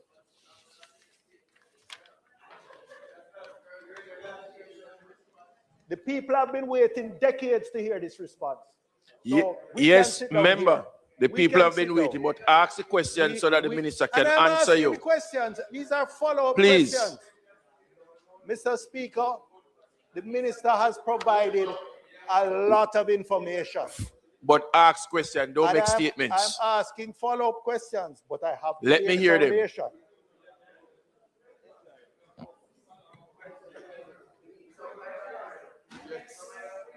Mr. We want to know about the pits. Yeah. The pits that they have. Mr. Speaker, farmers are currently occupying. Remember to speak in the mic. Farmers are currently occupying 219 hectares of bauxite lands and using them for agricultural purposes. That's not a small amount, that's a significant amount of land. But because there is no formal leasing program, these farmers are left in a very precarious position because at any time they can be given short notice to quit the land. And many of this 1,000 acres, that is rather 1,000 hectares that's left for mining, they may not get to this for another 5 years, another 10 years. So I don't see why an arrangement can't be made to give these farmers formal tenure for whether 3 years, 5 years, 7 years, as the case may be, because there must be a plan in terms of how they're going to progress with their mining. And then this statement in answer to on the land management program B, where Jamaica does not maintain a record of crops damaged. Minister, I don't think this is acceptable. What this leads to is no accountability. This leads to no accountability. I think if the company doesn't do it, then certainly some agency of the government, whether RADA, whether JBI, whether the Commissioner of Mines, because if no record is being kept, then how do we hold them accountable? And similarly, with respect to C,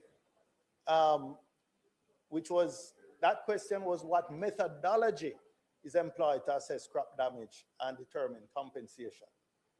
And their answer was that compensation is determined on a case-by-case basis. Yes, no, Minister, I don't think that is acceptable. Again, because of the power imbalance, because of the information asymmetry. I don't know why we can't determine a measure, rather one of our experts to say, if it's pumpkin is a crop, what is the compensation for per acre or hectare of pumpkin and so on. That can't be beyond us to develop a standard that is used to guide these compensation. Of course, each farmer may have a different mix of crops. So we know that it will be different. There will be some customization. But question. Please. The question is, can't we establish an objective basis for compensation for replacement of crops? And with respect to the community councils, Minister, these councils were set up back in the day, some maybe 20 years ago. Question again, member. Please. I'm going to ask the question if you'll allow me. No, but you're not asking a question, you're making a statement, and we have other members who want to ask questions. Get to the questions, please. There are pages of Get to the questions, sir. Member, get to the questions. Is the minister aware? Right. Sounds good. That these community councils were established decades ago, and the representation on the councils no longer represents the areas where mining is currently taking place, but where was being mined initially? Is the minister aware, and is the minister further aware that this frustrates proper representation on these community councils? And then I turn to resettlement.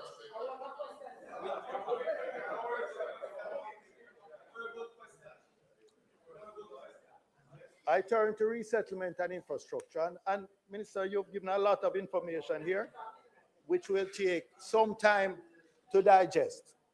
But what it shows is that there are hundreds of persons who have been resettled. And you speak to various communities. Some of these resettlements took place decades ago again. I have met individuals who... Question, member. Is the minister aware that there are individuals who I can speak to with some certainty, who were relocated over a decade ago and have still not received title for the lot they were put on?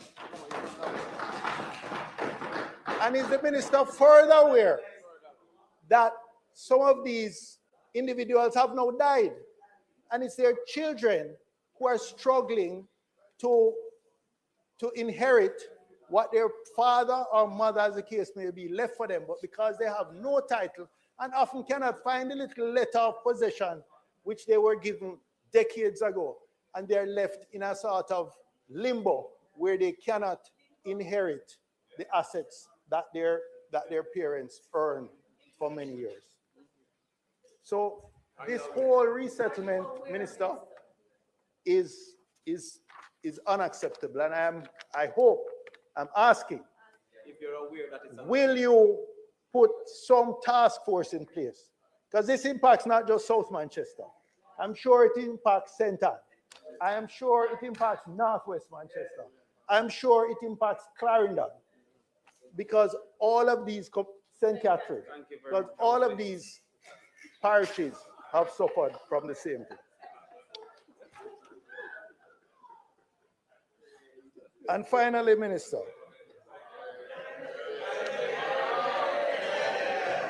Are you aware? the total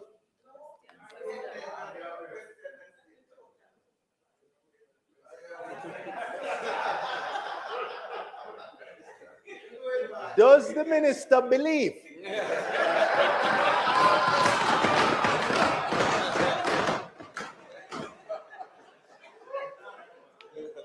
that given the thousands of households that have been impacted by bauxite mining in South Manchester, or more broadly under this particular mining lease, that 50-something million a year in total compensation? I'm using the figures you gave for the last 6 years, dividing it on a per year basis. 50-something million per year, Jamaican dollars, is adequate compensation for the dislocation, the dust, the noise, and other nuisances which they suffer in their day-to-day lives.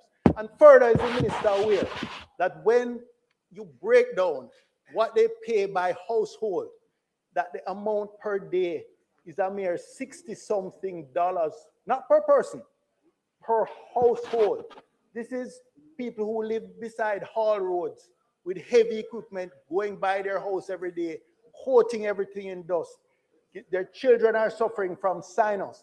That 60-something cannot even buy 2 Panadol sinus at the local shop. Cannot even buy a dose for one person. And is the minister prepared to champion the rights of these residents to ensure that they get fairer compensation from these companies? Thank you.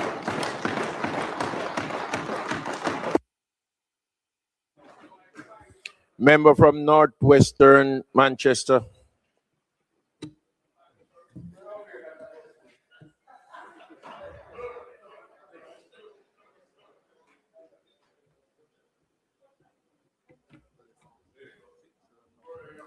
Thank you, Mr. Speaker.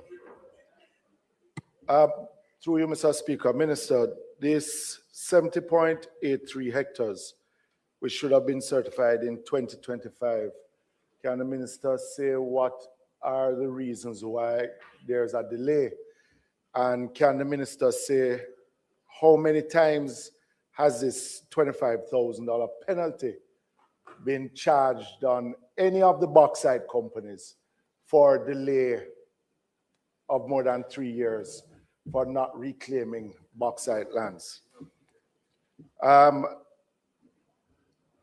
Question C, the answer the minister gave of how many hectares have been mined out by not yet certified as mined out. In C1, the minister mentioned that property acquisition issues where mining of the remainder of the ore body is hampered the lack of access. Can the minister say how long has this lack of access has been in place, and when will it be dealt with? And if there is any section of the JBI or the ministry itself that helps to deal with matters like this. Otherwise, the area that has been mined out will be left mined out for a very long time if this issue is not dealt with. Thirdly,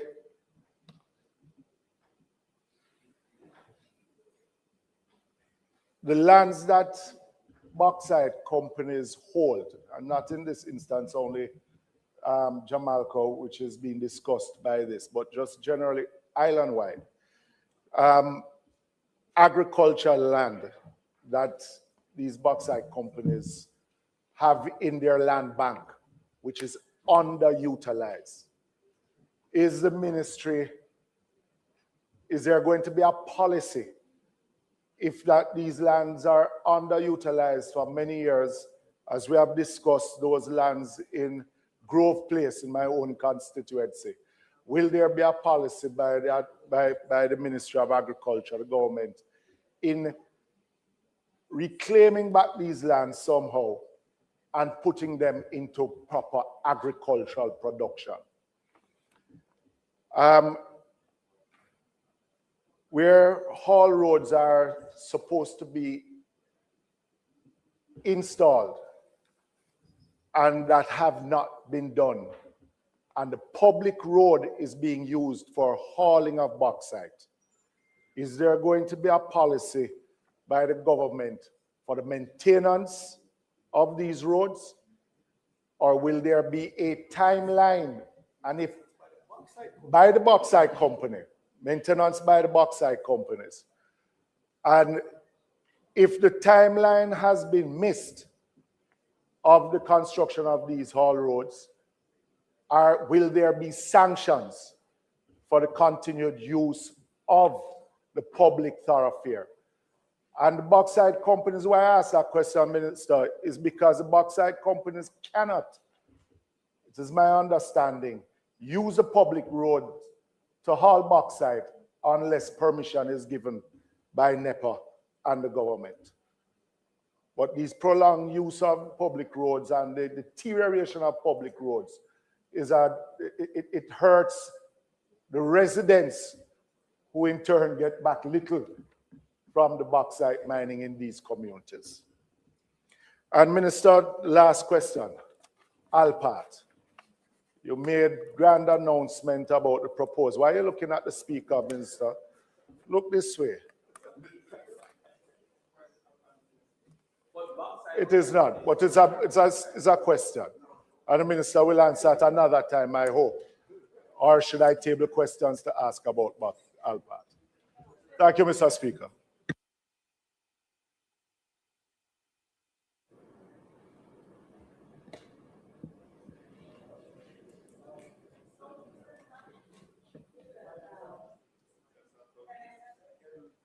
I'm waiting to be identified.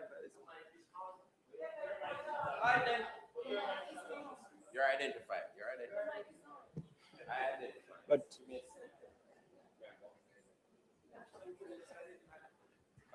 no, I'm not clear. I thought the protocol was that the speaker would identify me. Yes. Speaker, just to compliment the Minister for the data that has been provided. And I'll start there because in most of our constituencies where we have mining, we don't have this information. And as the member from South Manchester pointed out, it's not easy because the reporting, if done, is not made public, it seems.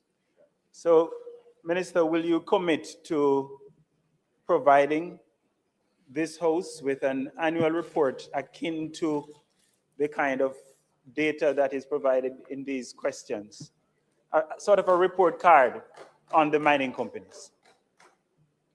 Secondly, the report speaks to 235 hectares of land being leased to about, 33 farmers. And that amounts to about 15 hectares per farmer, which is equivalent 7 hectares per farmer, which is about 15 acres for those of us who think that way. So these are not small holdings, Minister. So the question is, who is it that is leasing the land? How much of these lands are in the hands of the local community members? And again, because of the amount of lands that's being leased, then we wonder if the local folks are getting access. The other part of this is the formalization, Minister. Are you aware that because there are formal arrangements through which the farmers access these lands, they cannot get the concessions for motor vehicles, they cannot use them for bank loans, and so to a certain extent, they are not able to optimize the lands that they're occupying, and of course the risk that they'll be removed at short notice because of the absence of formal arrangements. Further to that, Minister, will you commit to ensuring, as has been asked in various forms, will you commit to ensuring that these arrangements are formalized so that the benefits can accrue to those who are using the lands? At the core of what we're seeing with the industry, Minister, Mr. Speaker, is failure to enforce existing laws and policies. And so that's why we're struggling with land titles, rehabilitation of the lands. Is the ministry aware of what the challenges are in enforcing the laws and ensuring that the benefits that should go to people, or the time frame within which things are to be done? Is the ministry aware of what the challenges are and what steps are you taking to address these challenges? In one of my communities, it's $800 per month as the dust benefit. $800 per month for a household. And in some cases, Remember, keep to the question. Questions. Please. Is the minister aware, and can the minister explain to the House why even the small amounts that are paid to households for dust nuisance, in my case, $800 per household, why isn't this being done consistently?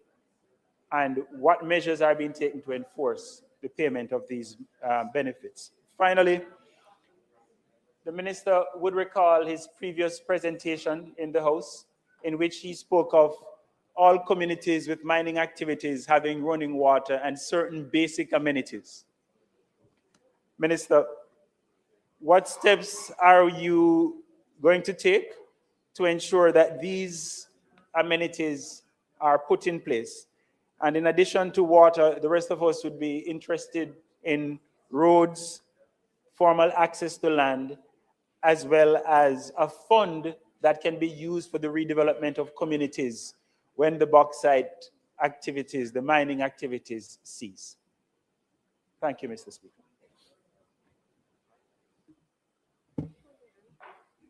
House Leader.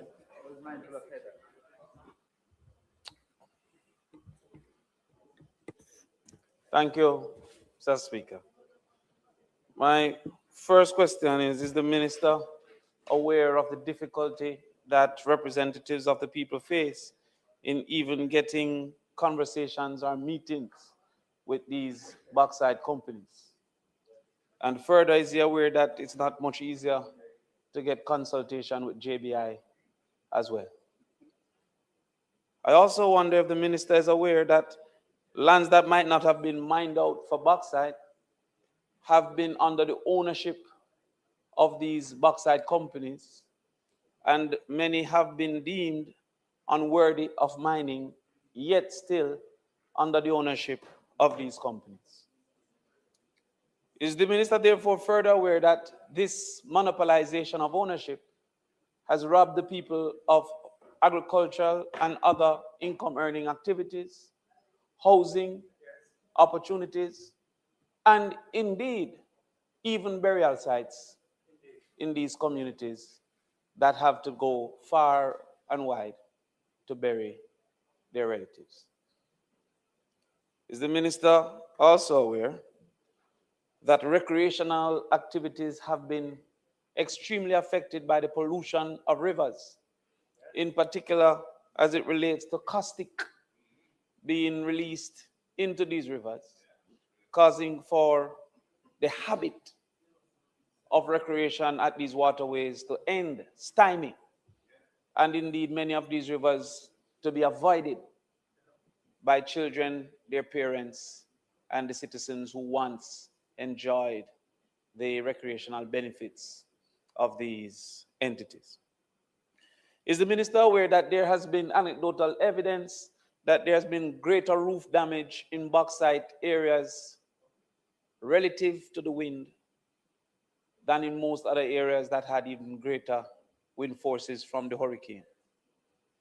That multiple roof loss have been attributed to weakened roofs due to the bauxite dust, acid rain, and the rusting that has been caused in these bauxite areas due to the dust. Is the minister also aware that this dust and acid rain have also affected agricultural output? And I would love to piggyback on the member from St. Anne, who indicated that there's ownership of extreme numbers of acres, but is it possible to know the output from these entities? Because while it is, we may say, 7 acres under production, is it possible for us to know the output from these areas? Because it sounds as if many are just holding lands and not necessarily producing on these properties that they claim that they own. Finally, is the minister aware that there have been a cease on bauxite, what you call it, they used to call it dust money, in many communities, that the bauxite company has unilaterally decided not to pay the dust contribution? I heard the unfortunate number of $67 a day in South Manchester per family, and yet still was jealous of the fact when it compares to $0 a day in Northwest St. Catherine, a unilateral decision taken by the bauxite company. Finally, is the minister aware that the employment practices of these bauxite companies would have been deemed by any reasonable employee of the Ministry of Labor to be unfair practices, and also a focus on contracts and subcontracted labor into many of these plants, reducing what was once the benefits through labor and earning from the bauxite companies? Can the minister therefore provide information if there has been any engagement from any arm of government to have more fair practices within these areas? If I may be allowed, Minister, I'll also ask, is the minister aware that there's been many damage to houses due to blasting from bauxite mining, and also from the facilitation of bauxite mining? So many of these roads to the mines in their preparation have also caused for great damage, for which that's what I'm wondering if he's aware. And further aware that the damage to these areas have been refused compensation with the bauxite entities unwilling even to visit when informed by many of these communities, like Wandibolas, about damage to their houses due to blasting and other activities such as those. We would want to know if the minister is such aware.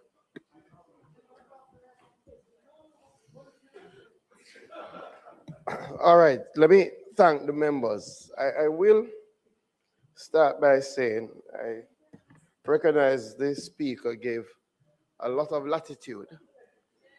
And I'll explain in some of the things. Once the answers are given to the questions, the follow-up should really be confined to the answers that have been given, right? Because sometimes we then introduce matters that it was outside of the scope and clearly would have been outside of maybe the preparation for this. So I say that to my colleagues across the aisle. I will try as far as possible to answer the questions posed, especially those that touch and concern directly the subjects that I had responded on. Some of the questions my colleague from Northwest said, Catherine, do not. But there are matters that you have raised that I would suggest that you put into writing and send to me, right? So the matters in relation to damage, the matters in relation to dust, the matters in relation to claims around acid rain and claims around greater roof damage. Those are things that I would suggest you pen to me so I can ask the teams to investigate, because those would require investigation. Again, I would not have gotten a brief about the employment practices, but what I do know that our bauxite company still provides one of the most stable employment in the country. And oftentimes when you go and tour these companies, you meet people who have been there for decades, quite frankly. And the bauxite industry is still the highest average paying sector in our country.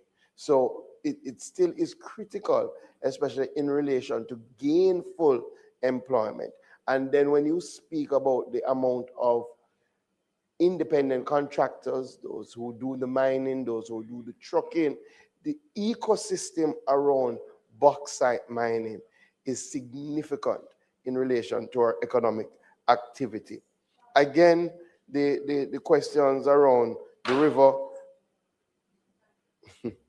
the Time is now 7:20. Mr. Speaker, I ask that the time now being 7:20, that the House be allowed to sit beyond 7:20.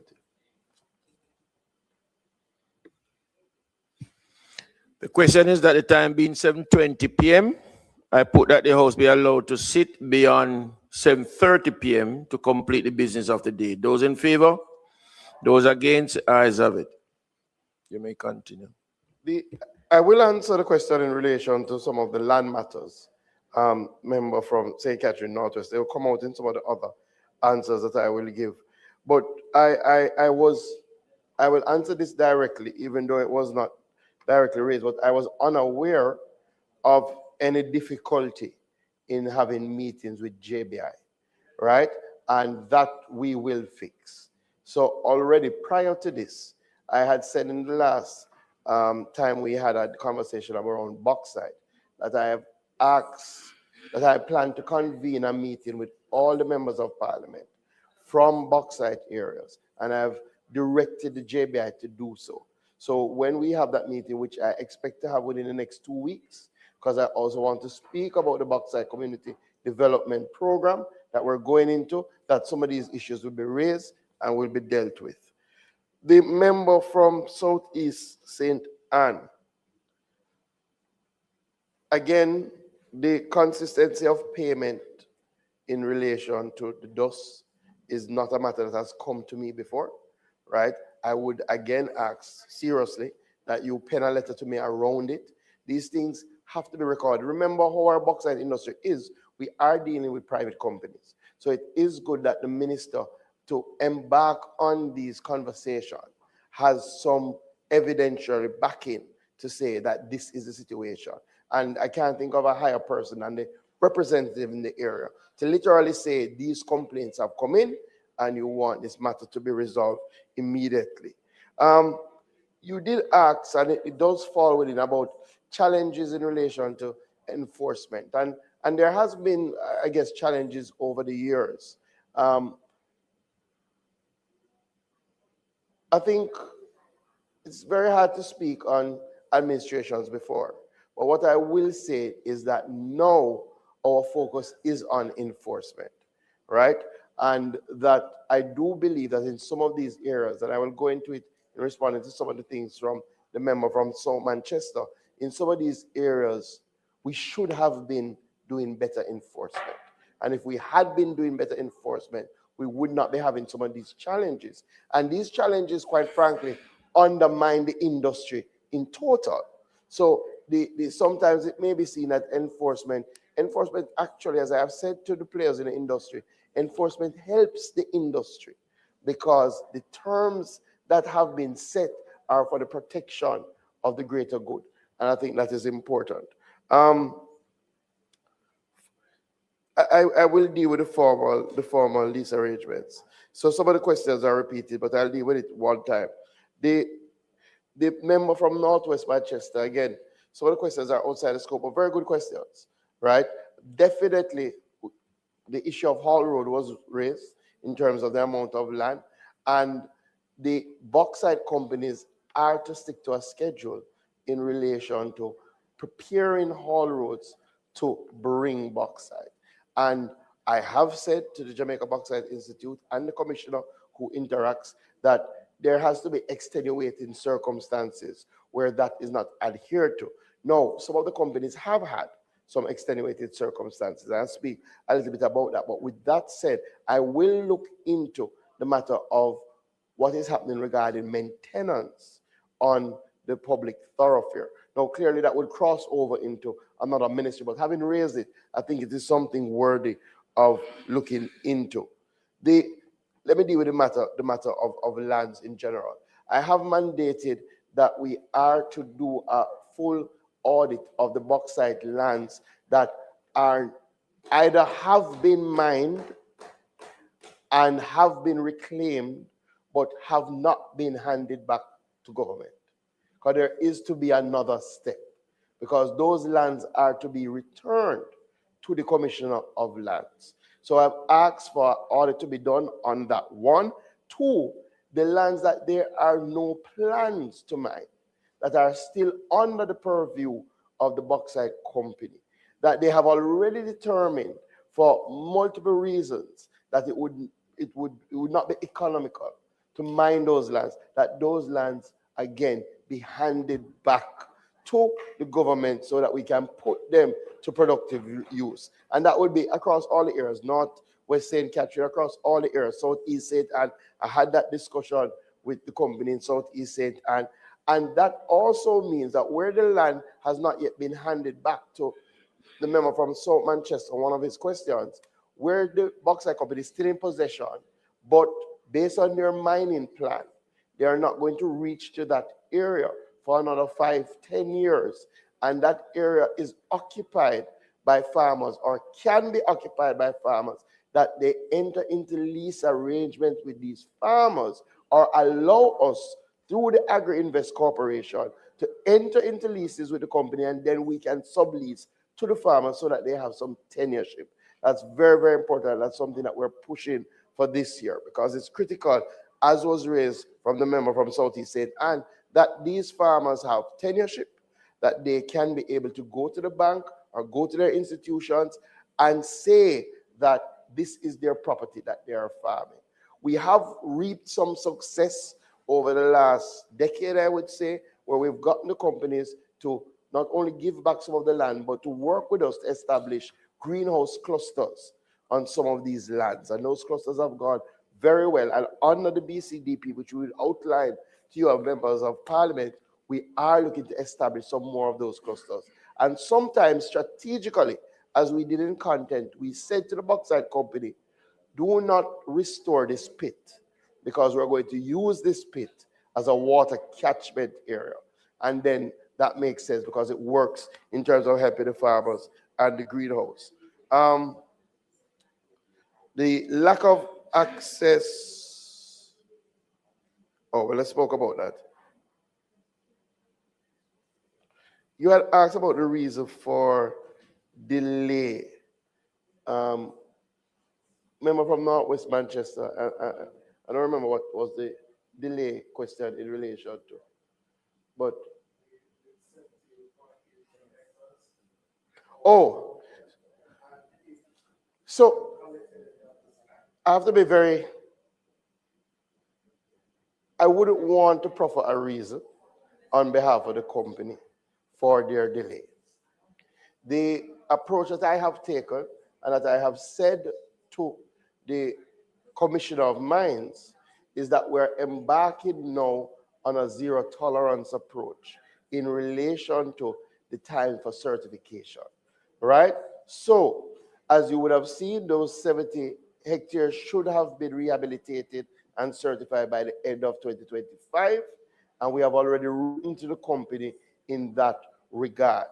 It is for the company to say to us if there were extenuating circumstances that made that impossible, and then we would have to consider it, right? But I wouldn't want to hazard any guesses in that regard. The member from South Manchester, he got the greatest latitude and made a lot of comments before he went to the questions. I will check in relation to whether the 25,000 is a one-off fee per hectare or whether that's an annual fee. I don't have that information at hand, but I will find out. The reality is, as difficult as it may sound, oftentimes the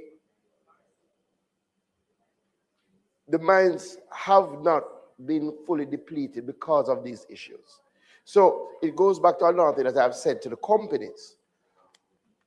In keeping with your mining plan, even though you may not plan to go into an area for another 10 years, you may need to take steps to secure that land, because a lot of these lands are privately owned now. They're not government owned, right? The government owned good bauxite land, most of the companies already have. So a lot of these lands are privately owned. So there's nothing stopping a private owner from building, from investing, which sends up the cost of acquisition. So sometimes when the companies are ready to go to acquire, they have real challenges with the private owners to acquire that property. And we do try to mediate as far as possible, but that's as far as we go, because you do understand it the two private individuals, company and the person, looking at what they think is in their best interest. The other thing that is a real issue, bauxite has different qualities. And in order to ensure that you're maximizing productivity and also profitability, there is some blending that happens. So sometimes you have to leave what is a lower grade bauxite until you reach another area with a higher grade bauxite and blend it to create what you're trying to get out, especially in relation to when you're processing aluminum. With that said, I will ask the Commissioner of Mines to look into the length of time that these areas have remained unmined. And as was indicated in the answer, some of that work has started. In terms of a I spoke about the formal lease program, and we're going to move to that. In terms of a standardization of the claims, sometimes it's a bit challenging. I hear you. What we have standardized is the assessment through RADA, right? So RADA will provide that assessment support.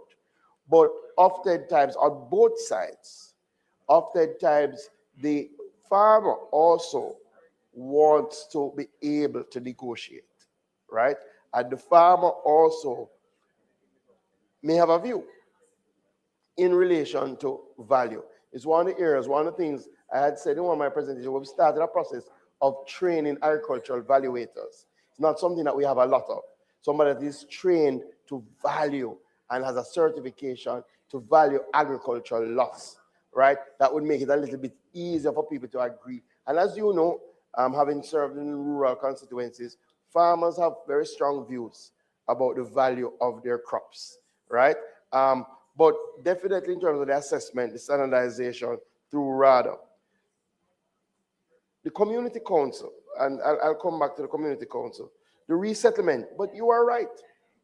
And I'm happy you raised the point, because it does make the point that a lot of these issues were prior to this government, right? That a lot of the people were resettled under previous administrations and nothing were done to get the titles for them.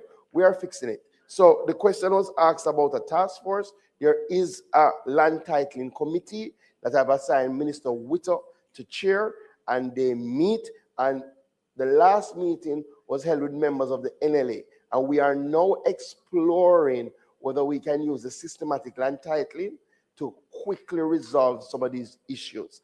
You have some issues as you raise, some estate issues, but the people are still occupied. Systematic can make it easier to treat with that. Now, clearly, there's a cost, and we are looking at maybe a shared model, because at the end of the day, we think it's in the country's interest for these people to get their titles. So we are having those discussions, and I will share more when we meet.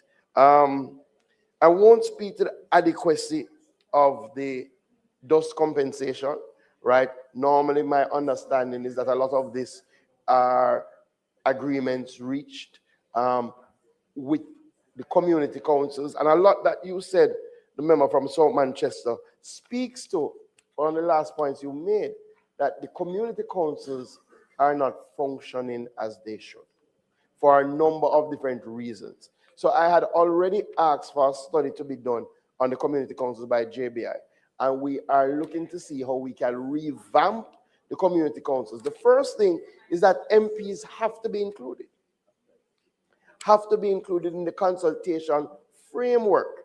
And the member from Northwest St. Catherine raised that as an issue that should be non-negotiable, right? So we are going to come with a revamp of the community council. We will again put it before the MPs to get some buy-in before we go to the companies. But the reality, and remember, I grew up in a bauxite area where the community council was very strong, very active, but like most, they have waned over the years. And it's very, very important.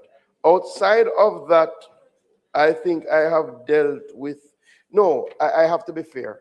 A lot of the water trucking is for potable water. Yes, they do some trucking for suppressing dust, but a lot of it is potable water. But I take your point, and I will raise it about information sharing. And one of the things I want, and that we have started the process, and it goes back to a matter raised from Southeast St. Anne, we want to move from the trucking of water to working with the government to take that money to put in the pipes, to get the people the water in the communities, right? Doesn't make sense we're spending $4 million US for years when that could have outfit the entire area with a pipe network, right? So that they can get the water in their pipes. So we have spoken about that, and that is something that we're embarking on. I think it is unreasonable, member, to relate the share price of a group of companies to their operation of a subsidiary in a local setting. We have to bear in mind that Jamalco would have, but it is unreasonable, because you can't look at the global share price and say, boy, the share price look good. And if we take that approach, we may make bad decisions. We know for a fact that Jamalco would have suffered from a major fire a few years ago. We know for a fact that Jamalco would have suffered from Hurricane Beryl, from major damage to their port. And we also know that they went through a major shutdown for Category 5 Hurricane Melissa. We have to take all of these things into account with anything that we do in relation to the industry. We do not want to, we have to ensure that the industry remains viable. As much as we are dedicated and determined to ensure that we get our fair share, we must also appreciate that in 2025, we expect the amount that bauxite and alumina contributes to our GDP to increase from 1.8% of GDP in 2024 to be over 2%. And if we can get those numbers up, it is better for all of us. With that said, I thank the members for their... What I would say is that I was looking, the JBI, to the members' question about data. The JBI does do annual reports, and those annual reports do contain a fair amount of data. I will look to see if some of the things that were here were there. But again, I think it is clear to the House that my policy is these matters, the data on these matters must be shared and will be shared. Thank you.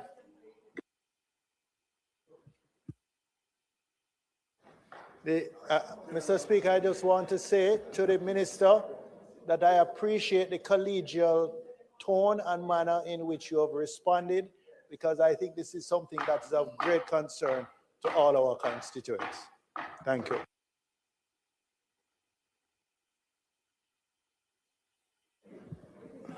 Mr. Speaker, it is not intended to do any further business today. I ask that the House be adjourned for a date to be set.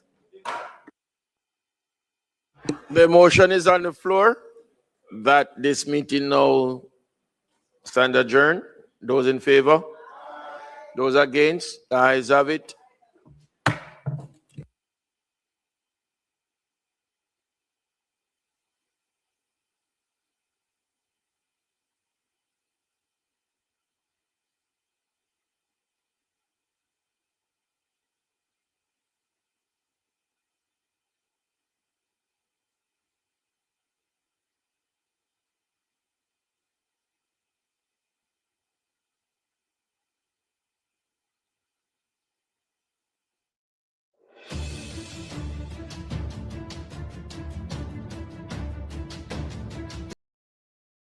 I know why you come to me with that foolishness, you know. You elect a prime minister, and is a prime minister run the country. It is time we learn to hold our leaders accountable for their actions and stop making excuses for them. Stop making excuses. Otherwise, go elect the people who really run in the country. And I don't want the right start that stupid argument. Hold the people you elect accountable and stop making excuses for them.